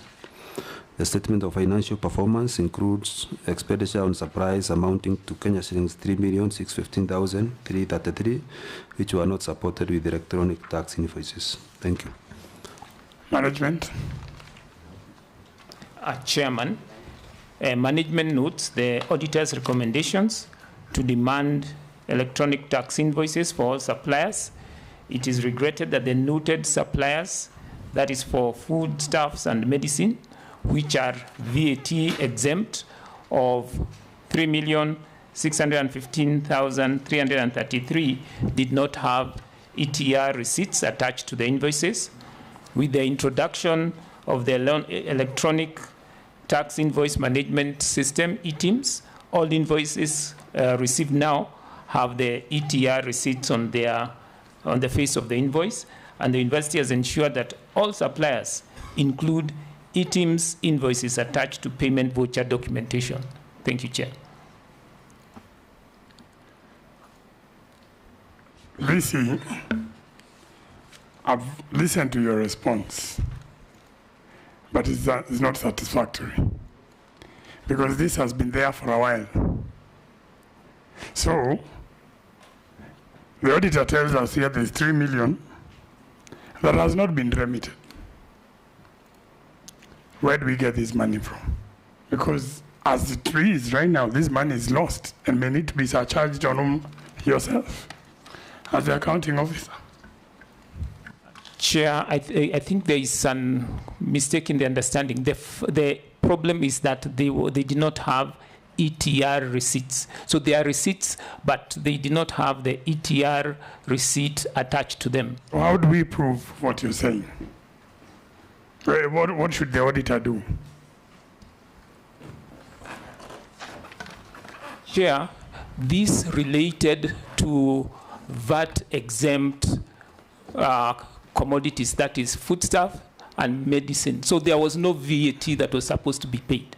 But you see, he requires those ETR receipts either way.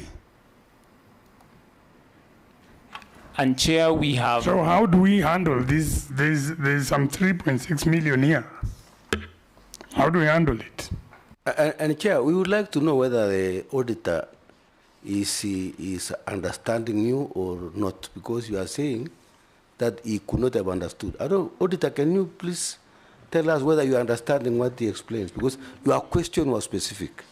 Did he answer the question? And to add to that, Chair, I think it is good for the VC to understand that E-teams is equivalent to ETR. VC, answer those two. Through the chair, I think there was, the auditor was being requested to confirm whether he understood our explanation.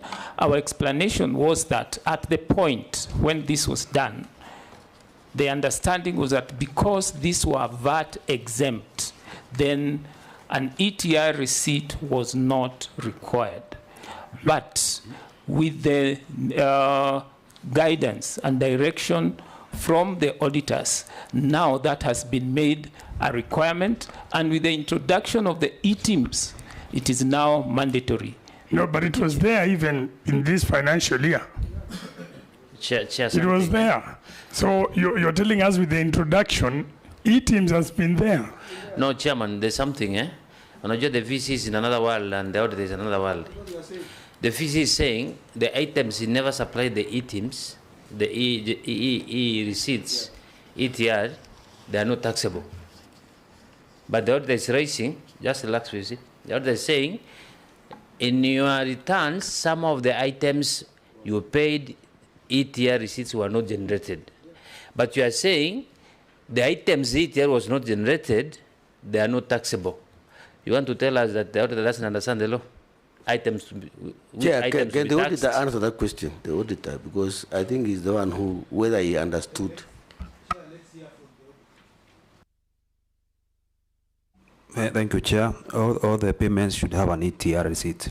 Whether it's exempt or whether it's zero-rated, but there should be that ETR. So management here was in breach, and unfortunately that one we will have in our final report, committee members, as when we retire to write our report, we'll note and do. But before that, Chair, before you rule, I want the VC to tell us the items, the goods as per him that are not taxed. It's good to know also as a committee, because it's on a record saying that these goods, the items that are not taxable to him, that's the reason why he doesn't have ETR receipts. Which are these items in the university is not taxing? And Honorable Kakai? Do you have your procurement person, Prof? Is he present? Or is the DVC? Through the chair, the procurement person is here. Procurement. Introduce yourself, your qualification. But there's a question that for Honorable Alpha that's not been answered. VC. Through the chair, we had explained that the commodities that were listed, they were VAT exempt, and these were foodstuffs and medical supplies. Thank you. Procurement. Thank you, Chair. My name is Mika Nyaenya. Mika? Head of Procurement. Yes, Mika. Mika? Nyaenya. Nyaenya. Yes, sir. Your background in terms of procurement qualification? Chair, I hold a diploma in purchasing and supplies management, bachelor's degree in purchasing and supplies management, and a master's degree in purchasing and supplies management. I'm a member of Kenya Institute of Management in good standing. How long have you been a member in KISIM? Chair, since 2015. Do you know there was a memo across the Republic that at some point every transaction with a government institution, someone must be in ITIMS, the supplier, the vendor must be in ITIMS. Are you aware of that? Yes, Chair. So when you're buying vegetables and medicine, isn't part of the bare minimum to deal with a vendor or a supplier who has ITIMS? True, Chair. Why did you then buy from a vendor who doesn't have ITIMS? Because that was effected before this financial year, which we are looking at. Every supplier that deals with a government institution must have ITIMS. Why did you then again break the rules by dealing with vendors who do not meet the minimum qualifications or pre-qualification bare minimums? Chair, through the chair, at that time our understanding was it's items that are taxable. But we did an inquiry to PPRA later, and they said it's all items that are supposed to have an ITIMS or an ETL, whether zero rated or exempt. And the chair, we have enacted that, and all our deliveries, our invoices have ITIMS that we forward to Finance for Payment, Chair. It was a misunderstanding through that memo. Chair, when the auditors, the supplies officer says, or procurement officer says, to their understanding, I thought they are guided by law, not their understanding. The law is very clear. I mean, you don't talk about issues of feelings and your own thinking. And again, to add on that, matters procurement, you are the expert. You are the one that controls the processes. You're the one who keeps, the mere minimum. You're the one actually on the driver's seat. You're the one on the dashboard. You know when this will become effective, when KRA has said people must have ITIMS. The issue of PPRA does not come in. You should be monitoring the trends in industry on what is happening. So I think as much as you're saying it is past, be a good ambassador of that profession. Because I'm sure where the other supply people sit, they would like to see you being a good representative. But in this case, I think you've let the function down. So, on this issue, we find the management was in breach of the law, and we shall take that into account as we're doing our reports. Next, Auditor. Thank you, Honorable Chair. The next issue is on irregular payments for repair and maintenance expenses. This paragraph has three sections. Part 1 is not addressed. Part 2 and 3 are addressed. Part 1, examination of payment voucher number SB001, dated 26th November 2024, revealed that there was no inspection report done for the maintenance works, and it was not possible to ascertain that the works were done as required. Thank you, Chair. How much was the amount there? It's not indicated on my report.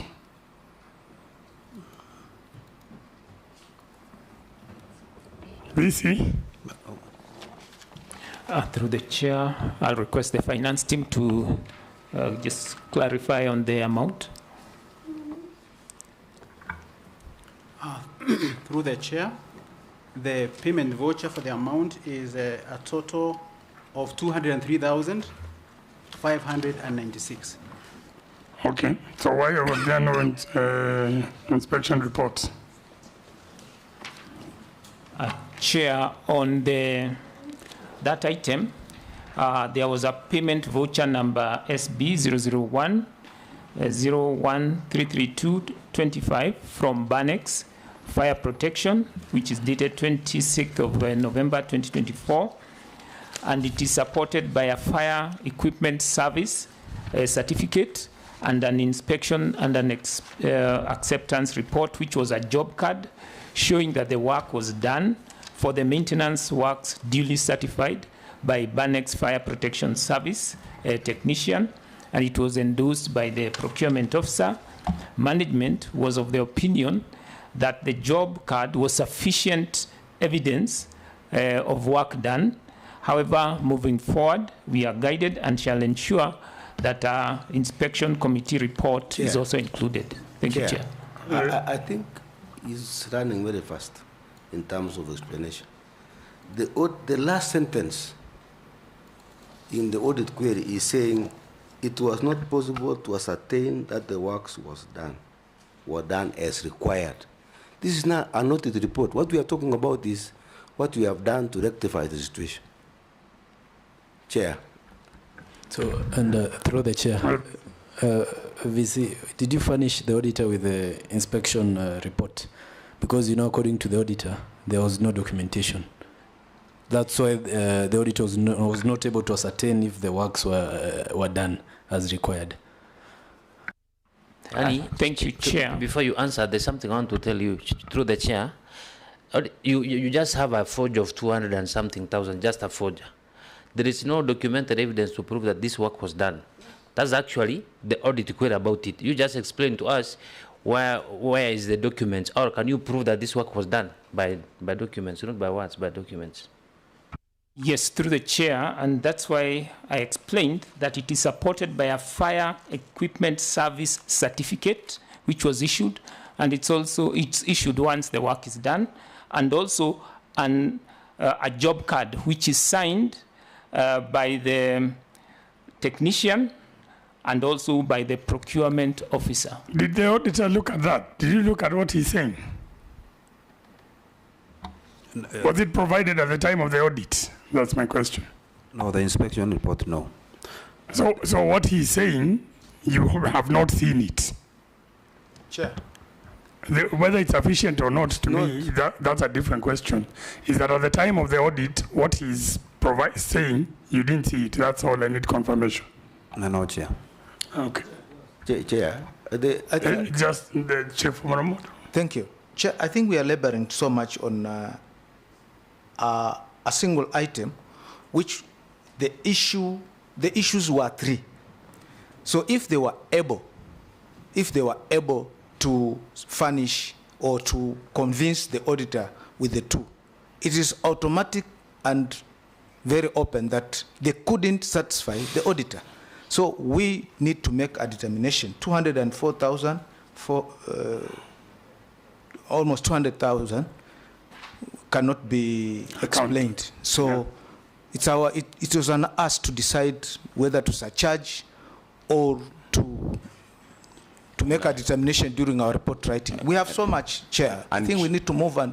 And Chair, apart from that, powers. We cannot move until we finish this thing, because this procurement officer here is punishing the Vice Chancellor. It should be the fellow to assist the Vice Chancellor to advise him. Perhaps the Vice Chancellor is reading what he wrote.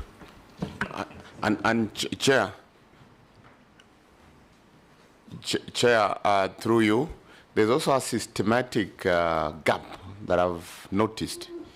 When the VC says that confirmation of the work was done by a procurement officer, that is a serious systemic issue. You cannot be the one buying, at the same time you're verifying that the job has been done. Do you, an example, have a transport officer? Do you have an administration manager? You cannot be having the same person buying is the same person receiving. That is a systematic issue. It's a big, big mistake. There's a serious issue that needs to be looked at in the entire system. Thanks, Honorable Kakai. No matter how round we go, they didn't provide the document that was required at the time of the audit, and therefore we find the management liable for that amount. Through the chair, in our report. Through the chair, that certificate was provided for audit, and VC, you're out of order. Already we have been informed that you did not provide it. You've admitted there that you've learned going forward that this is how you'll be doing it. Now you want to change your story. So no, VC, are not allow you to respond on that issue. I believe we've made a decision and a determination on that issue. We move on to the next issue, Auditor. Yeah, thank you, Chair. Next issue is on inconsistencies in revenue competition. This is addressed. Next. The next issue is on irregular use of interest for repairs. This is not addressed.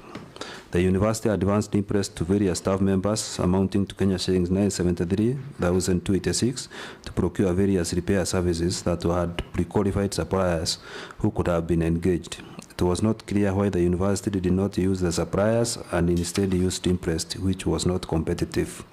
Further, the interests issued to the staff members were not surrendered and accounted for, and it was not possible to confirm if the repairs and maintenance was carried out. Thank you. VC. Chair, the university provides goods and services from pre-qualified suppliers in line with the provisions of the Public Procurement and Asset Disposal Act.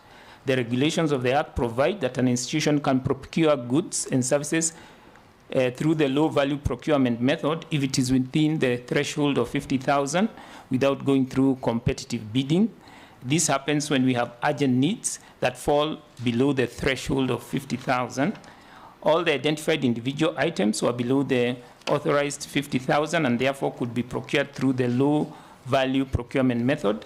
Notwithstanding, management acknowledges that the audit guidance to have low procurement handled through procurement department as opposed to the user department, and all the identified interests issued to members of staff were fully surrendered and duly accounted for as per the attached accounting forms provided for audit review. Auditor, have you seen what he's saying? Was it available at that time of audit? Thank you, Chair. Documents have been provided with the response, with the current response. Did you have them initially? Just hold. Initially, they were not there. And that's why there is an issue on unaccounted interests in that paragraph. VC, sorry. Chair, I have a serious point of concern.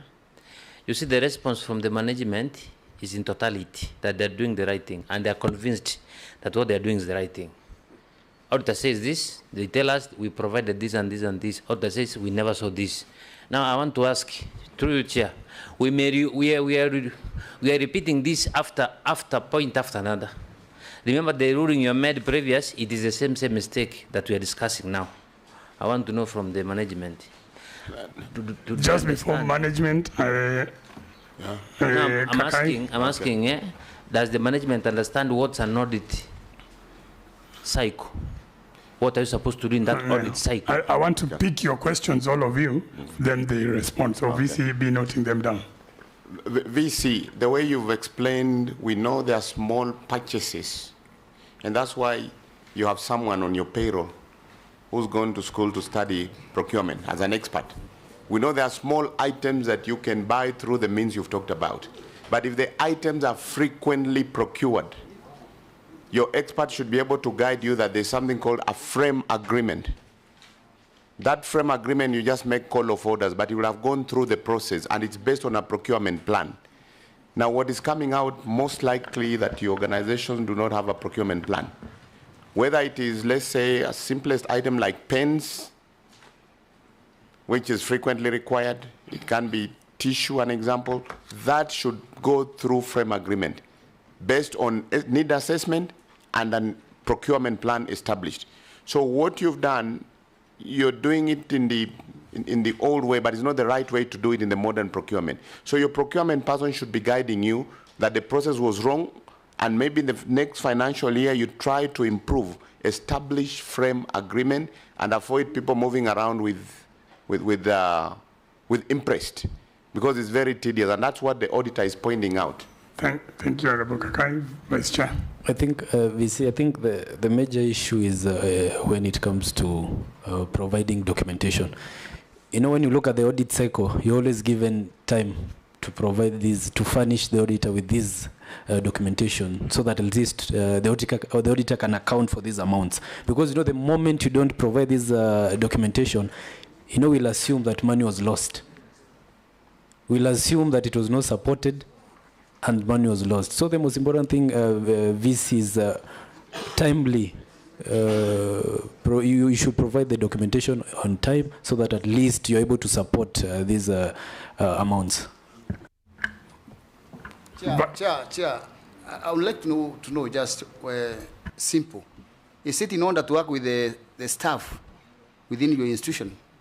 For example, a mechanic comes up and says that there's some breakage. You just give him an impress, go and buy it and fix it. Is it in order to work with your staff members? VC, you have all those questions. Yeah, through the chair, on the small requests, I'll request the procurement officer to address the issue of framework agreements, which we have in place. And sometimes it happens that a driver has traveled somewhere, he's in Kakamega or Baringo, and something happens to the vehicle, and he has to ensure that repairs are done. And there, the procurement officer or the procurement people are not on site to be able to address some of the issues. On the issue of documentation, we are working very hard to ensure that these have been provided, and the auditor has confirmed that actually after that the documentation was provided. So with your permission, Chair, I'll request the procurement officer to respond to the issue of the framework agreements. Thank you. Chair, there's something we are now deviating from the real cause. The audit query of, for example, this item, the management was in breach of law. Which law?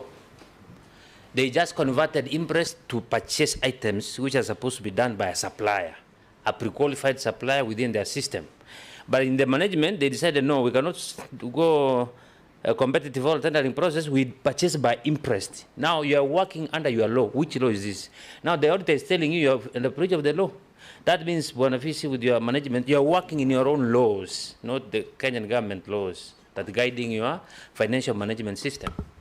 So you must make that ruling, because if you continue like this, I don't know whether you have seen subsequent audit. It's the same thing. The next, same problem, same explanation. You're doing nothing else. So, auditor, you know, it boils down to you. Because in absence of that, we will surcharge this amount on the management or require you to recover these monies. So it's only the auditor who can advise us on this issue. So auditor, you're saying there are some documents you've been provided. I don't know whether you've had the advantage of looking at them. Chair, I think the main concern near PC is that we assume some documents might have been doctored if they have been submitted late. I think that is the main concern. It could be right, yes, we submitted them late, but how authentic are they? I think that's the main concern here. And I think that now the Auditor General can guide us on that. I think, Chair, let us stick to the time of audit. The time of audit, not after. Auditor. Thank you, Honorable Chair. The documents that were provided with this responses, we have reviewed them. And there is evidence that the items that were bought were not within the limit of the 50,000 shillings threshold. So it means that this should have gone through the other procurement methods.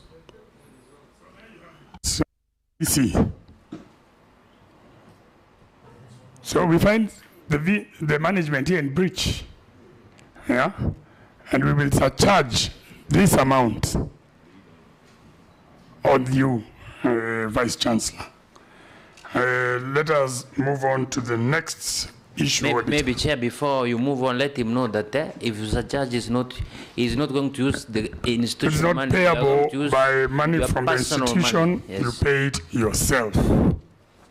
Okay, and we'll ensure that and auditor, you'll respond to us. This query must remain alive even in the next audit query of the year 25-26. Move on to the next issue. Thank you, Honorable Chair. The next issue is on irregular contract extension and variation, construction of new Rectia Theatre 3, Annex Phase 1. This is addressed. Next. The next paragraph is on irregular raw value procurement. This is not addressed, but is similar to paragraph 4 that we have just discussed. So it's the same issue? Yes. It is similar on lack of use of the... Honorable Zambia. Thank you, Honorable Chair.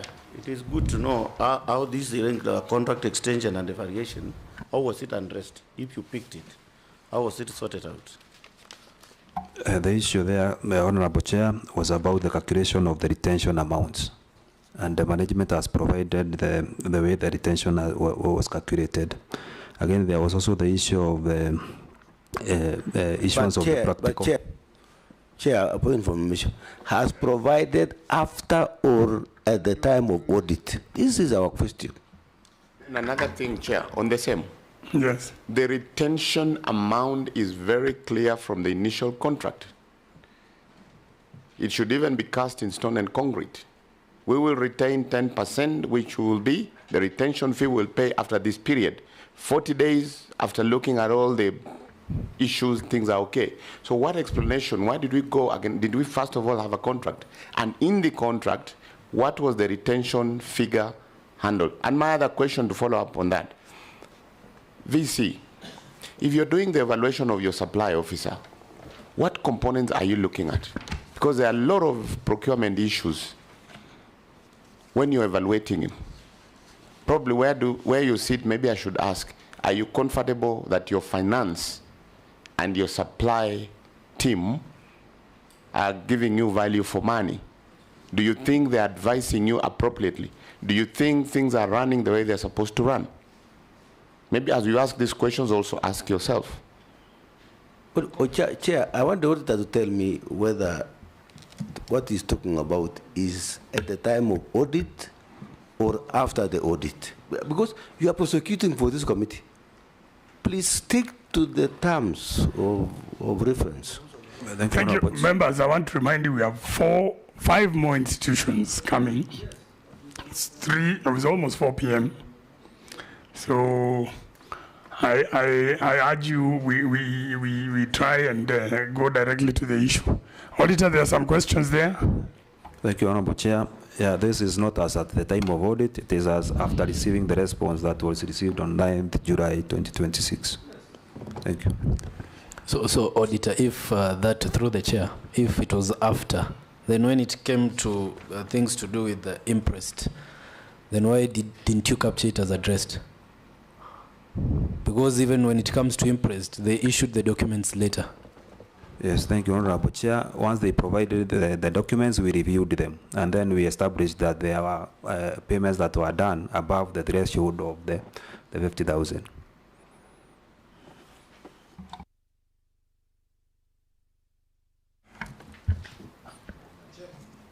So, you know, members, you've also confused the chair here because I was at irregular law procurement. You took us back to the contracts. In fact, I wanted so which issue do you want us to resolve first?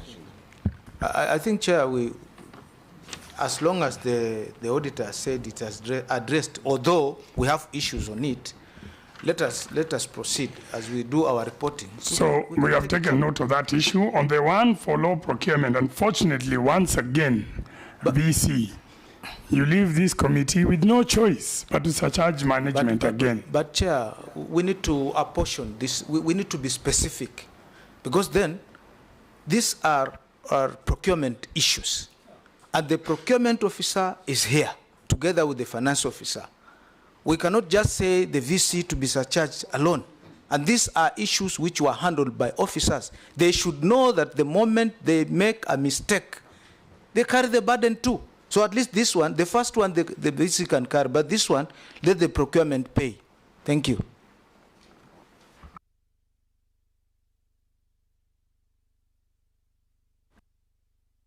Chair, it will also be interesting to understand. You know, the accounting officer, items, the accounting officer is a VC.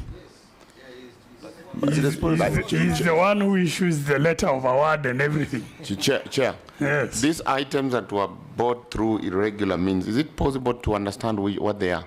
Do you have a list? Through the chair, the list is available, and it's also in our response. Where? It's not here.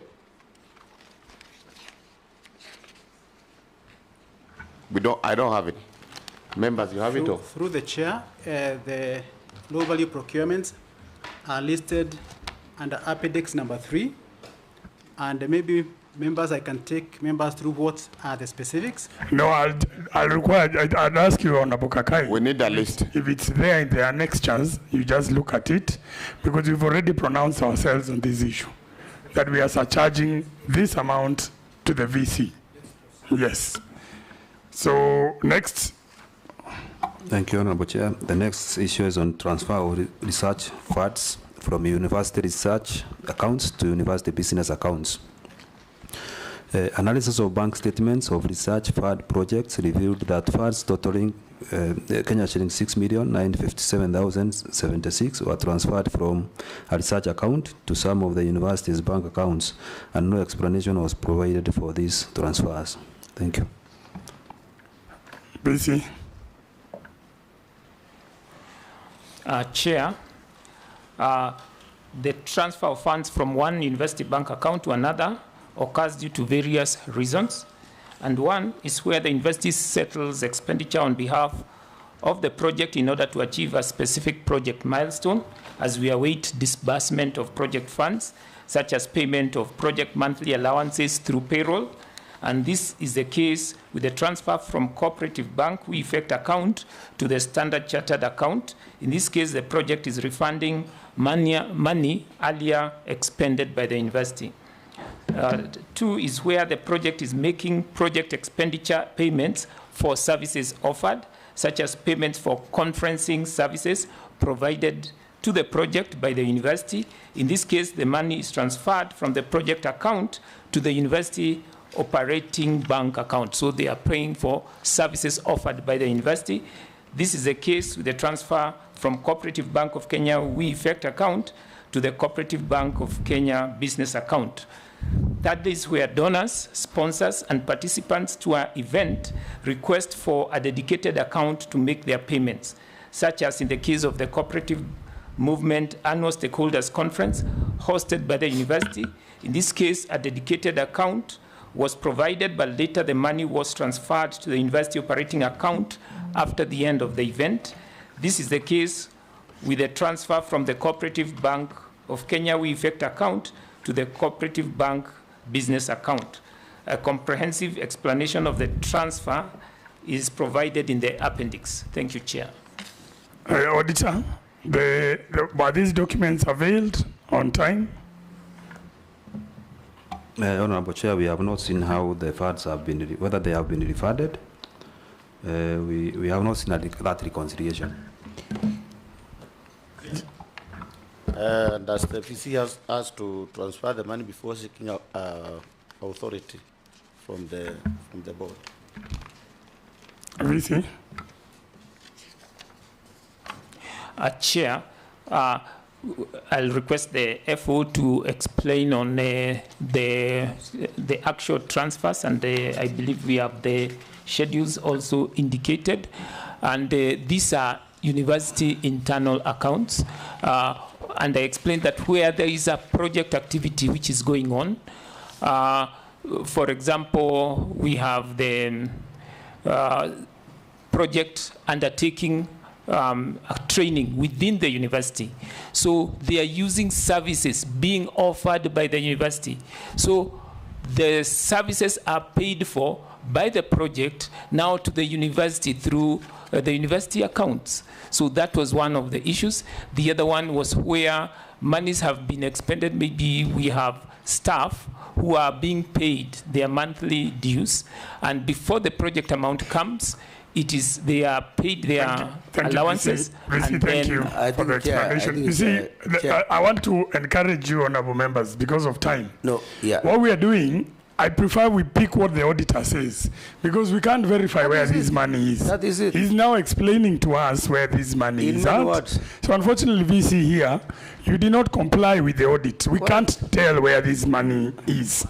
So unfortunately, in our report, we just have to retire. Correct. And recognize that 6.7 million, which is the amount, cannot be accounted for, or how it was transferred.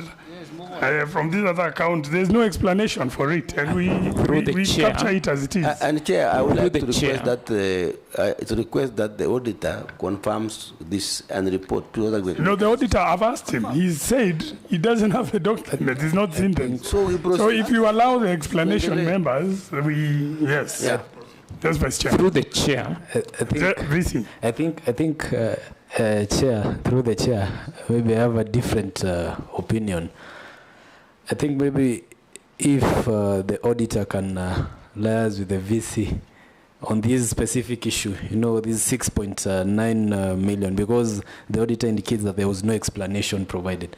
Before surcharging, maybe we can leave the matter pending, so that at least later on, maybe we'll make a determination after the auditors liaised with the VC.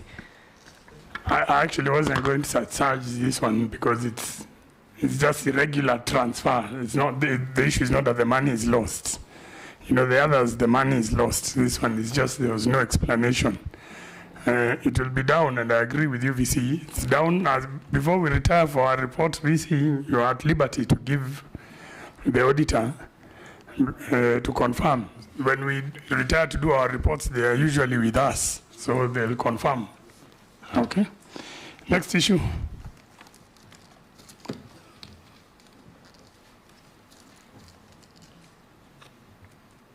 Thank you, Honorable Chair. The next issue is on lack of representation for persons with disabilities. The university has only engaged 6 persons with disability, representing a percentage of 2%.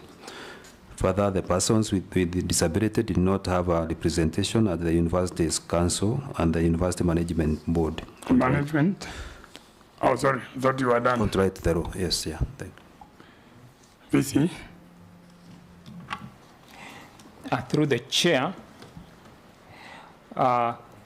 it is true that this requirement has not been met despite implementing several measures, including advertising through media channels with wide coverage and sharing the advertisement with the National Council of Persons with Disability. Unfortunately, no applications were received from persons living with disabilities. Had such applications been received, affirmative action measures would have been applied accordingly, and we have provided letters forwarding the advertisement to the council and the PSC for coverage, and these were attached. On the membership of council, the appointment lies with the Cabinet Secretary, Ministry of Education. Thank you. Chair. Yes, Kakai. Professor Ngamao, who is your HR person? Head of HR is here, Jemima. Introduce yourself, madam. Yeah, thank you. My name is Jemima Ann Matt. I'm the head of human resource at the Cooperative University of Kenya. Okay. Madam Jemima, have you heard of headhunting in HR? Yes, sure. We have heard of headhunting. What does it mean? Yeah, it means you pick the best, or whatever you're looking for, you pick it in the market. So through headhunting, can you ensure that there are persons living with disability within your workforce? Is that doable? That we could try, because we've engaged the National Council for Persons with Disability, and they've been specific that we could have some position just specifically set aside for persons living with disabilities. But because of inadequate funds and the strategies we're having in place, mainly we are recruiting the academic staff. Stop there, madam. No, thank you. Inadequacy of funds? For the last 3 years, haven't you employed or you've not employed? We have employed less than 5. 5 staff? Yeah, less than 5. I could confirm. Okay. Assume it's 5. Yes. How many of those 5s are persons living with disability? And what stopped you from headhunting to ensure that you meet that threshold? We tried what we could, especially through the Council for Persons Living with Disability.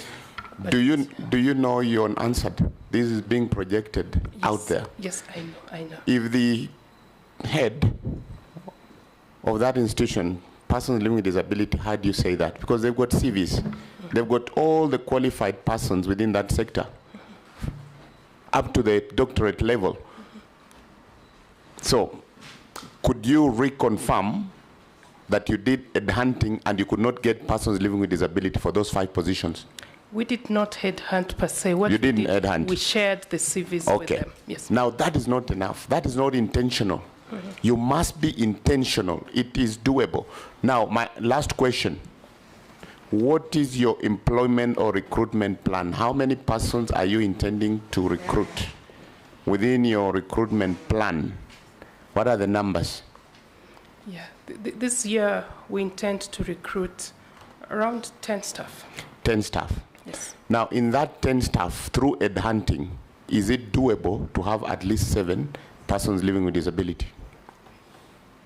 I may not commit to 7, but there are those we had already noted, and the VC is aware, Yeah. who are PWDs, who are our former students on attachment, on internship, who we could consider for some of the positions. But apart from that, not just students at the lower level, even at the top level, the positions you're intending to fill at the higher level, could you ensure that particular tribe of Kenyans, the 43rd tribe, persons living with disability, are captured? Yes, we will do that. Thank you for that. Yes, Mheshimiwa. Yeah, in the interest of time, let's give them at least 1 year to comply and move on. Yeah, because VC, you know, as Mheshimiwa Kakai has indicated, you know, it's doable. And you know, it's your responsibility as the VC to ensure that persons living with disability are properly captured in the institution. So I think in your next recruitment, kindly make efforts, HR, ensure that at least you consider the persons living with disability, because the required percentage is 5%, and you know you're at 2%. So there's that deficit. So we'll issue with 1 year to ensure compliance. Auditor, next. Thank you, Honorable Chair. The next paragraph is non-compliance with fiscal responsibility principles. The financial statements reflect employee costs totaling Kenya shillings 778 million, 56,640. The amount represents approximately 52% of the total revenue of Kenya shillings 1,485,798,201, which translates to 17% points over and above the maximum allowed ceiling of 35%. Thank you. VC, do you think you'll be able to run this institution in the next years if the wage bill is at 52%? Through the chair, the university has put various strategies in place to bring down the payroll to the ratio of 35%. One of them is to increase enrollment of students through increase in the number of academic programs, thereby increasing the revenue generated. We have also frozen in recruitment of non-teaching staff, except where it's very critical, thereby controlling employee costs, and also recruitment based on evaluated manpower requirements in the most critical position. So what we are saying is that we are working very hard to try and bring this down. It is not easy because, you know, a university, what we need to run the university are staff, professors, and professors are not cheap. So when you say that we comply to the 35%, which I know is in the PFM Act, it makes it very difficult because universities rely on professors as the people who are delivering the service. So in fact, Chair, my a plea to this committee would be to probably exempt universities from this 35% compliance, because it's very, very difficult. Chair, through the chair. Yes, Mheshimiwa. On this one, I agree with the VC. You see, they provide services, and it's been difficult to maintain the 35%. But meanwhile, the 52% can be brought down a bit. You know, it can be brought down, and at the same time, you increase your revenue. You know, that's the best solution. Yeah, because at least the university has 50 acres they can utilize and at least come up with a bit of some revenue. Yeah. I think we proceed to the next issue. Yeah, so I think... I think, Chair, we give them timelines. We cannot we cannot achieve. No, I think let's keep it in view. Then the auditor will review, because auditor, you can keep that specific matter in view. Let's proceed. Thank you, Honorable Chair. The next paragraph is anomalies in statutory deductions. Review of schedules and analysis of payroll data revealed that 293 officers were deducted housing levy, which was below their recommended rates amounting to Kenya shillings 171,559 in the year under review. Further, 82 officers out of 236 officers were being deducted pension with different rates below 5% of gross salary. Thank you. VC? Chair, on this matter, there are two issues, the affordable housing, and the affordable housing levy was officially implemented in, according to Affordable Housing Act 2024 on 19th of March 2024, and implementation guidelines issued by the KRA. The housing levy is charged at 1.5% of an employee's gross salary, matched by an equivalent employer contribution. Chair, for the purposes of the levy, and as per the KRA public notice dated 15th of August 2023, gross salary refers to regular monthly earnings, including basic salary, a house allowance, a commuter or car allowance. The law expressly excludes irregular or non-recurring payments, such as bonuses, overtime, honoraria, gratuities, and other terminal benefits from the computational base. Based on this legal framework, the university applied the levy only to employees' main earnings, namely the basic salary, house allowance, and computer allowance, and excluded other one-off or non-recurring allowances.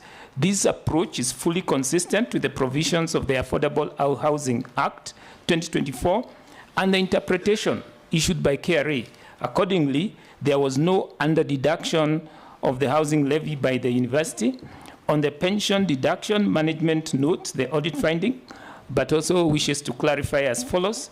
The university pension contribution structure is as per the university's staff terms and conditions of service based on basic pay and not gross pay as indicated.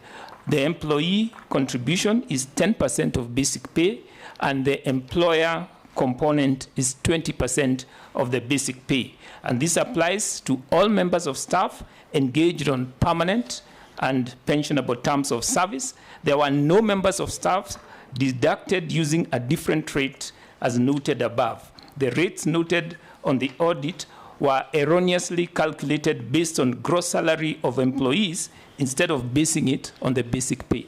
Thank you, Chair. I hear you, VC. And Auditor, were you able to liaise with the institution? Because according to the institution, when it comes to deduction of housing levy and the payment of pension, they're up to date and they're using the required rates. But you're saying contrary. But Chair, yes, Mheshimiwa. I wanted to ask the auditor whether what the Vice Chancellor is saying is adding value to his questions. Yes. Auditor. Thank you, Honorable Chair. I think we need to be guided on the issue of what is supposed to be included in determining the gross salary. Otherwise, we may need to refer to go back to the law and confirm whether payments such as bonuses paid or overtime paid monthly, whether they should be part of the housing levy.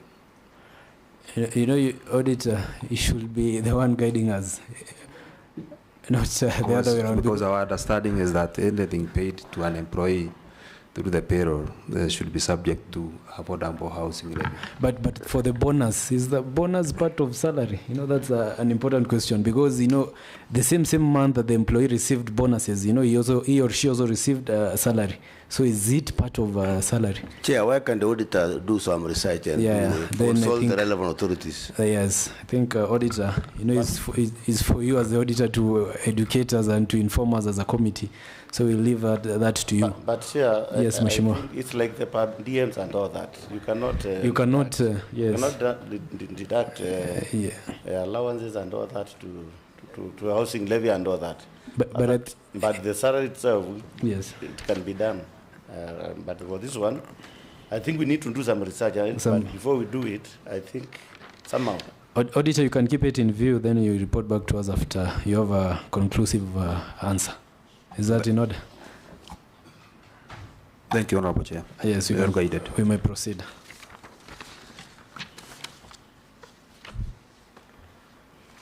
Thank you, Chair. Honorable Chair, the next paragraph is on non-teaching staff members paid overtime cash allowances in place of utilization of days. A review of schedules and analysis of payroll data revealed that non-teaching staff worked overtime and were compensated overtime cash allowance amounting to Kenya shillings 332,473 instead of being given off days. Thank you, Honorable Chair. VC. Chair, the management notes and acknowledges the audit findings on overtime payment. We wish to clarify that the payment of overtime is done in line with the terms and conditions of service and the Human Resource Policy on Allowances. Section 4.8 of the Cooperative University of Kenya Human Resource Policy on Allowances on K to H. The University Management Board may authorize payment of overtime in case it is practically impossible to take days off. The overtime allowances paid during the period under review were issued strictly to non-teaching staff who worked beyond official working hours and weekends, and only upon prior written approval of the DVC in charge of finance, planning, and administration. And this is also provided in the terms and conditions of staff in the grades NT 5 to 15. Thank you, Chair. Auditor, are you trying to tell us that it's not in order to pay overtime, or what's the exact issue? Thank you, Honorable Chair. The issue is that staff should be given time to rest to avoid the issue of burnout. Otherwise, if they are encouraged to with these overtime allowances, then they may not go on leave. So was the payment regular or irregular? Because now, according to them, it's not irregular to pay overtime. Yeah, it's not irregular, Honorable Chair, to pay overtime. So you're just advising. Yes, proceed. Thank you, Chair. From what management has explained, I think we can accept that. Yes, yes, Mheshimiwa. I think it's good for the VC to encourage the staff at least to take some breaks so that they can at least rest and be productive. But Mheshimiwa, the economy is not favorable to Mwananchi. Yes, Mheshimiwa. There is no problem. I mean, if the leave days, standard leave days per year, which they are taken is okay. But if they overflow another year, there's a cut-off date. Usually, let's say March, Madam HR raised it, that at that particular time, you should not carry more than a certain number of leave days to the. But for overtime, it's a financial motivation.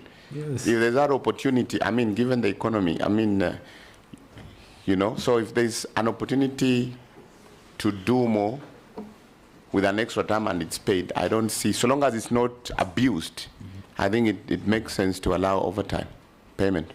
And considering that, Chair, yes. The people's pay slip was inflated with this issue of SHA and house levy.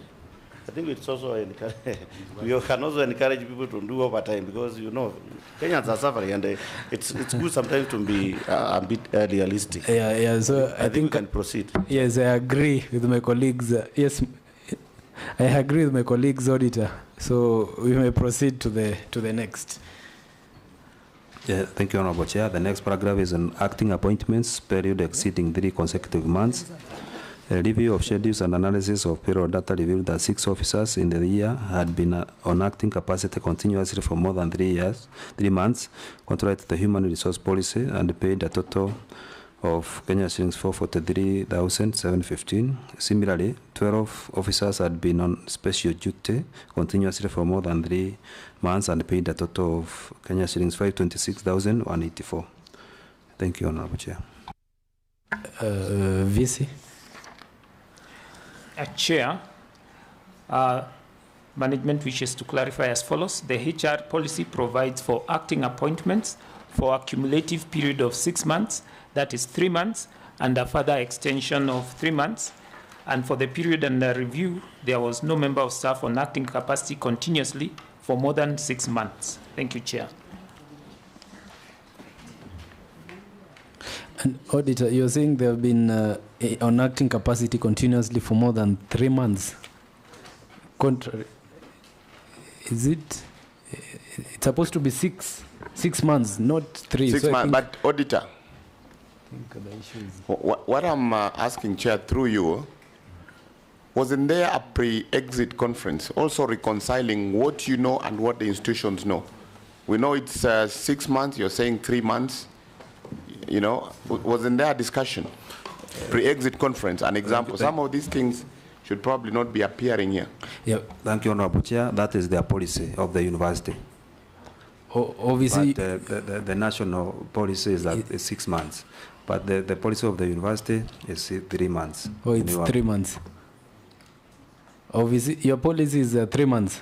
3 months, but with a 3-month extension. So it's total 6 months. The national one, which is 6 months.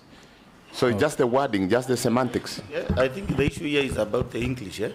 When you talk of 3 consecutive months, it means those are 9 months. That is my understanding.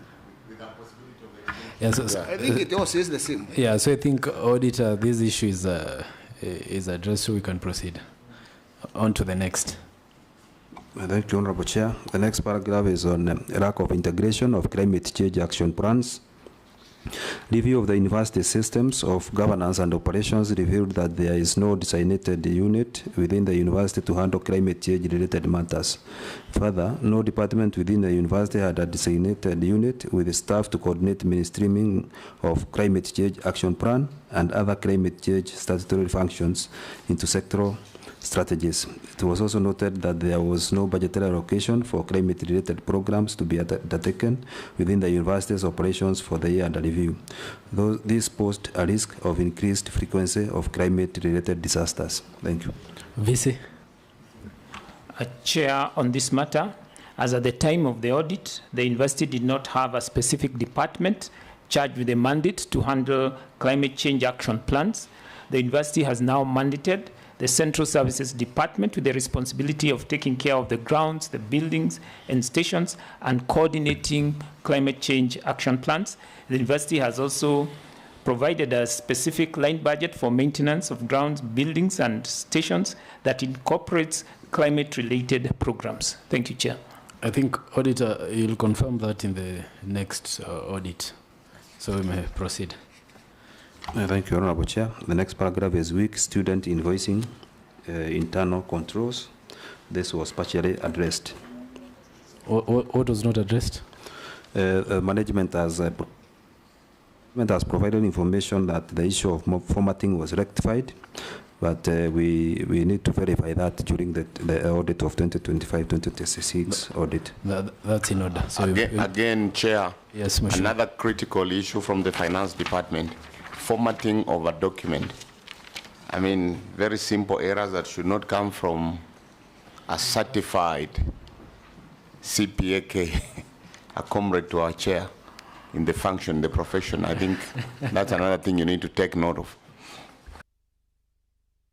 Yeah, let's proceed. Well noted, Mheshimiwa. Let's proceed, Auditor. Thank you, Honorable Chair. Next paragraph is irregularities in the conduct of board committee meetings. This was addressed. Proceed. The next paragraph, Honorable Chair, is employees working beyond retirement age. According to the biodata provided by the university, the total staff was 278, comprising of both teaching and non-teaching staff. However, review of records revealed that 3 employees were still active in service, despite having attained the mandatory retirement age of 60 years. Thank you. VC. Chair, on this issue, according to the terms and conditions of service and the CBA agreement between the university and the unions, the retirement ages for the universities are as follows. For academic staff, that is lecturer grade 13 and above, and grade 12 and above, it is 74 years. For academic staff at the rank of tutorial fellow and assistant lecturer and below, it is 70 years.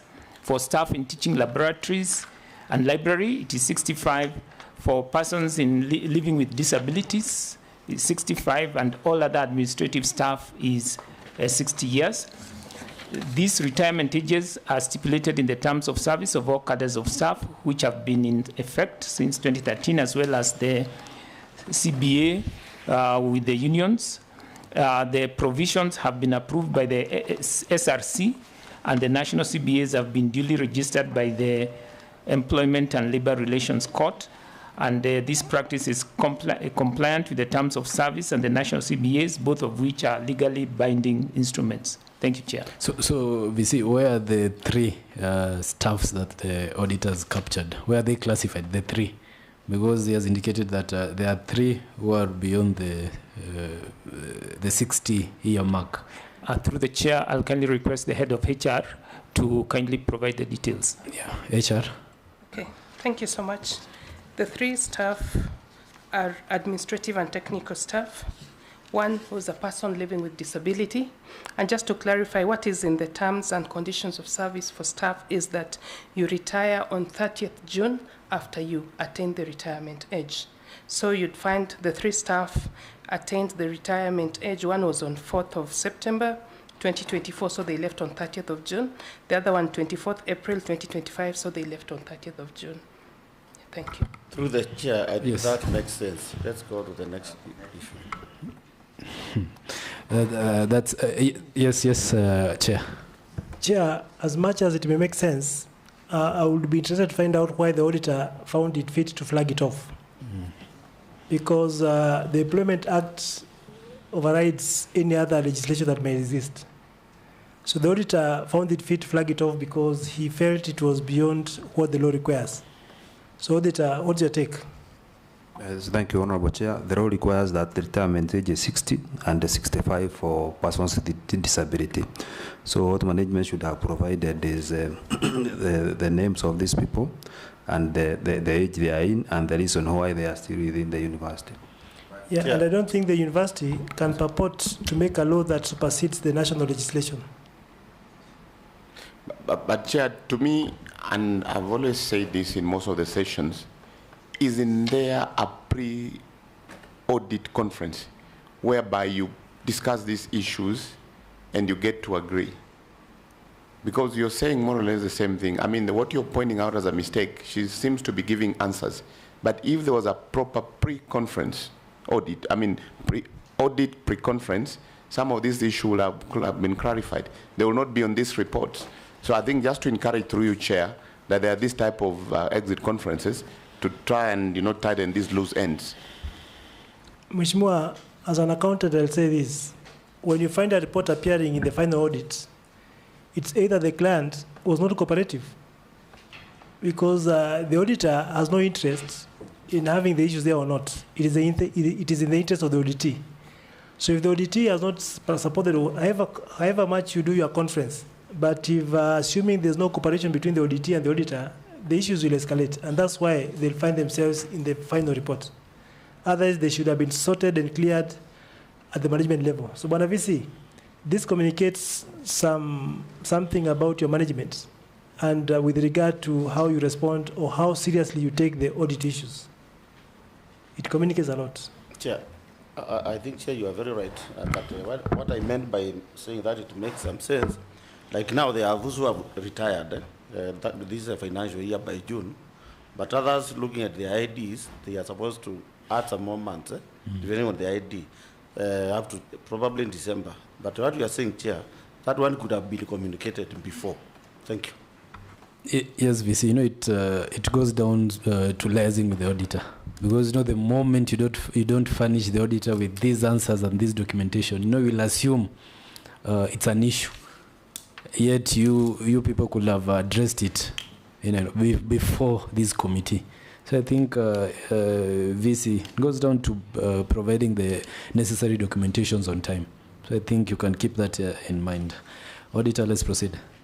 Thank you, Honorable Chair. The next paragraph is on lack of policy on exam moderation and honorarium for marked scripts. This was addressed, Chair. Proceed. The next is poor management of stores. This was also addressed. Proceed. The next is leave allowance paid more than once. This was also addressed. Next. The next is irregularities in recruitment of cashiers. Analysis of human resource data provided for audit revealed that there were 8 cashiers engaged for more than the stipulated 3 months continuously and were paid Kenya shillings 1,153,692. Thank you. VC. Chair, the council approved the conversion of all cashier workers to short-term contracts by the close of 2025-2026 financial year, and this has been now provided to the auditors. Thank you. But that's 2025-2026. But you know we are in 2024-2025 audit. Yeah, during the date when this was done, it was acknowledged that there were those cashiers who were engaged on a period which is longer than the 3 months, and this was addressed through the short-term contracts. Thank you, Chair. But Chair, does that exonerate the VC from the breach of the law?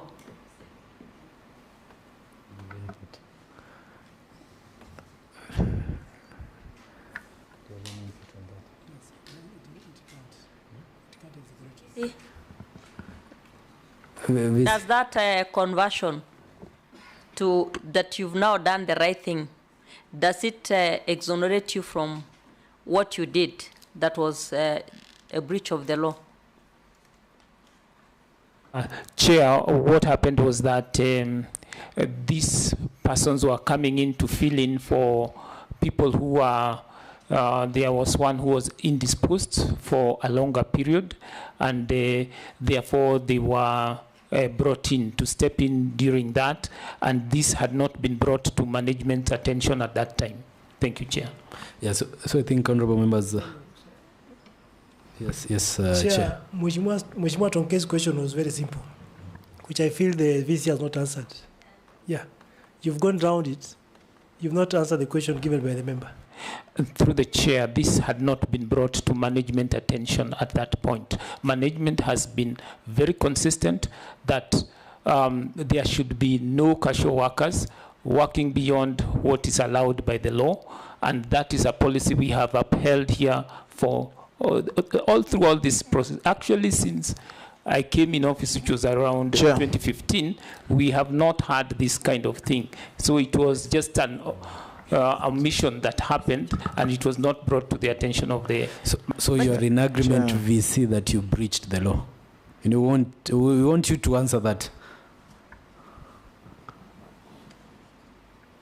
And again, Chair, who is the accounting officer? Chair. You're the one who is fully in charge of that institution. So whatever goes inside the institution, you are answerable, Professor. Do you want to tell us that the person who will carry responsibility or liability is the HR person? Because at the end of the day, the buck stops with you. Yes, Chifo, Mheshimiwa Chifo. Chair, I just wanted to get some clarification from the professor, VC. He was trying to tell us that the issue was not brought into the attention of the management. Who was this person who did not do his or her work? If you can name that person here, we finish this matter.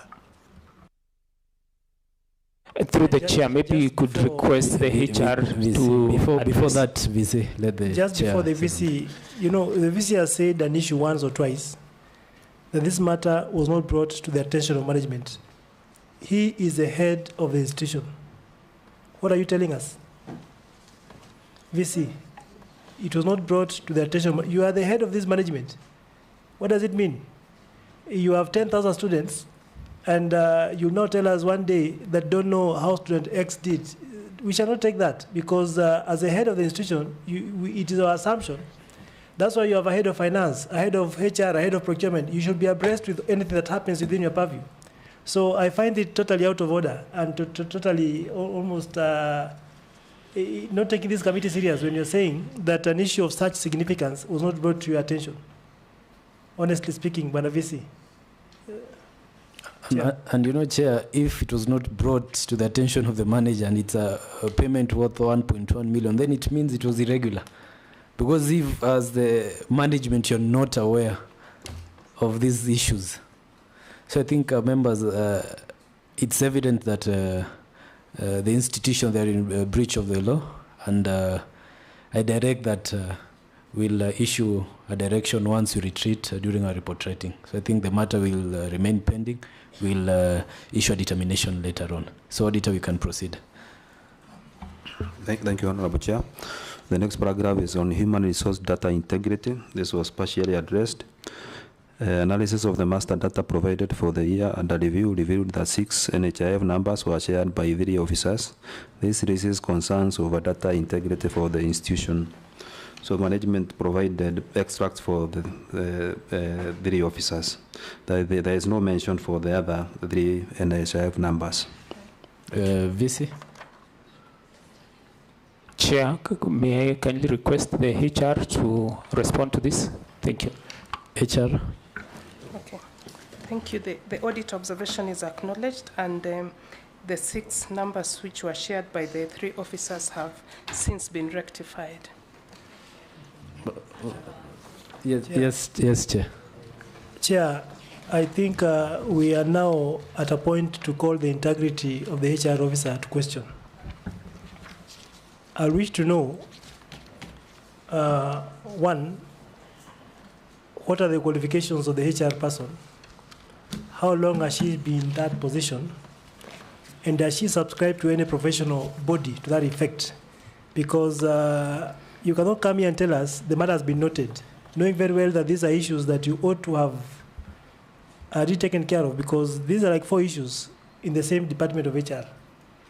So, Wada VC, what are the qualifications of a HR person? Because I'm tempted to believe she may not be competent to hold that office. Through the chair, the HR in charge of HR has an undergraduate degree, has a master's in HR, and is also a CHRP. Thank you, Chair. Chair.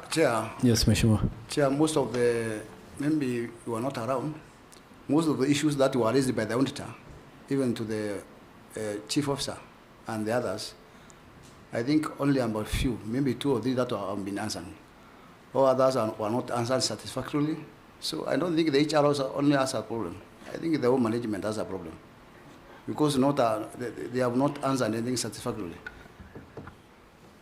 Yes, Mheshimiwa Tonke. This is really shocking, bearing in mind that we are in a country where we have ghost workers.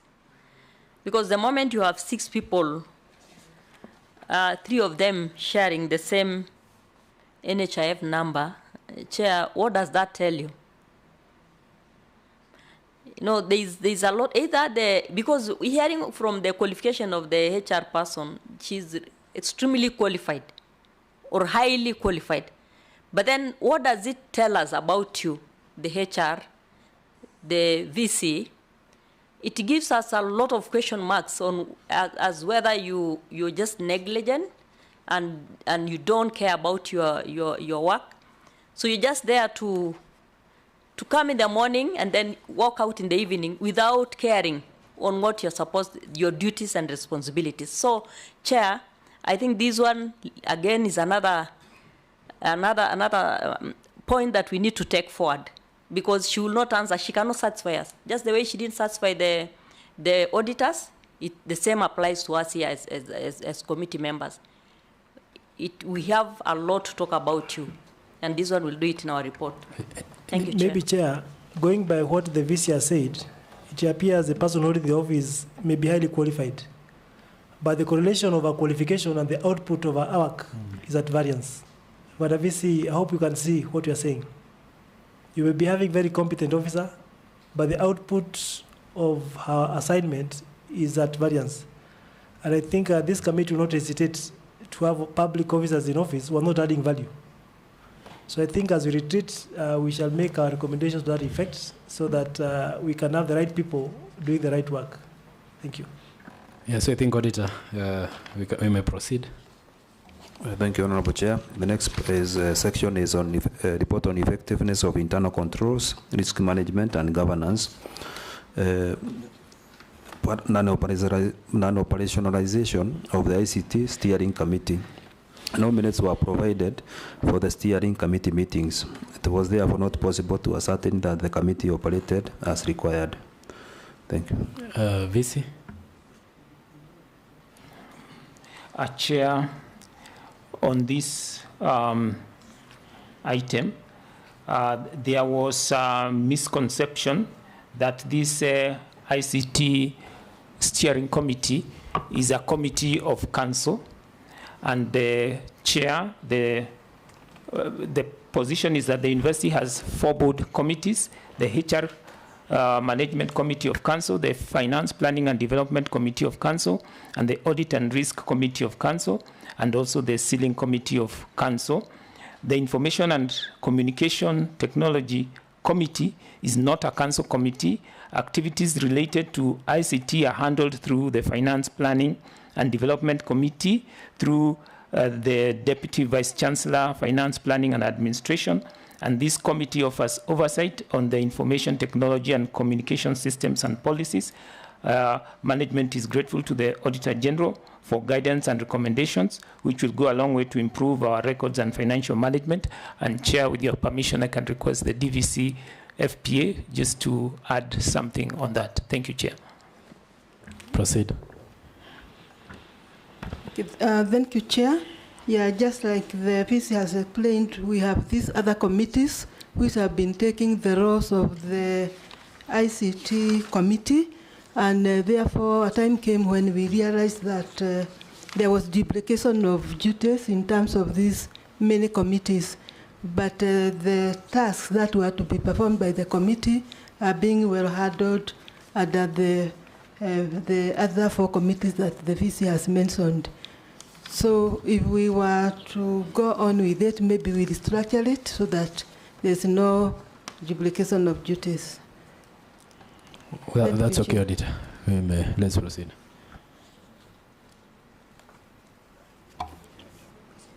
Thank you, Chair. That is all.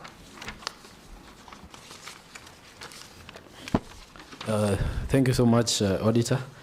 And VC, we have come to the end of our engagement, and it's important to know that VC, we have surcharged some amounts which relates to irregular payments of repairs and maintenance expenses, irregular use of interest for repairs, and irregular low value procurement.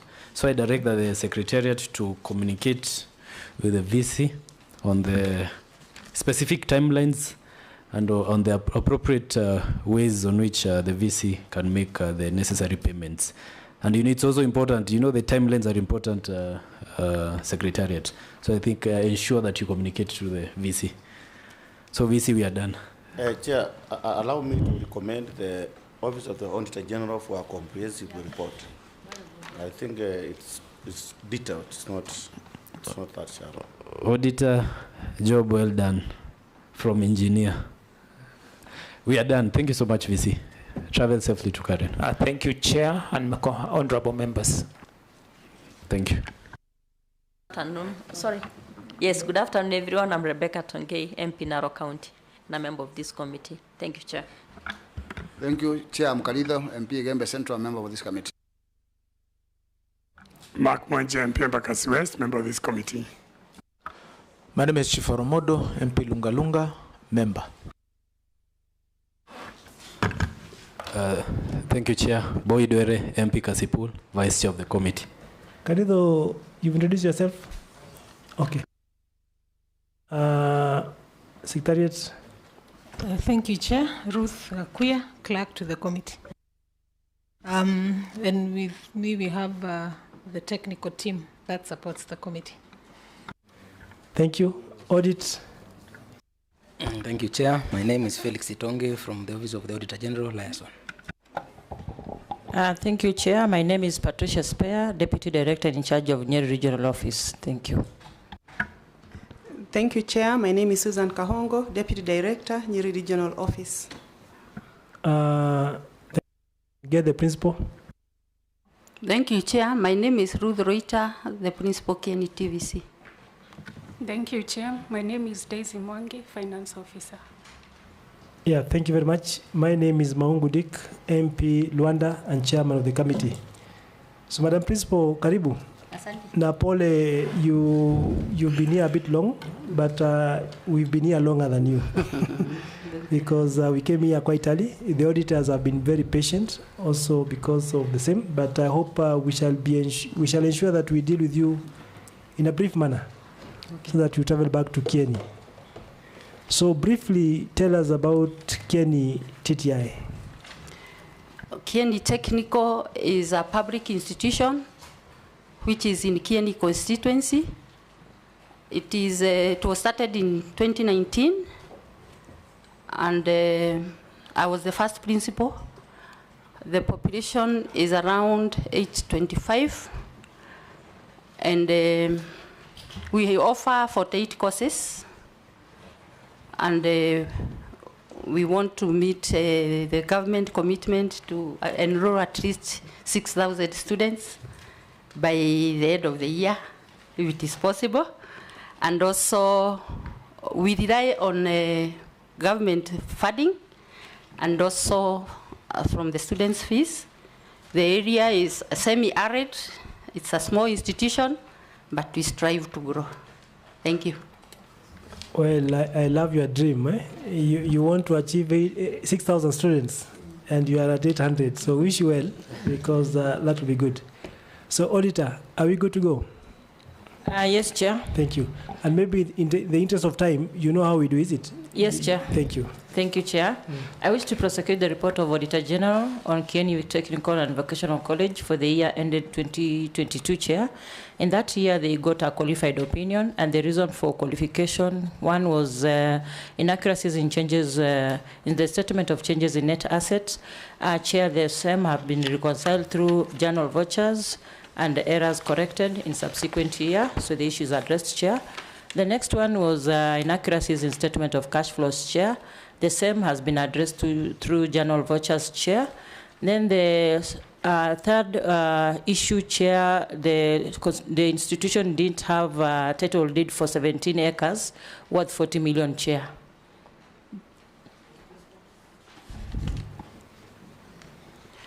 So Kieni was built on the primary school, Karishan Primary School's RAD, through the mentorship of Madege Technical Institute. And by the time we joined Kieni, there was an allotment letter which is attached for the primary school. And since then, we have visited all the offices of RAD, including RAD Commission, including RAD Adjudication Office. But up to date, we've not been able to acquire a title deed. Thank you, Chair. For record purpose, I'm Engineer Zambia, Member of Parliament, Kilome constituency, and a member of this committee. Madam Principal, which stage are you in the processing of the title deed? Allotment, do you have allotment letter? The allotment letter is for the primary school, and the technical was built on the RAD of the primary school. Then we went to the RAD Adjudication Office, Nairobi, because it was a settlement RAD. And we almost got a breakthrough because they had allocated us 20 acres, which the RAD Adjudication Office was supposed to prepare a title deed for it. Unfortunately, when we went back to Nyeri, the RAD Adjudication Office said that there were other allotments that were done in 1981 on the same land by the then county council. But up to date, we don't know if it is true. In the year 2025, we went back to the RAD Commission. They gave us instructions to go back to Nyeri RAD's office. Nyeri RAD's office confirmed that there were some allotments being given to people from Nairobi RAD Commission office. So the position We have escalated the matter to our PS, State Department, who sent a team to go and find out from the Land Adjudication Office, Nyeri. After they came to Nyeri, they established that the land was intact, the green card was intact. So I don't know where the disparity is coming from. For the primary or for the... The whole land now for the primary. The 20 acres? No. What is the total acreage? The total acreage is 43 acres. Is there any encroachment? No. There is only a church and a chief's camp and a sub-chief office. I think, Chair, this is an issue which can be very well handled by NLC.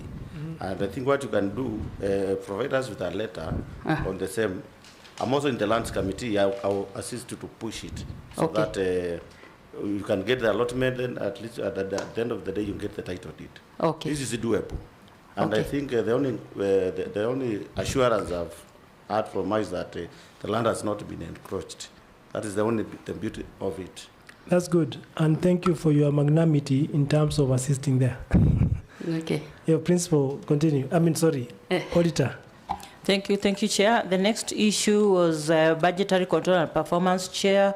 They had our surplus of 10 million, which had not been budgeted, but was regularized in the subsequent year, Chair. Issue addressed. Then the last one on that, in that particular year, is the issue to do with ethnicity. Chair, out of the 11 staff or employees, 10 are from the dominant ethnic community. Principal.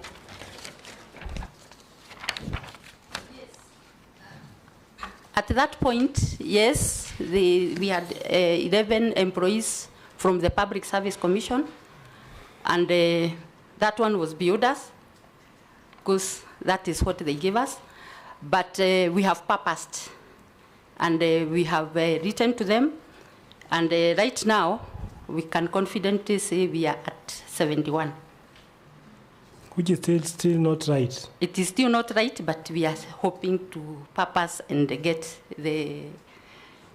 Could be, Chair, through the Chair, do you know the percentage required by the law? Yes. Which one? 30%. Oh, thank you. You may have, this committee last year passed a resolution that institutions should comply in 2 years' time. Already 1 year is gone. So by next year, when you appear before us, you should have complied. And you know, the law is very clear. Hakuna kubatisha. The NCSC Act is clear. So, Auditor? Thank you, Chair. I wish to prosecute the report of Auditor General on Kieni Technical and Vocational College for the year ended 30th June 2023, Chair. That year, they got a qualified opinion. The reason for qualification, Chair, we had some inaccuracies in the financial statement of financial performance, which have been rectified through the journal entries. Good. Also, equally, we had some inaccuracies in the statement of financial position, Chair. The same have been addressed. Chair, the issue of land title deed has been addressed, as discussed, sorry. Chair, in the budgetary control and performance, we had an amount of 4.8 million, which was non-cash item that had been included in the budget. That one has been rectified in the subsequent years, Chair. Good. Ethnicity, Chair, as discussed, they didn't have an internal audit function. Chair, it's specially addressed since they borrow services from the neighboring polytechnic, but they have not been able to employ one of their own, Chair. We feel the issue is specially addressed. Well, we have had a challenge with the audit function because from where we sit here, as much as they are allowed to have an audit function, outsourcing from a neighboring institution of government is right. And we wish that matter drops at that point because the audit function can be outsourced from the neighboring institution because the institution may still be young. Thank you. Next. Thank you, Chair. Stand guided. The next one was issue to do with the lack of evaluation reports and the charter. Those one have been provided, Chair. And then we have an issue with the lack of a human resource officer, Chair. Due to capacity issues, they have not been able to get one, but they get the services from the board committee, Chair. Principal. Yes, it is true. The institution is still young, and the BOG trainer, the BOG employees are only 5. So it will be very difficult to employ a human resource only 5 people. But as we grow, we are striving to employ one. And as they grow, remember, Chair, she has a target of 6,000 by the end of the year. Yes. So I think she'll grow. And you only came 2 of you. Yes. You only came 2 of you. Yes. This is the head of finance. This is the head of finance. Yes. So you don't have HR. What of a head of procurement? Supplies, do you have one? Supplies, we have one. Human resource, we use the subcommittee. No, not from the neighboring institution, but one of the board members is a human resource practitioner, and also our secretary. Our secretary has a certificate in human resource, which she pursued, so she can still do that function, plus the deputy principal administration, because there are only 5 people. Well, you have 5 people, but I'm wondering when your board becomes involved in your day-to-day operations, but Auditor, you'll keep that matter in view. Noted, Chair. Thank you. Thank you, Chair. I wish to prosecute the report of Auditor General for Kieni Technical and Vocational College for the year ended 30th June 2024, Chair. That year, we gave them a qualified opinion, Chair, and reason for qualification. They had not done reconciliation of their cash books and their bank accounts. However, the same has been done, Chair, and the balances are adjusted in the subsequent year. Good. Issue addressed. Chair, they didn't have annual self-evaluation reports. Subsequent years, Chair, they have been able to do the same. Good. The next one, Chair, they had constructed a workshop that was not equipped and underutilization. Currently, it's fully utilized, Chair. Good. Chair, the next one is ethnic composition, as previously discussed. Chair, at the time of audit, the institution didn't have any person with disability. However, currently, they have been able to employ 1 out of the 20. Okay. But still below the threshold. So, as we go towards your sync-up of 6,000, you should be able to have the necessary threshold, eh? Yes, sir. Thank you. Next, Auditor. Chair, the next one was failure to effectively implement audit recommendations. We are still following up and checking on the matrix and the status. We can request that one to KIV. We included in the current audit. Chair, the next one was non-compliance with guidelines on management of capitation. Chair, an amount of 8.6 million has not been rendered by the Minister of Education because the institution had trainees only. So the issue is partially addressed. Status now, Principal.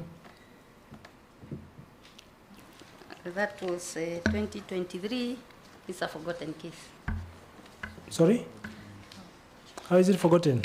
We had put it as a receivable, but we were advised not to put it as a receivable. By who? By the auditor. Auditor? I'm talking of 2023, yeah? Yeah, we are in 2024, yes. We are in 2024, Madam Principal. Oh, okay. Are you with us? Yes. You know, that statement is common. Are you with us? It's a very common statement. Yes, I'm with you. Thank you. Auditor? Thank you. We'll keep on monitoring that amount to make sure that it has been received. Kindly. Chair, we had issues to do with the inadequate internal controls for receivables.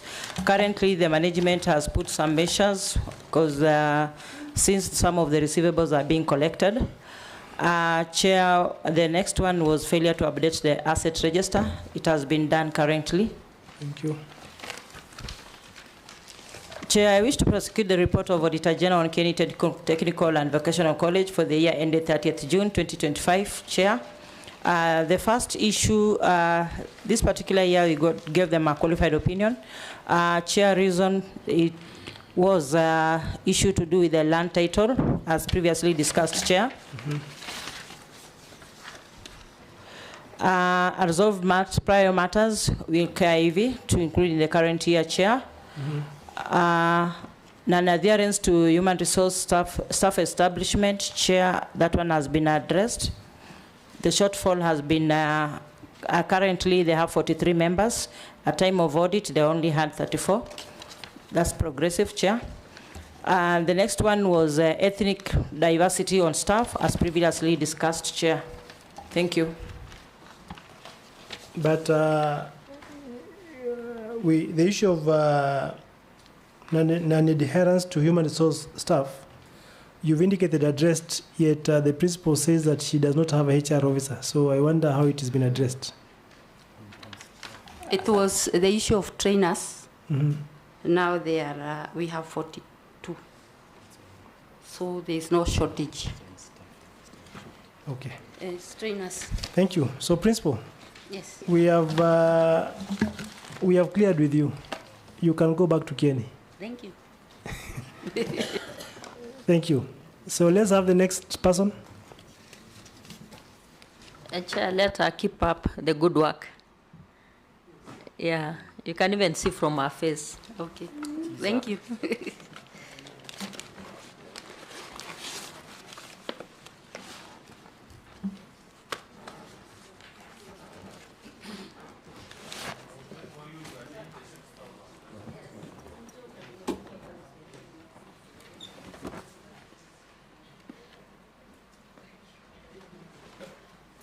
Tonkei. Thank you, Chair. Rebecca Tonkei is my name, Narok County MP, and I'm a member of this committee. Thank you. Thank you, through the Chair. Engineer Zambia, Kilome constituency, and a member of this committee. Chair, my name is Chiforomodo Mangale, MP Lungalunga, member. Chair, Mkarido Kiile, MP Gembe Central, member. Thank you, Chair. Boy Duere, MP Kasipul, Vice Chair of the committee. Thank you. Secretariat. Thank you, Chair. Ruth Gakuya, clerk to the committee. And we also have the other technical officers who support the committee. Thank you. Audit. Thank you, Chairman. My name is Felix Itonge from the Office of the Auditor General, Liaison. Thank you, Chair. My name is Samuel Mburu, Deputy Director, Nanyuki Region Office. Thank you. Thank you, Chair. My name is Susan Kahongo, Deputy Director, Nyeri Region. Thank you. Principal. My name is Nancy Wawero, Principal, Abadea TTC. TTC. Teachers Training College. Okay. Your team? My team, I have the bazaar and the accounting officer. Let them introduce themselves. You said, just a minute, you said the accounting officer? The bazaar and the accounts clerk. Okay. My name is Rose Kiboy, Abadea TTC Bazaar. My name is Edward Dinambo, Abadea TTC Accounts Clerk. So, and once you finish with your mic, you switch it off, right? So that, welcome. Principal, you are scheduled to appear before us today. First and foremost is we are slightly late. You are to appear at 2. Is that true? Yes, it is. It's now around 5. Yes, it is. So these members have been here from 9 in the morning, so you can be sure they are tired than you because you came at 2. But all the same, our apologies for coming in late. However, I'm reliably informed that you submitted your documents late to the auditors. Yes. When did you submit? We submitted them on Friday and today. And today? Yes. Now, are you privy to what the Public Audit Act says about submission of documents to the auditors? Earlier,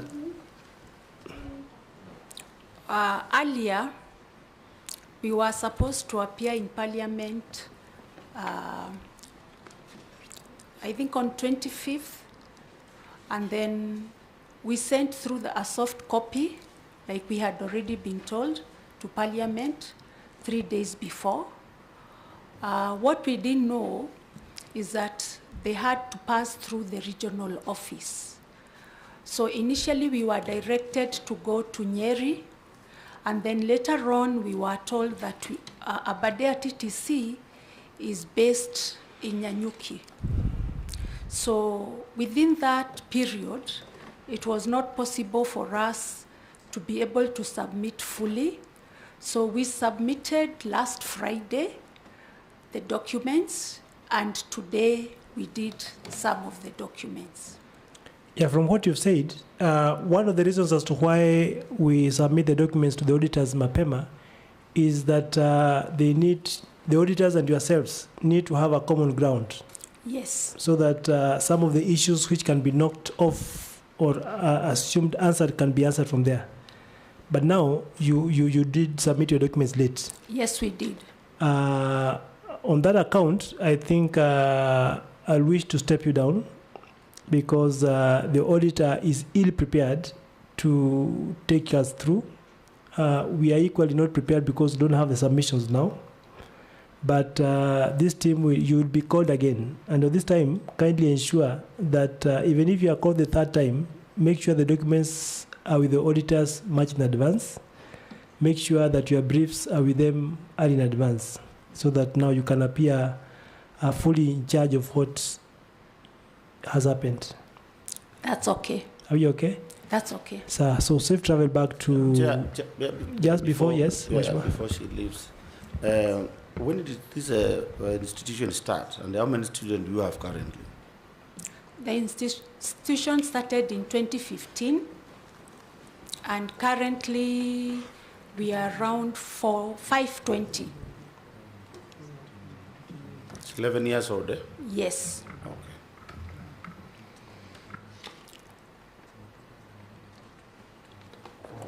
It's okay. So I think principal, you are a chief principal? Yes, I am. You're a chief principal, that's good. So I think the secretariat will reschedule you afresh when you will now appear to answer to the questions. How many years are you coming for? 4 years. 4 years, that's quite massive. So I hope they'll be able to reconcile and appear before then. So that's said and done. I think I wish you safe travel back to, you said Nyanyuki or Nyeri? It is in Nyahururu. Nyahururu. Asante. Safiri salama. Thank you. Thank you.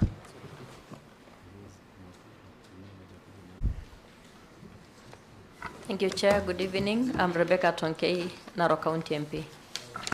Thank you, Chair. Engineer Zambia, Colombo constituency, and a member of this committee. Thank you, Chair. Kieleka Ridho MP, Gembe Central, and a member of this committee. Chair, my name is Shiforomodo Mangale, MP Lungalunga constituency, member. Thank you, Chair. Boyd Oere, MP Kasipul, Vice Chair of the committee. Secretariat. Thank you, Chair. Ruth Mwaki Gakuya, clerk to the committee, and we also have other technical officers who support the committee. Thank you. Audit. Thank you, Chair. My name is Felix Itonge from the Office of the Auditor General, Liaison.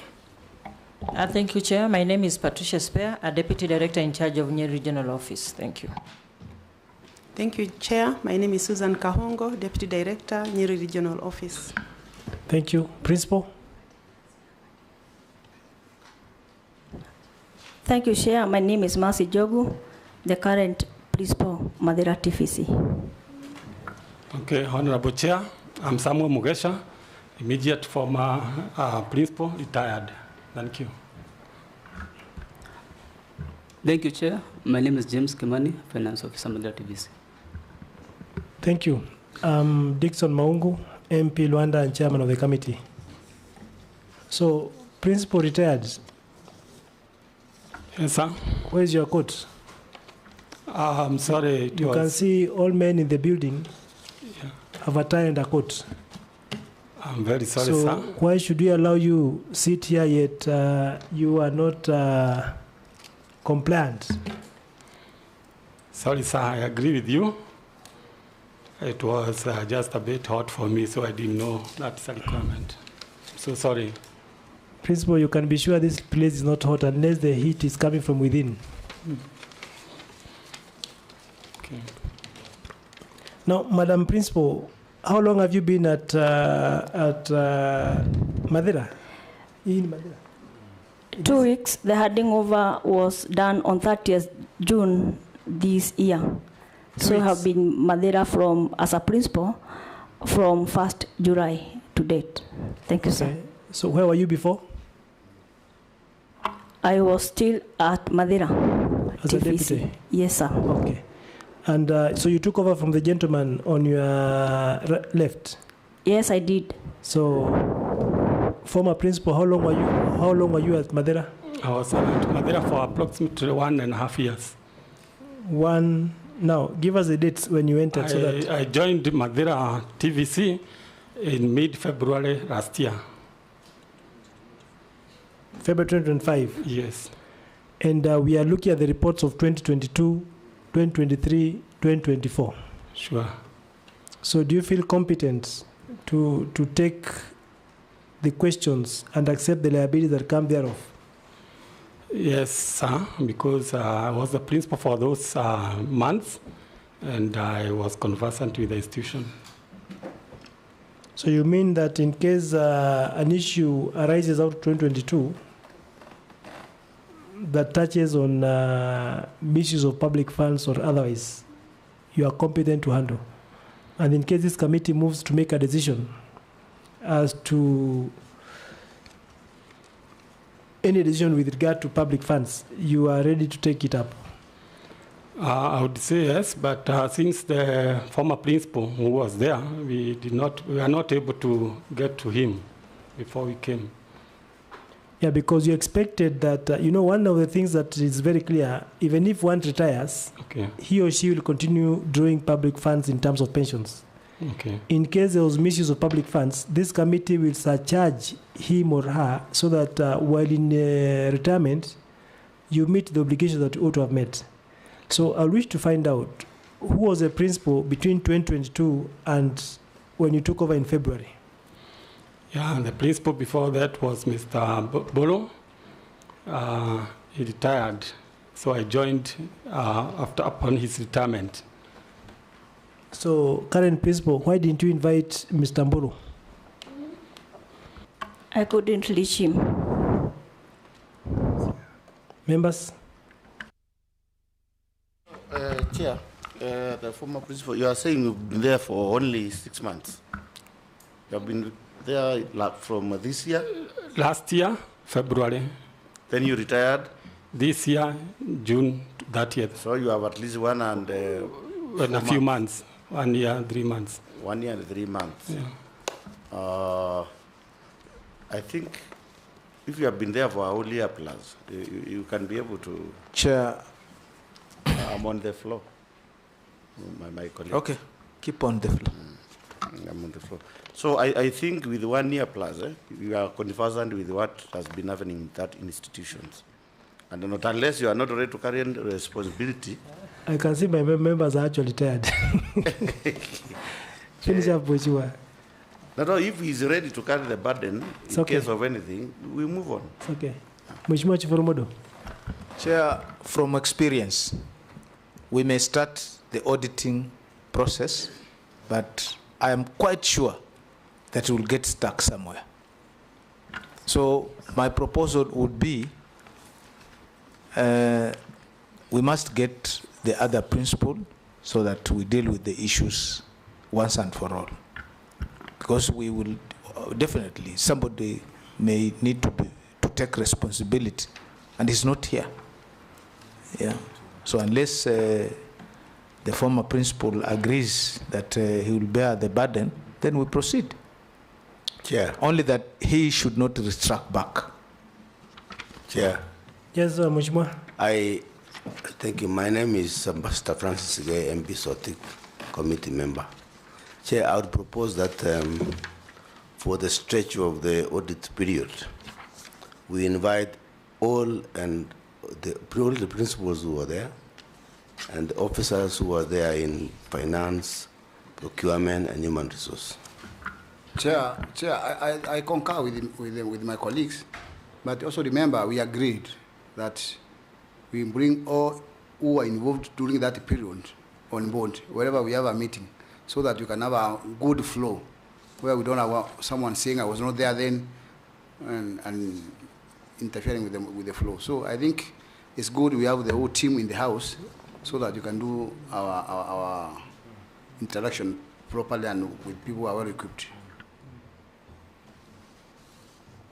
Well, Madam Principal,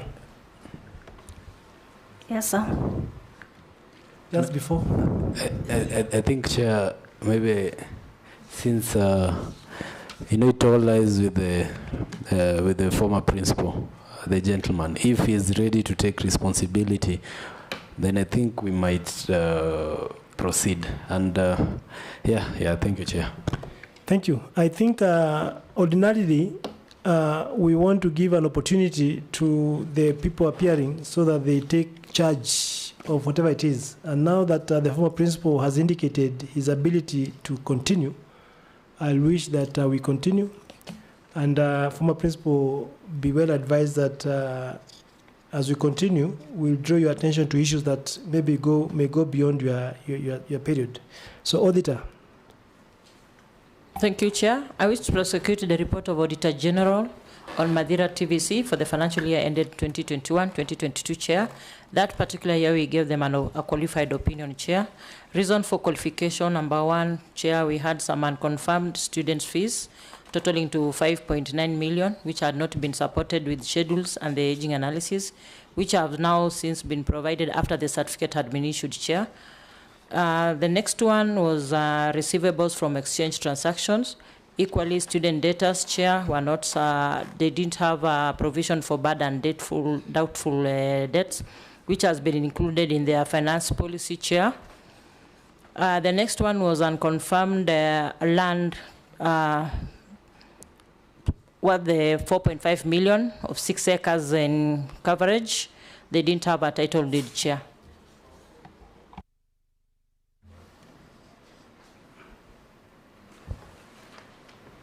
We have committed the LAD Commission Board and the Education Board, and they have promised that they are going to act on it. So we are positively waiting for the same. Do you have any documentary support of the same? Yes, we have. Okay. Now, just to recap, you told us how many students do you have, trainees? At the moment, I have 240. 240, okay. Auditor? Thank you, Chair. The next one was budgetary control and performance, Chair. Out of 18.6 million, they were only able to spend around 10 million, Chair. There was an expenditure of 8.5 million, Chair. Principal? The exchequer was submitted rate, but thereafter we were able to absorb the same in the consequent years. So you're saying this is an issue of exchequer releases? Yes, sir. Thank you, Chair. The next one was non-compliance with the law on ethnic composition, Chair. Out of the 13 staff, 10 were from the dominant ethnic community, Chair. Principal? We are trying to look at the salaries so that we can attract more from other regions. Thank you. But what does the law say? Because it appears that we've employed 77% from one community. Principal, is it a national college or it is a Madeira college? It is a national college. Yes, so we need to reflect the face of Kenya. Yes, we are trying to raise the salaries of the people so that those even who come from far, they can have money to support themselves even as they do at Madeira. But I believe Madeira does not pay a salary that is unique from other. You know, this is public service. The salaries are largely within a framework or a scale, is it? Yes, sir. So kindly ensure that you observe that. I'll do. Auditor? Chair, they didn't have an internal... Just a minute. Chair, can I ask whether they are talking about salary to support themselves or the scale which they can be able to fit in? Because the language is quite different. Maybe did you mean that the salary we want to give for those who are going to be employed is for to support themselves or to be fully employed in the institution? I'm looking at both. When we get first, we shall also employ those who have not yet employed. We shall absorb them. And for the others who are contract, we are going to try and raise the salaries so that maybe we can have other people coming from other regions. Yeah, I think we can give her 1 year so that she can bring the percentage down. But then, through the chair, you know, Principal, apart from raising the salary scale, ensure that in your next recruitment that you prioritize people from other communities. Thank you. And that must be deliberate, right? Yes. Yes, Chair. Auditor?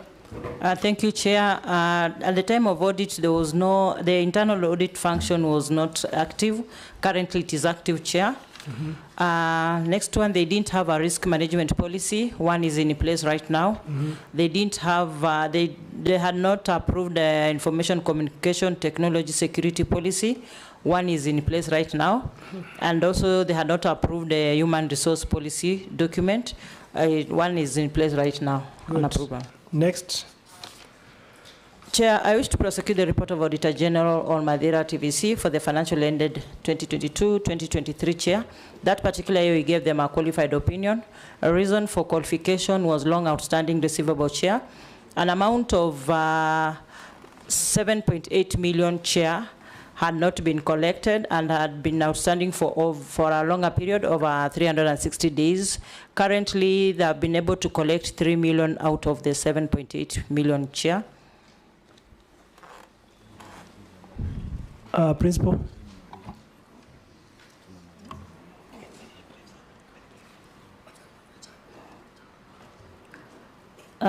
We are following the trainees to pay the fees that is outstanding, and we are hopefully that they are going to do so, so that we may have more from the debts that has been outstanding.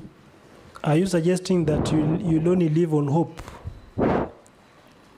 Principal, you want to live on hope? Not really, but we are having strategies on how to collect the fees. Okay. So the auditor will keep in view as you continue the audit. Noted, Chair. Under lawfulness and effectiveness in use of public resources, Chair, we have procurement worth 1,035,541. But, Chair, there are various steps or processes that were not adhered to law, such as evaluation committee was not in place. There was no evaluation reports. There were no professional opinions. They did not even approve in writing the award of the successful tender, and the college did not perform post-qualification to confirm the tender approved by the evaluation committee or tax compliant, and if registration certificates were in place, Chair. But right now, the procurement is in place. But that time of audit, there was none. We request for your indulgence. Principal? Yes, Chair. Did you hear the auditor? Yes, I have. You totally went against the Public Procurement and Disposal Act. Totally. You did things, for lack of a better word, kienyeji. So what's your take? We have put the procurement process in place, and we are going to follow the set guidelines in the same. Do you have a procurement officer now? Yes, she is there. Good, thank you. So auditor, you'll keep it in view? Noted, Chair. Under internal controls, risk management and governance, Chair, the college didn't have an impress register. Right now, one is in place. They didn't have a disaster recovery. One is in place right now. Thank you. Chair, I wish to prosecute the report of Auditor General Madeira TVC for the financial year ended 2023-2024, Chair. A qualified opinion was issued to the college. Our reason for qualification was the long outstanding receivables, as previously discussed, Chair. Sure. They didn't also adhere to the procurement process, as previously discussed, Chair. Didn't have an impress register. One is in place. Disaster recovery plan. One is in place, Chair. I wish to prosecute the report of Auditor General on Madeira TVC for the financial year ended 2024-2025, Chair. This particular year, and a qualified opinion was issued to them. A reason for qualification, Chair, they didn't have a title deed, as previously discussed. Long outstanding receivables, as previously discussed. They didn't tag the assets. The Chair, right now, the assets have been tagged. Chair, they didn't have an internal audit function. Currently, as previously discussed, currently it is in place. Thank you, Chair. Thank you. I think, Madam Principal, and the immediate former principal who just left some 2 weeks ago, I must admit that there has been continuous improvement in your governance structure, which is a good thing for us to observe, because we've seen that we had issues, but you've kept on improving, and that's the way to go. That's the way to grow your institution, because you're saying you only have 200 trainees. So the current principal, madam, you have a big task to grow that institution from 200 to 1,000 or 2,000 plus, is it? Otherwise, in terms of governance, I think I've seen some commendable improvement, which is good, and that must go to the gentleman who's just retired. Wish him well as he retire. Thank you very much, sir. Yes. Chair, my only concern is about the enrollment. This institution has how many years? When was it started? Started in 2018. 2018? Yes. Those are almost 8 years. At 200, the number is worrying. I think you need to do something on that. Madam? Yes, sir. Try to move to at least 1,000 students. I I asked with the member of parliament, he can sponsor for you some students and all that. Because that number is too low to manage things. Have you ever had a higher number? What is the highest you've had, former?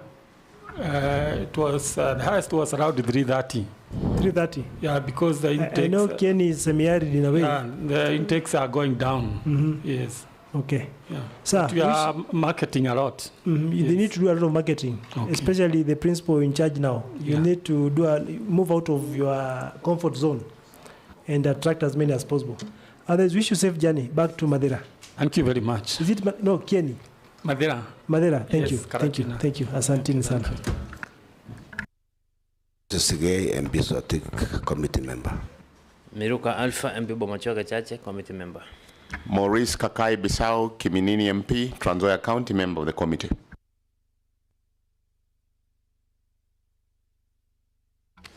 Thank you, Chair. Ruth Gakuya, clerk to the committee, together with the technical officers supporting the committee.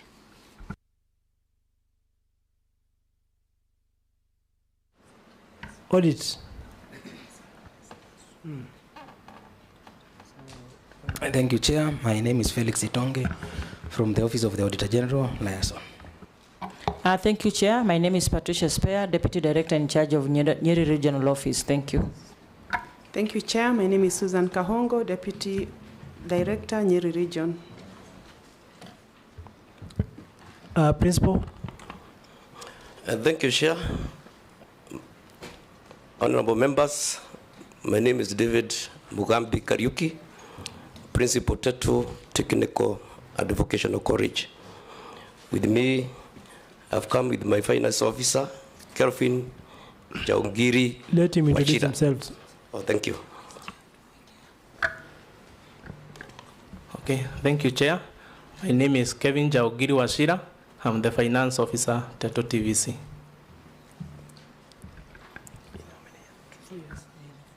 Now, Principal, how long have you been in Tetu? Chair, I've been Tetu for the last 1 year. You went to Tetu when? June 2025. And you are appearing for how many audit cycles? I'm appearing for 4 audit cycle, Honorable Chair.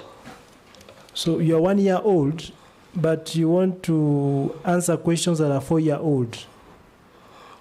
Yes, Honorable Chair. Where is your former principal? I didn't come with them. You didn't invite them? I didn't invite them. Mm-hmm. Yes. That is wrong. Members?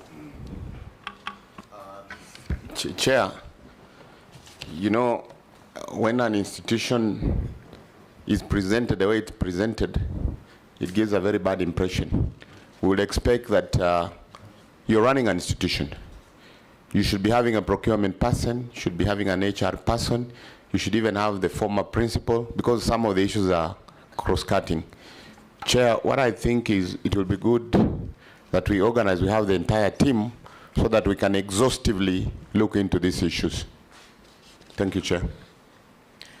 Miruka? Yes, Chair. I want to ask the principal.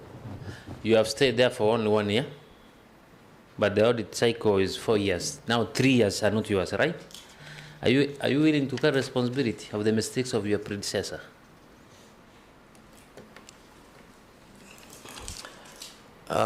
Honorable Member, I think I'm willing to take those responsibilities. But if the Honorable House find that I need to invite the former principals who are in other institutions, and one is retired, I will go by the guidance of this Honorable Committee. Chair, how many years are we auditing? 4. 20? 2. 3? 4. Chair. And Chair, I wanted to ask the background, Chair. I mean, students, number of students, the land, how much land you have. But I believe this audit query should be done when all those who are principals are there present. Principal, you realize through your chair, Principal, you realize that all the 4 years are qualified. You know what qualified audit reports are. So again, are you ready to take responsibility for qualified reports that you are not there? Thank you, Chair. I think being my first appearance in this committee, I wish to be guided by the committee depending on the issues that the audit report has actually identified. Maybe the committee can check on the weighting of the issues so that in case we need the former principal, who one is retired, of course, and the other one in another institution, we abridge by your advice. Principal, retiring or not is not an issue. Even those overseas, we have them brought here on us by either means. So retiring is not an issue. I'm looking at the number of issues we have. We have about 32 issues that we need to look at. And being in office for 1 year, I'm persuaded to believe that we may have to hear your predecessors also in being here with us. So on that account, I think I'll want to send you back home so that you reappear with your predecessors. And where's your procurement, head of procurement? You don't have? We have a procurement officer, although he has transferred, he has gotten another job at Moi Kibaki Hospital in Udaya. So you don't have? You have head of HR? Head of HR, the functions are carried out by our deputy principal administration. So okay, so I think going by that, I'm looking at what we have. I think it would be fair to you and the person who was before you to have the means so that any decision we make will not be overreaching, but will be within the confines of our operation. So with that said and done, I want to step you down and wish you safe travel back to Tetu. Thank you. Much obliged.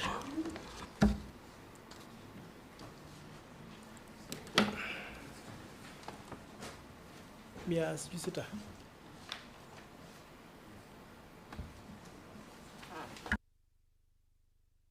Committee. Thank you, Chair.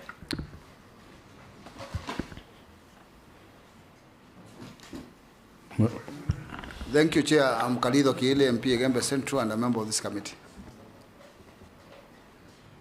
Thank you, Chair. Ambassador Francis Gay, MB Sotik, committee member. Miruga Undeki Alpha, MB Bomanchoga Chacha Kisi, member, committee member. Thank you, Chair. My name is Faramodo Mangale, MP Lungalunga constituency, which is in Kwale County member. Thank you, Chair. Maurice Kakai Bissau, MP Kiminini, Trans Nzoia County, and a member of this committee. Mark Mwenje, MP Embakasi West, member of this committee.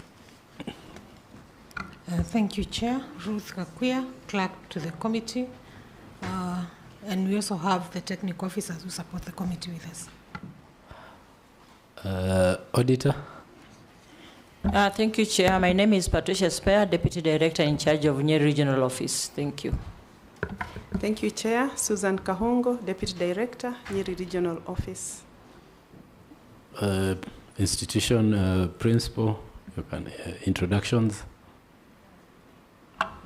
Thank you, Chair. My name is Irene Mwangi, the principal, and I'm accompanied by former accounting officers who are two.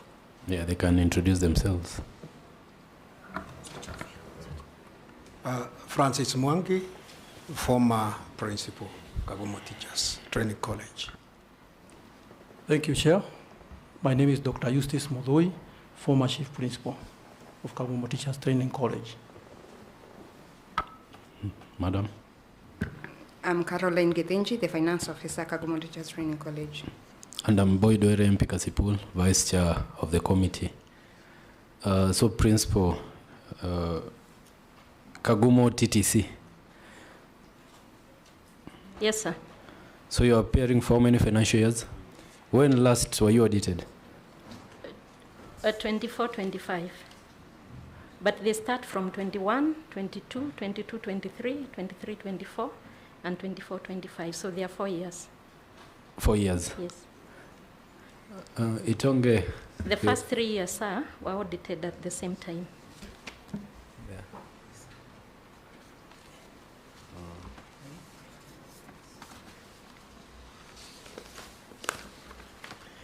Okay, so kindly tell us more about Kagumo, a brief overview of your institution. Thank you, sir. Kagumo Teachers Training College is one of the 3 colleges that train at the level of diploma in secondary teacher education. And it's located in Nyeri County. And we are having a population of 1,204. We have 73 tutors. We have 59 non-teaching staff. Land acreage? Land acreage is, we have 4 pieces of land. One piece is 100 acres. The other one is 20 acres. 2 make 20, and a small one that is less than a quarter, where we pump the water from. And do you have proper documentation? Do you have a title for all these lands? Yes, sir. We have all the titles. Okay, and maybe for the former principals, maybe you can indicate the period that you were in the institution. Chair, I was the principal between the year 2017 to 2022 November. Thank you, Chair. I was the principal from January of 2023 to June of 2024, 1.5 years. Okay. And I came in 2024 to date. Oh, 2024 to date. That's in order. Auditor, you are ready? Yes, Chair. Chair, before we start, for this particular client, Kagumo Teachers Training College, for the 4 years they have gotten an adverse opinion, Chair, meaning the issues that were observed were so material and pervasive, meaning they cut across several financial statements, Chair. We were able to sit down with the accountant looking at some of the issues that brought to this adverse opinion, Chair, and we managed to do 2 years, 2021, 2022 Chair, and 2022, 2023 Chair. However, because of the corrections and adjustments that are supposed to be done in subsequent years, we were not able to complete because we did not get, or they did not submit the quarterly reports for 2024, 2025, 2026 financial year, so that we'll be able to confirm how those the adjustments that we are moving forward can be captured in those financial statements. So on that note, we stand guided because the accuracy issues, we are not able to confirm how they have been addressed because we don't have those quarterly financial statements. Members? Yes, Mheshimiwa Bisau. Thank you, Chair. Who was the substantive principal during that period, 2021, 2022? Francis Mwangi, I'm the one who was... Okay, and which institutions are you in right now? I retired You're 4 retired. years ago. Now, Principal Mwangi, do you know what an adverse audit report means? Adverse audit report, do you know what it means? Well, I want to say that I don't know because this is my first time. Okay. I am appearing in this new auditing error, IPSAS. Okay. Now, my other question, the auditor says the document, the authenticity of the entire process could not be verified because there are no documents. Where are the documents?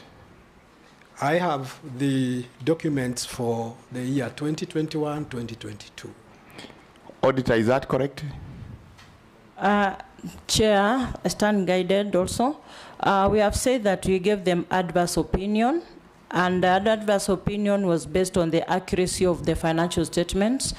For us to be able to address these issues or to look at how they have been able to implement the recommendations done, they were supposed to provide us with quarterly reports for the financial year 2025-2026 to see how they have captured these balances that we are moving forward from one year to another, because we have issues to do in financial positions affecting assets. We have issues to do with cash and cash equivalent affecting the bank statements or the bank balances. So these balances have to be moved forward until the corrections have been done in the subsequent financial year.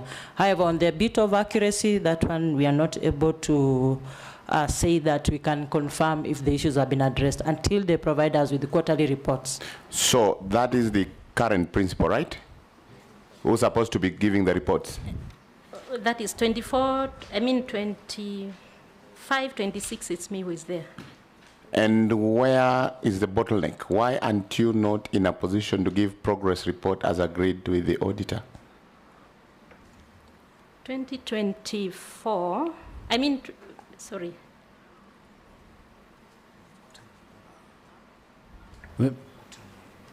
Maybe, auditor, I think the principal is a bit lost. Maybe she... Chairman, Yes, Mheshimiwa. Let me interject, because the auditor is very clear and categorical that is not ready for the financial years, simply because she has not harmonized from year 1 to the latest year.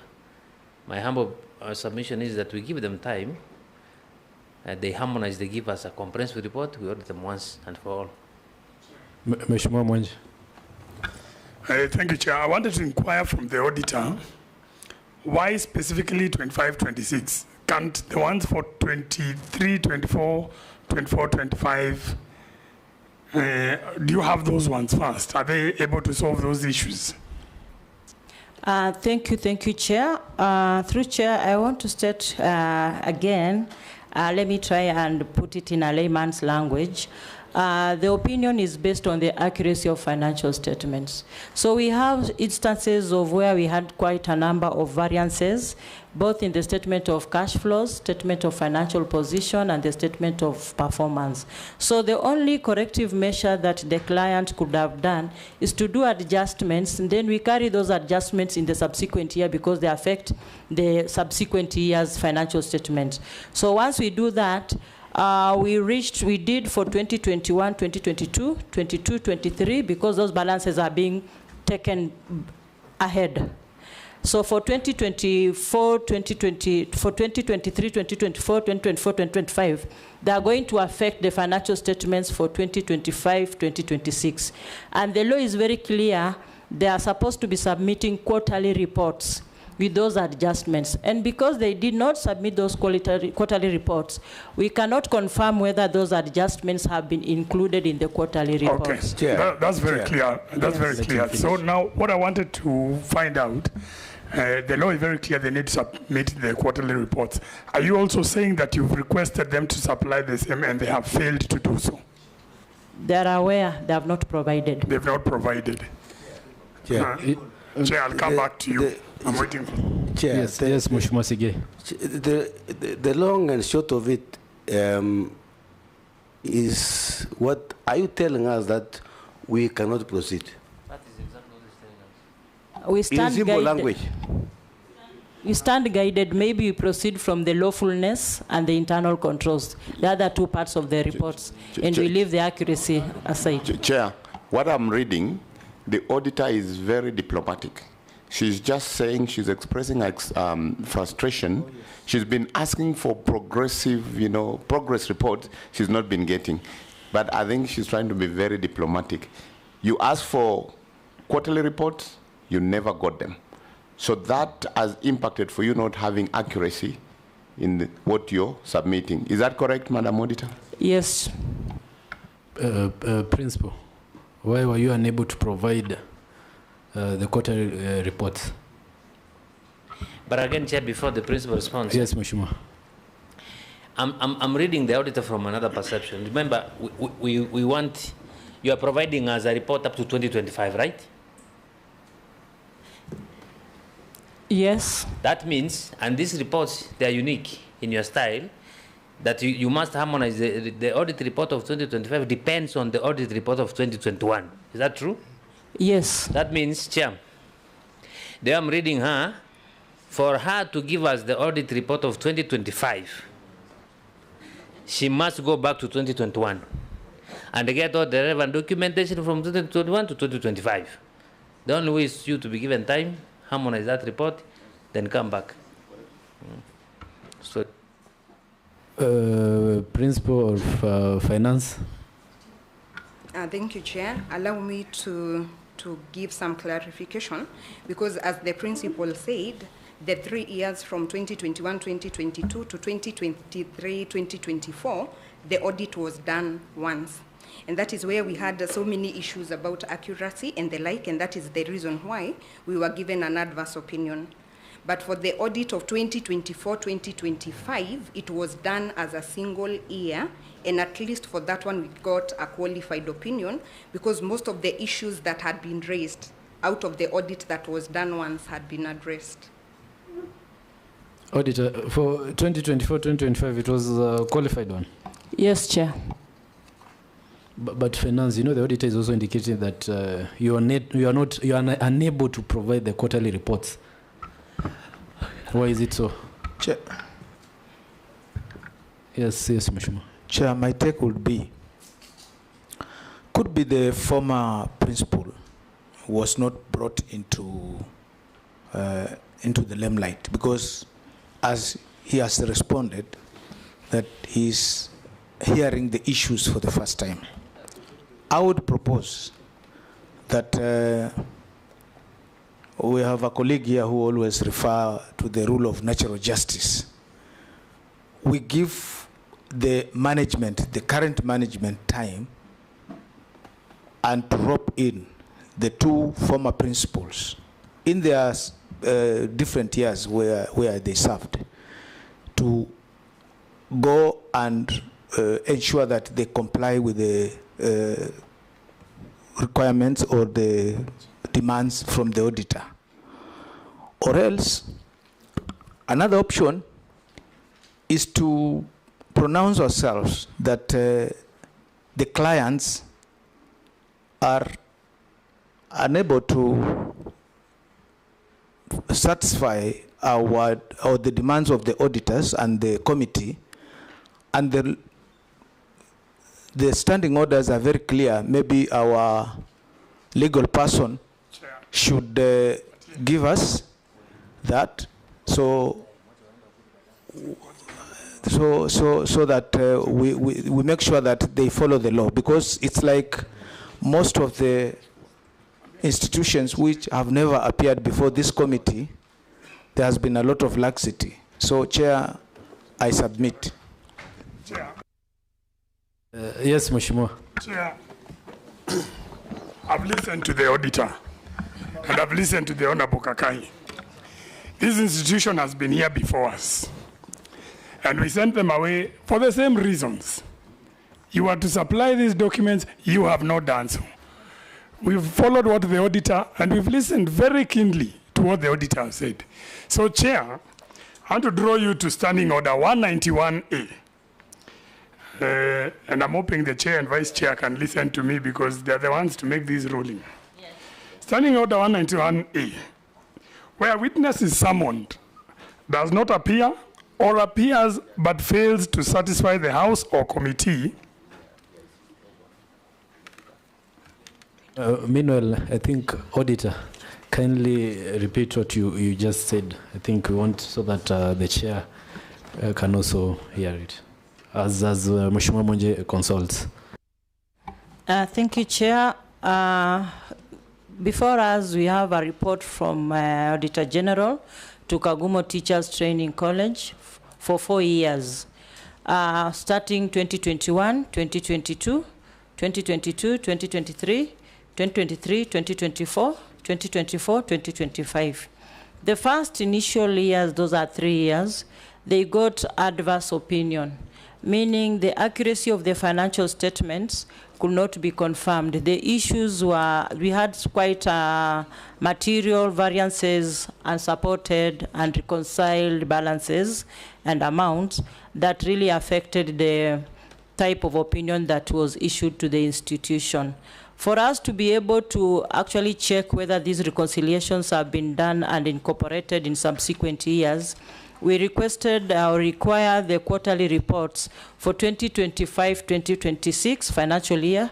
The law requires them to provide quarterly reports where these inaccuracies or adjustments could have been adjusted or verified adjusted.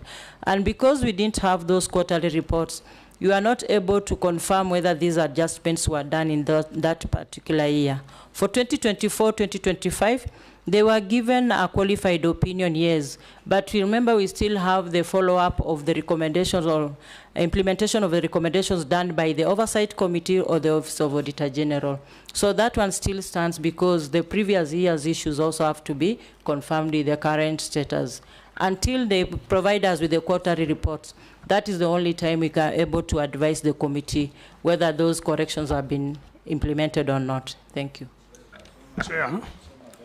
Now, under the Parliamentary Powers and Privileges Act, I want to draw you to Section 27. A person commits an offense where, now under subsection C2,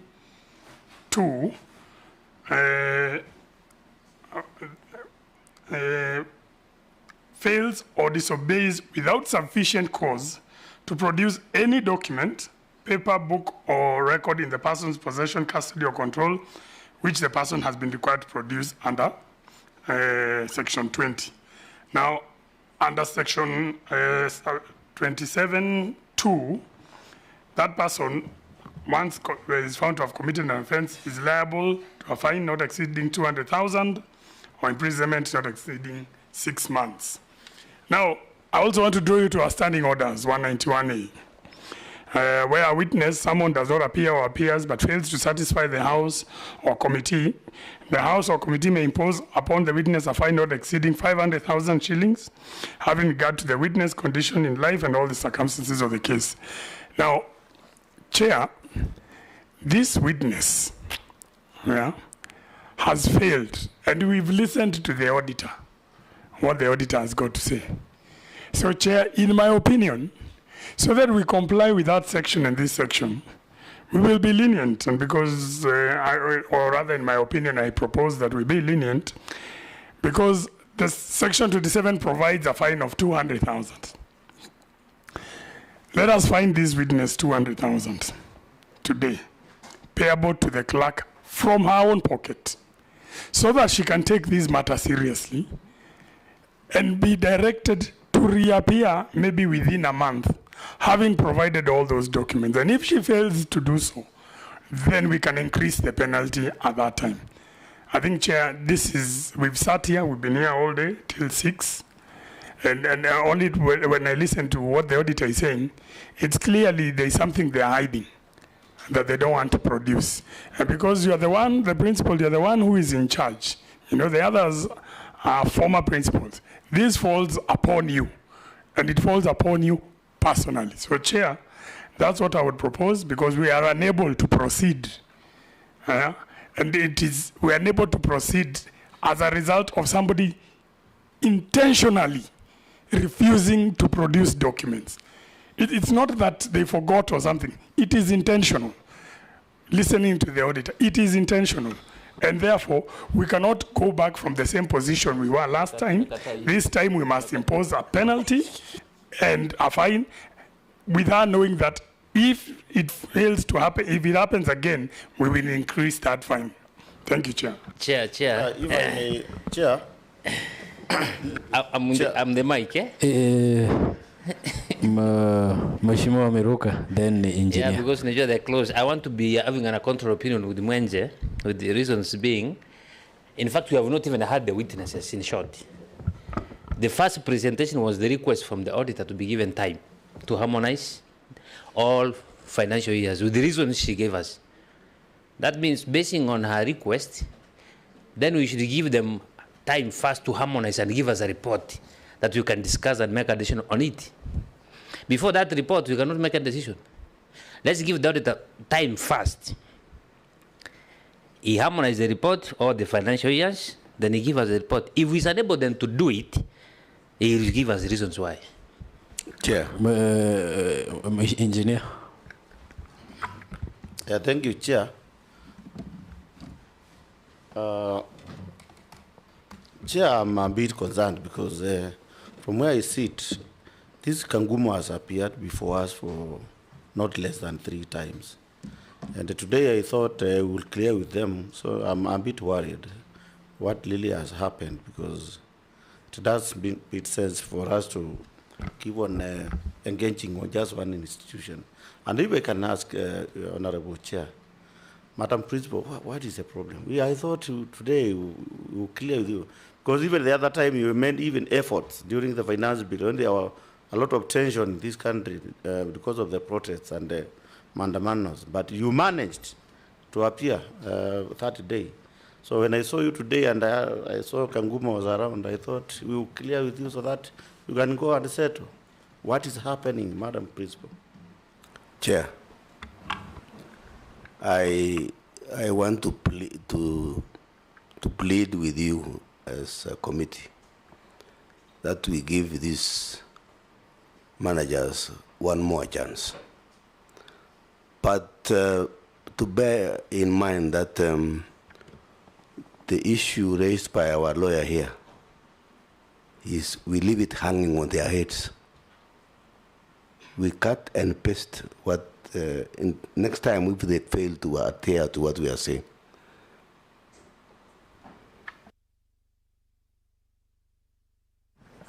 Through the chair, I think I concur with Mheshimiwa Sigei. I think we can give the institution one more chance. Let's not penalize them. It's evident, Principal, you have heard what Mheshimiwa Monja has indicated. The penalties, fines imposed to failure to cooperate or provide the necessary documentation. A fine up to from 200 to up to 500,000. But I think, Chair, since for the 2 financial years, they were able to sit down with the auditor and reconcile. So I think for the remaining financial years, we can give them time so that they can sit down with the auditor. Then hopefully the issue will be addressed. If they fail to do so, then I think as a committee, we might proceed and act. Thank you. If you allow me, I just want to hear from the principal. Principal, for how long have you been to that institution? Thank you, Chair. From 24. So you have 1 year plus? 2 years now. 2 years. Yes, sir. I just wanted to hear from him because I don't know. Coming here more than 3 times is not making sense to us. What is happening? Just kindly tell us what is happening. Now, Principal, you've heard what members have pointed out, and I think I've seen you here not once or twice. And in my thinking, I thought that we were clearing with you today. But the issues emanating are quite heavy and may not be thrown under the carpet. From the auditor, she almost looks frustrated by your inability to provide what is required, because auditor is on record that the first 3 years, where the report is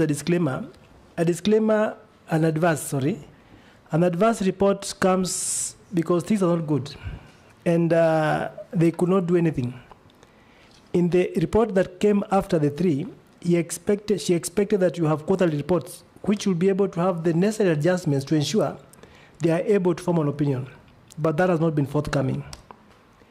Mheshimiwa Mwenje has drawn you to sections of the Public Audit Act, and Parliamentary and Privileges Act, which gives this committee powers to do what it feels and deems right. But maybe before I can pronounce myself, I'd just like to hear from you. What is so difficult to providing documents, if at all they are there? Principal. Thank you, Chair. I know we have discussed all those reports. I don't know maybe what is happening because in my thinking, I know we have prepared all those reports and they have even been discussed by the board. So I'm a bit puzzled, but that is the position. They are all prepared. Probably the transmission could be the issue, but they are all prepared. And truly, as you say, we were looking forward to finalize. And sir, we have made the effort to be here, like he said, even the day when there was a protest. When you were here last, you asked that we come with the accounting office, and they're here. So I'm a bit lost. I don't know. Now, if you are lost, we shall find you somewhere. So, because we need to place you somewhere. So, sir, what I was saying, Chair, is that probably like the way the auditor requested, I think we need to reconcile one or two things, but we should comply, and that is our endeavor to comply. And whatever documents they're there, I know we have prepared them. And personally, as you have said, we were looking forward to finalizing everything today. So, sir, we pray that allow us time, kindly, that we can reconcile with the auditor. Unfortunately, time is scarce, and the law is very clear. We either penalize you and surcharge you for what the omissions, or we do the recommendations that we find fit. But you see, Madam Principal, you are a chief principal. Yes, sir. Kagumo Teachers College has been in existence for long. It has had a good name all those years. Why should you allow us make drastic recommendations in your tenure when Kagumo is known for great things in this country? Because what the auditor is indicating is very simple and clear, that your office is unable to provide the necessary documents. And as a principal, we expect you carry the blame or the celebrations that come with that. I'll hesitate to impose a fine on you. But I do direct that you must therefore make it intentional. Sit down with the auditor and iron out any issue that is supposed to be cleared. Failure to which this committee will not give you another chance, neither shall we hesitate to do what is recommended of us. So I think the report as it is, I may not want to open discussion on it, but kindly sit down with the auditors and clear whatever it is supposed to be clear so that when you come before us, we are able to execute your issues. Chair. Yes, Mheshimiwa, yes. It will be good for the principal and the former principals to know that they are all answerable, so that whatever is to be handled by the other principals, so the three of them must sit together with the auditor, because all of you are going to take responsibility. That is true, Madam Rebecca, because if the report covers a given principle, that's where we shall stick.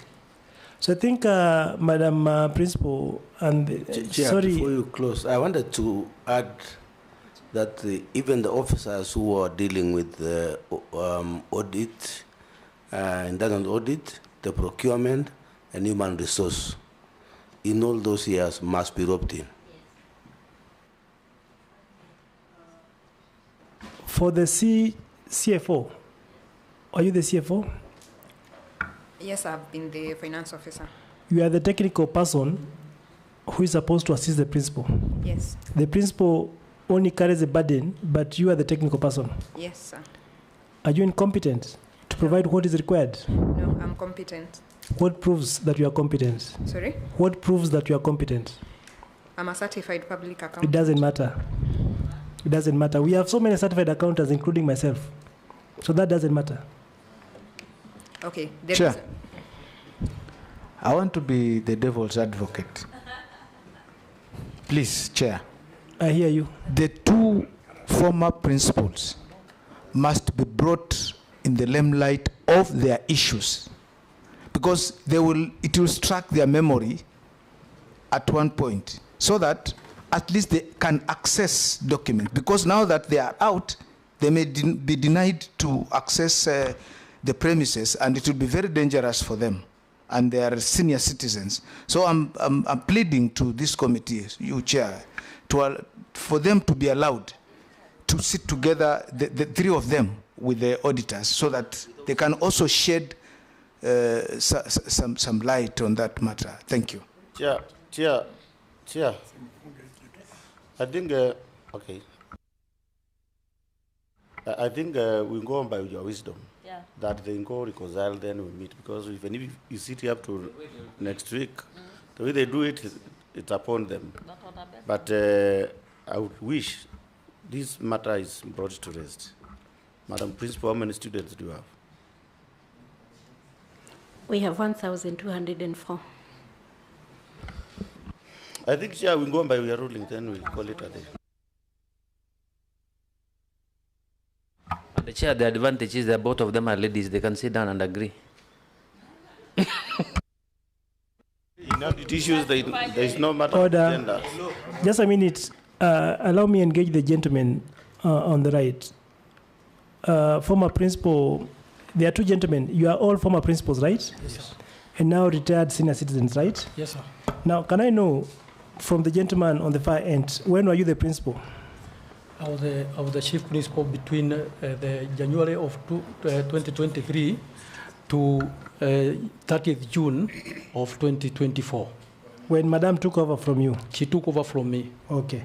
And the one on the other side was? The year of audit is 2021-2022. Sorry? I asked a question, when were you in Kagumo as a principal? From 2017 to 2022. So, and which auditor, which sections are we covering, which year?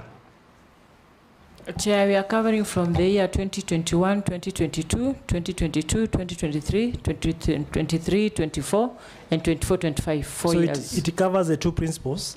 The three. And the third one? Yes. Is that true? Yes, Chair. And, sorry.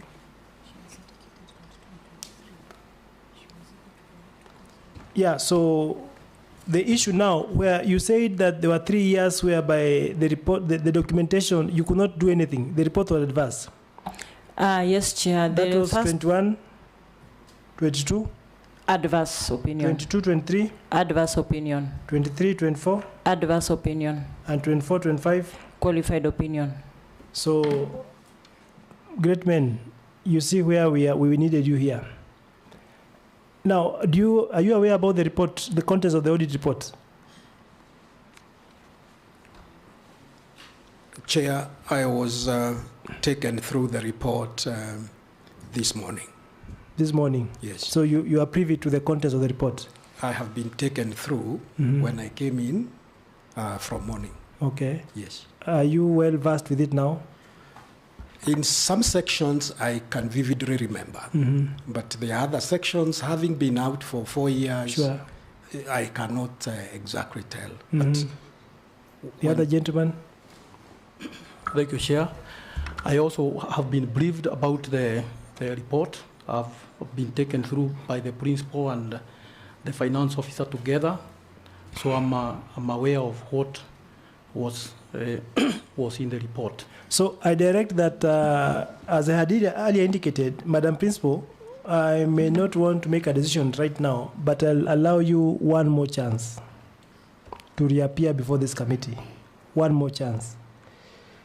Failure to arrive at an agreement, we shall now bring in the issue of penalties and what have you. But before that is done, I wish that you brief, not that you brief, you provide the reports to your predecessor so that they can acquaint themselves with what is required.